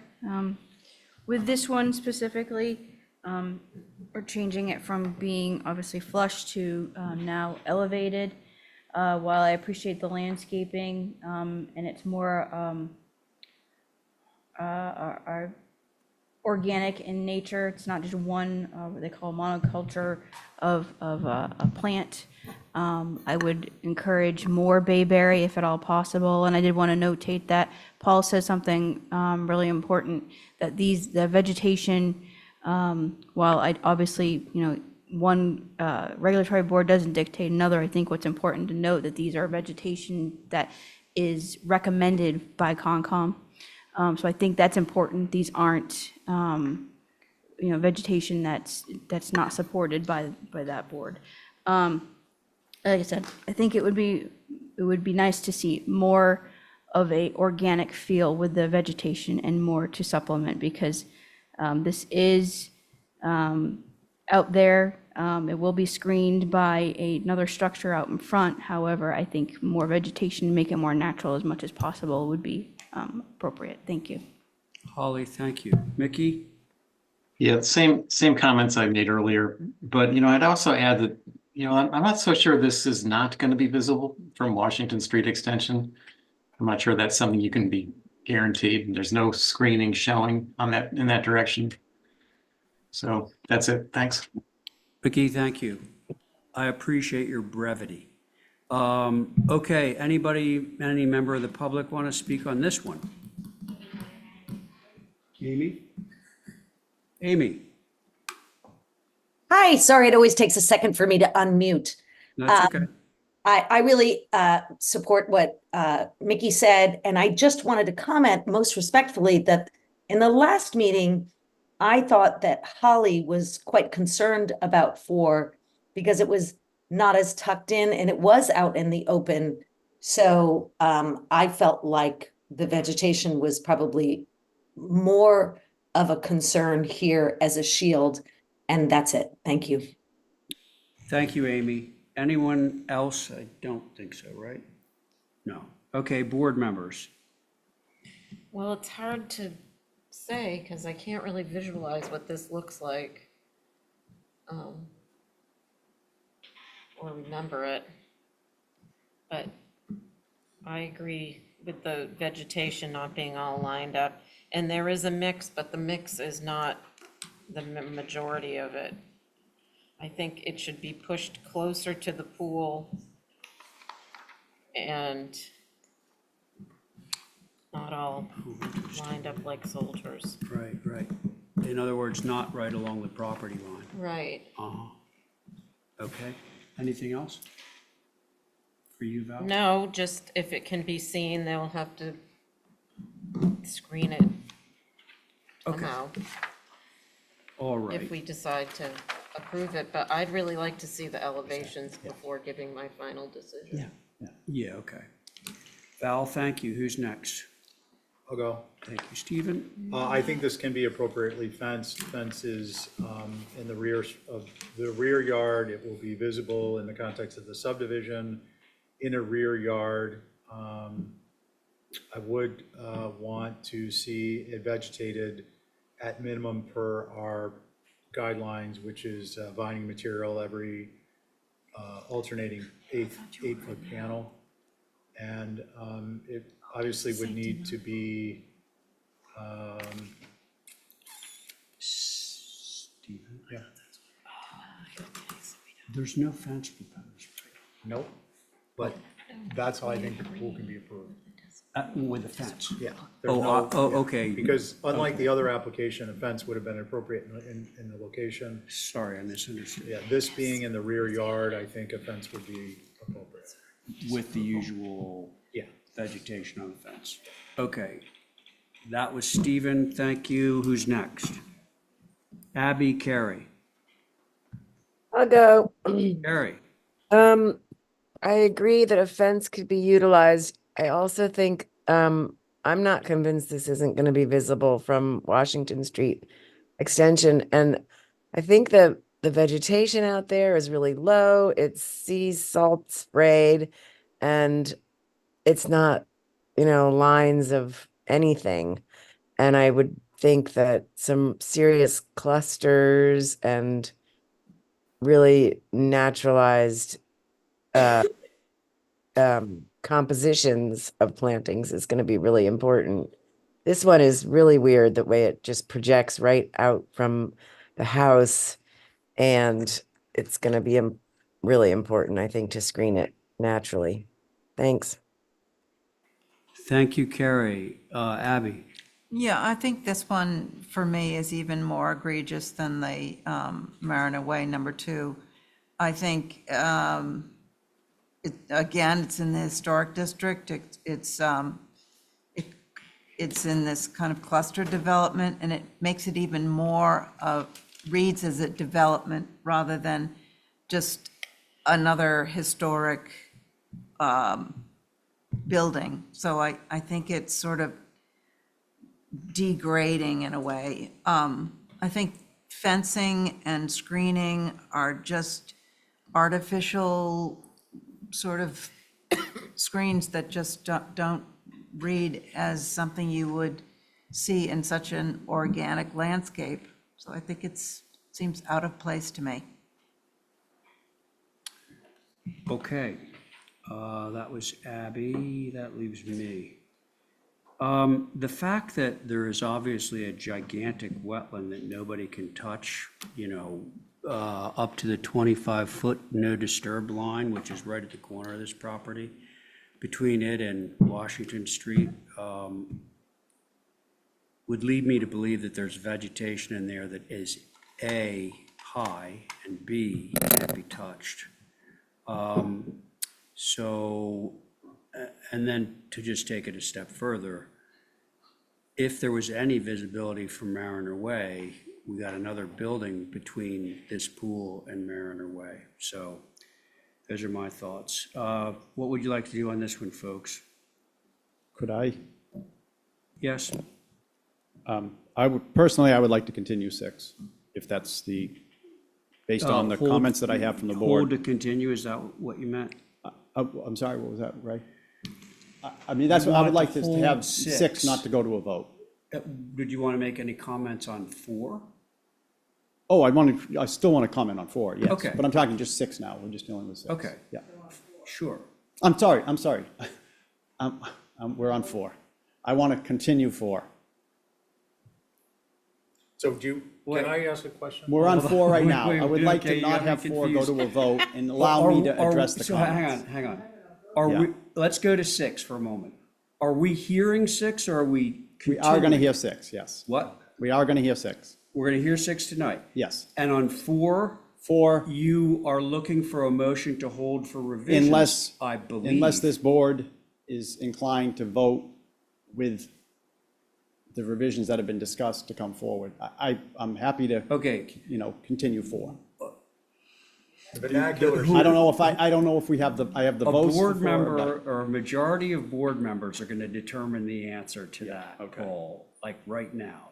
So can I have a motion from somebody? Yeah, I'm in a motion. I think that this is worth hearing or seeing seeing the full packet. Because there's questions in membership's mind as to what specifically is proposed with respect to the architectural elements. I think it's worth Paul having an opportunity to consider our comments and maybe modifying the screening. So I would motion to hold for revisions. Okay, thank you. Number 4. Yeah, I got that part. Okay, so on number 4, it was number 4, wasn't it? Yes, number 4. Okay, yeah. On 4 Mariners Way, Abby, motion to hold.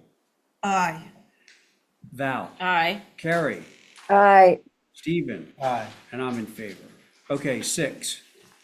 And folks, it's 8:30, so no Main Street, but could we just give Paul, do we all have enough? Mr. Chairman, are we waiting 2 more weeks, or can we come up next week? We've got a real problem with finding anything else. Oh, my God. Informal Of course, we're going to straw- hear you next week, Linda. Can we What? go next week? Yeah, I would, just for the purposes of moving this along, why don't we put Linda's on, we're gonna put 126 Main on for next week. We have the abutters here so they know what's going on. And if you have other people you can inform so that it will carry over to next week, which is not uncommon, but I wouldn't do it knowing, if the abutters weren't here, I would say no. Okay. There you go. All right, so 6 Mariners Way. Because it's 8:30 and we're gonna do one, It's 8:30. we're We're staying gonna- later yeah. now. This is Joe Paul, Correct. is our 5th Beatle. Okay, thank you. For the record, Paul Santos with Nantucket Surveyors on behalf of the property owner and applicant Doherty ACK LLC. This is an amendment to a previously approved pool application. A pool was approved in this location in April of 2023. It was raised in the deck in the general location that you see on the plan before you, and the size was 10 by 17. This application is a revision to raise the pool within the deck approximately 24 inches, and the pool size has been reduced to 10 foot 6 inches by 7 foot 2 inches. So a significant change in the size. This pool is, this lot is located on Mariner Way. It's tucked pretty well into the backside of the existing dwelling within the deck. The next plan, Fiona, if we could have the landscape plan, in this particular case shows a screening of American holly, and in this particular case, red cedar along the front. Although, again, this pool is kind of tucked into the backside. Mariner Way is a one-way street. As you travel down Mariner Way, you'd have to look back over your shoulder to the left to even get a glimpse of the backyard of this particular property. All the plantings that are proposed are approved as non-invasive and on the list of approved plantings that the Conservation Commission has out there. That's the extent of this particular application. Paul, thank you. Holly? Thank you, Mr. Chair. Out of all of them, I think this one has the least visibility, if at all possible, based on the previous approval. With it being elevated, I do believe that the vegetation that's being proposed will help. However, I would highly recommend additional planting, so we're getting away from this whole soldier line, if you will, having it more of a natural feel with the vegetation that Concom would recommend for this area, being it right on the edge of a wetland. So those are my comments. Thank you. Holly, thank you. Mickey? I've got nothing more to say. Thanks. Okay, Mickey, thanks a million. Amy? I continue to be concerned for the same reasons. I think the American holly is very not appropriate for this neighborhood, but I will not belabor any further. Thank you, Amy. Holly?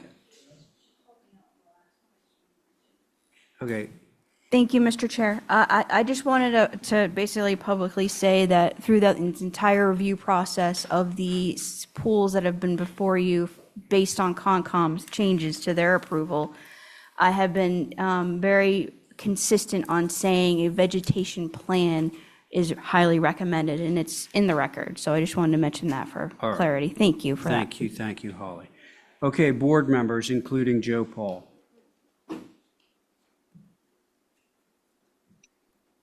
Come on, dinner's I'll waiting go. right there. It's the cedars, number one, Is bad?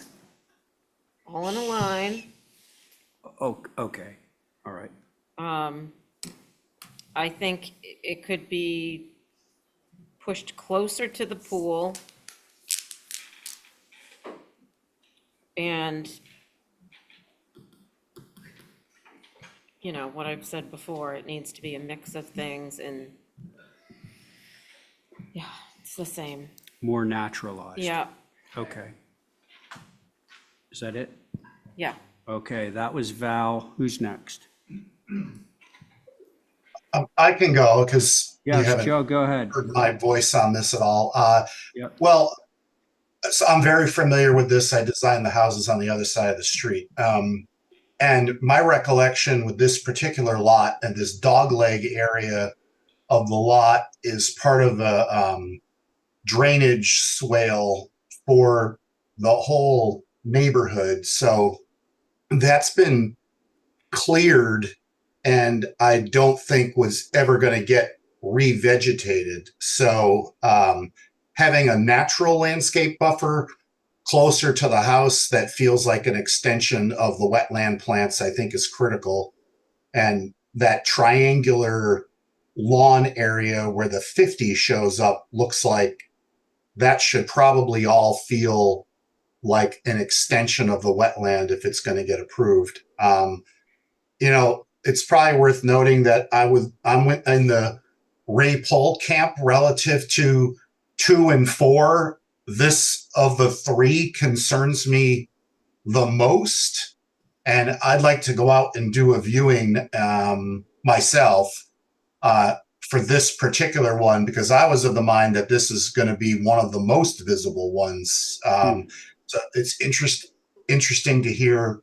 I don't think that fencing, you don't have an option to have any kind of a fencing that's going to mitigate any view because of the wetland proximity here. So it has to be plantings where the other 2 lots felt like there was a plausible or believable path to screening the pool. This one has to rely on vegetation 100%. And I think having a visual of the varying heights of these plants would be really helpful. Maybe these keys tell more information that I'm not able to get from the application, but I'd want to go out there and take a look at the density of the existing vegetation. Okay, Joe, thank you. Thank you.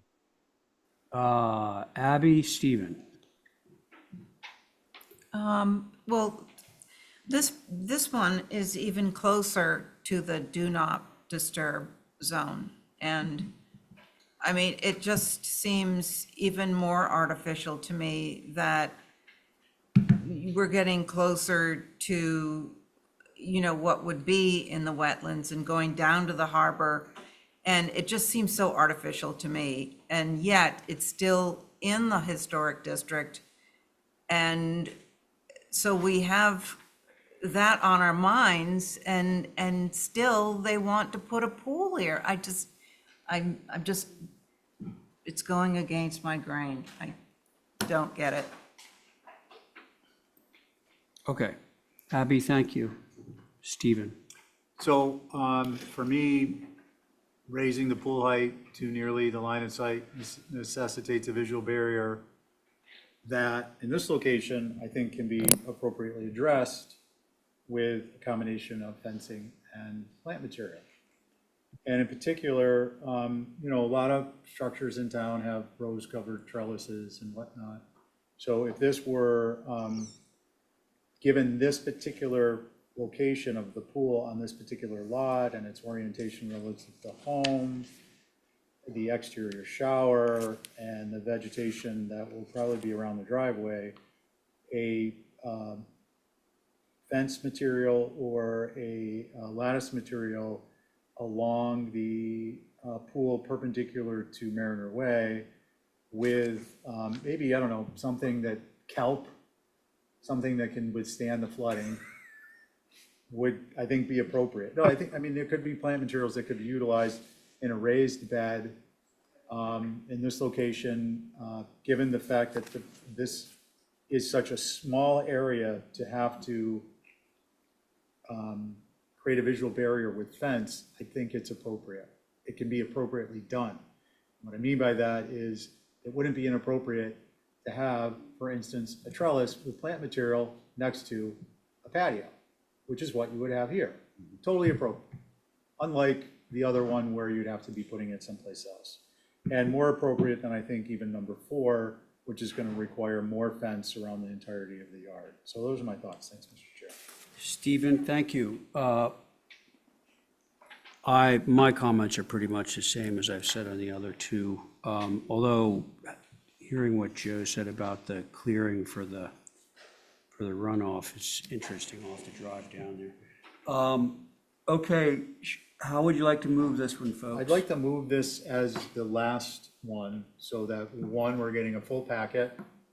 Paul has the opportunity to put that together. Yeah. You can make any modifications, and I'd like to add a view. That sounds good. Perfect. Okay, so that's Stephen's motion. On Stephen's motion, Abby? I'm an aye. Val? Aye. Joe? Aye. Stephen? Aye. And I'm in favor. Okay, so do we want to approve these minutes, folks, just before we go? I didn't look at them, Now, we have the so- CLG, now that requires an approval, right? For the minutes of that. They're two separate ones, right? We have, okay, so can we do them in one fell swoop? All right, or whatever you guys prefer. Can somebody move it? So moved. All right, so that was to approve the minutes of the CLG on June 28th, and also the minutes of the meeting of April 23rd. On that motion, Val? I'm a no, because I didn't look at them. Okay, Stephen? I'm going to abstain. Okay, Connie? Aye. Abby's an aye, and I'm an aye. So that's 3 in favor, 1 against, 1 abstention. And can I have a motion to, Remove ourselves? yeah. Yeah, okay. So moved. John just made a motion to adjourn. On that motion, Abby? I'm an aye. Val? Aye. Stephen?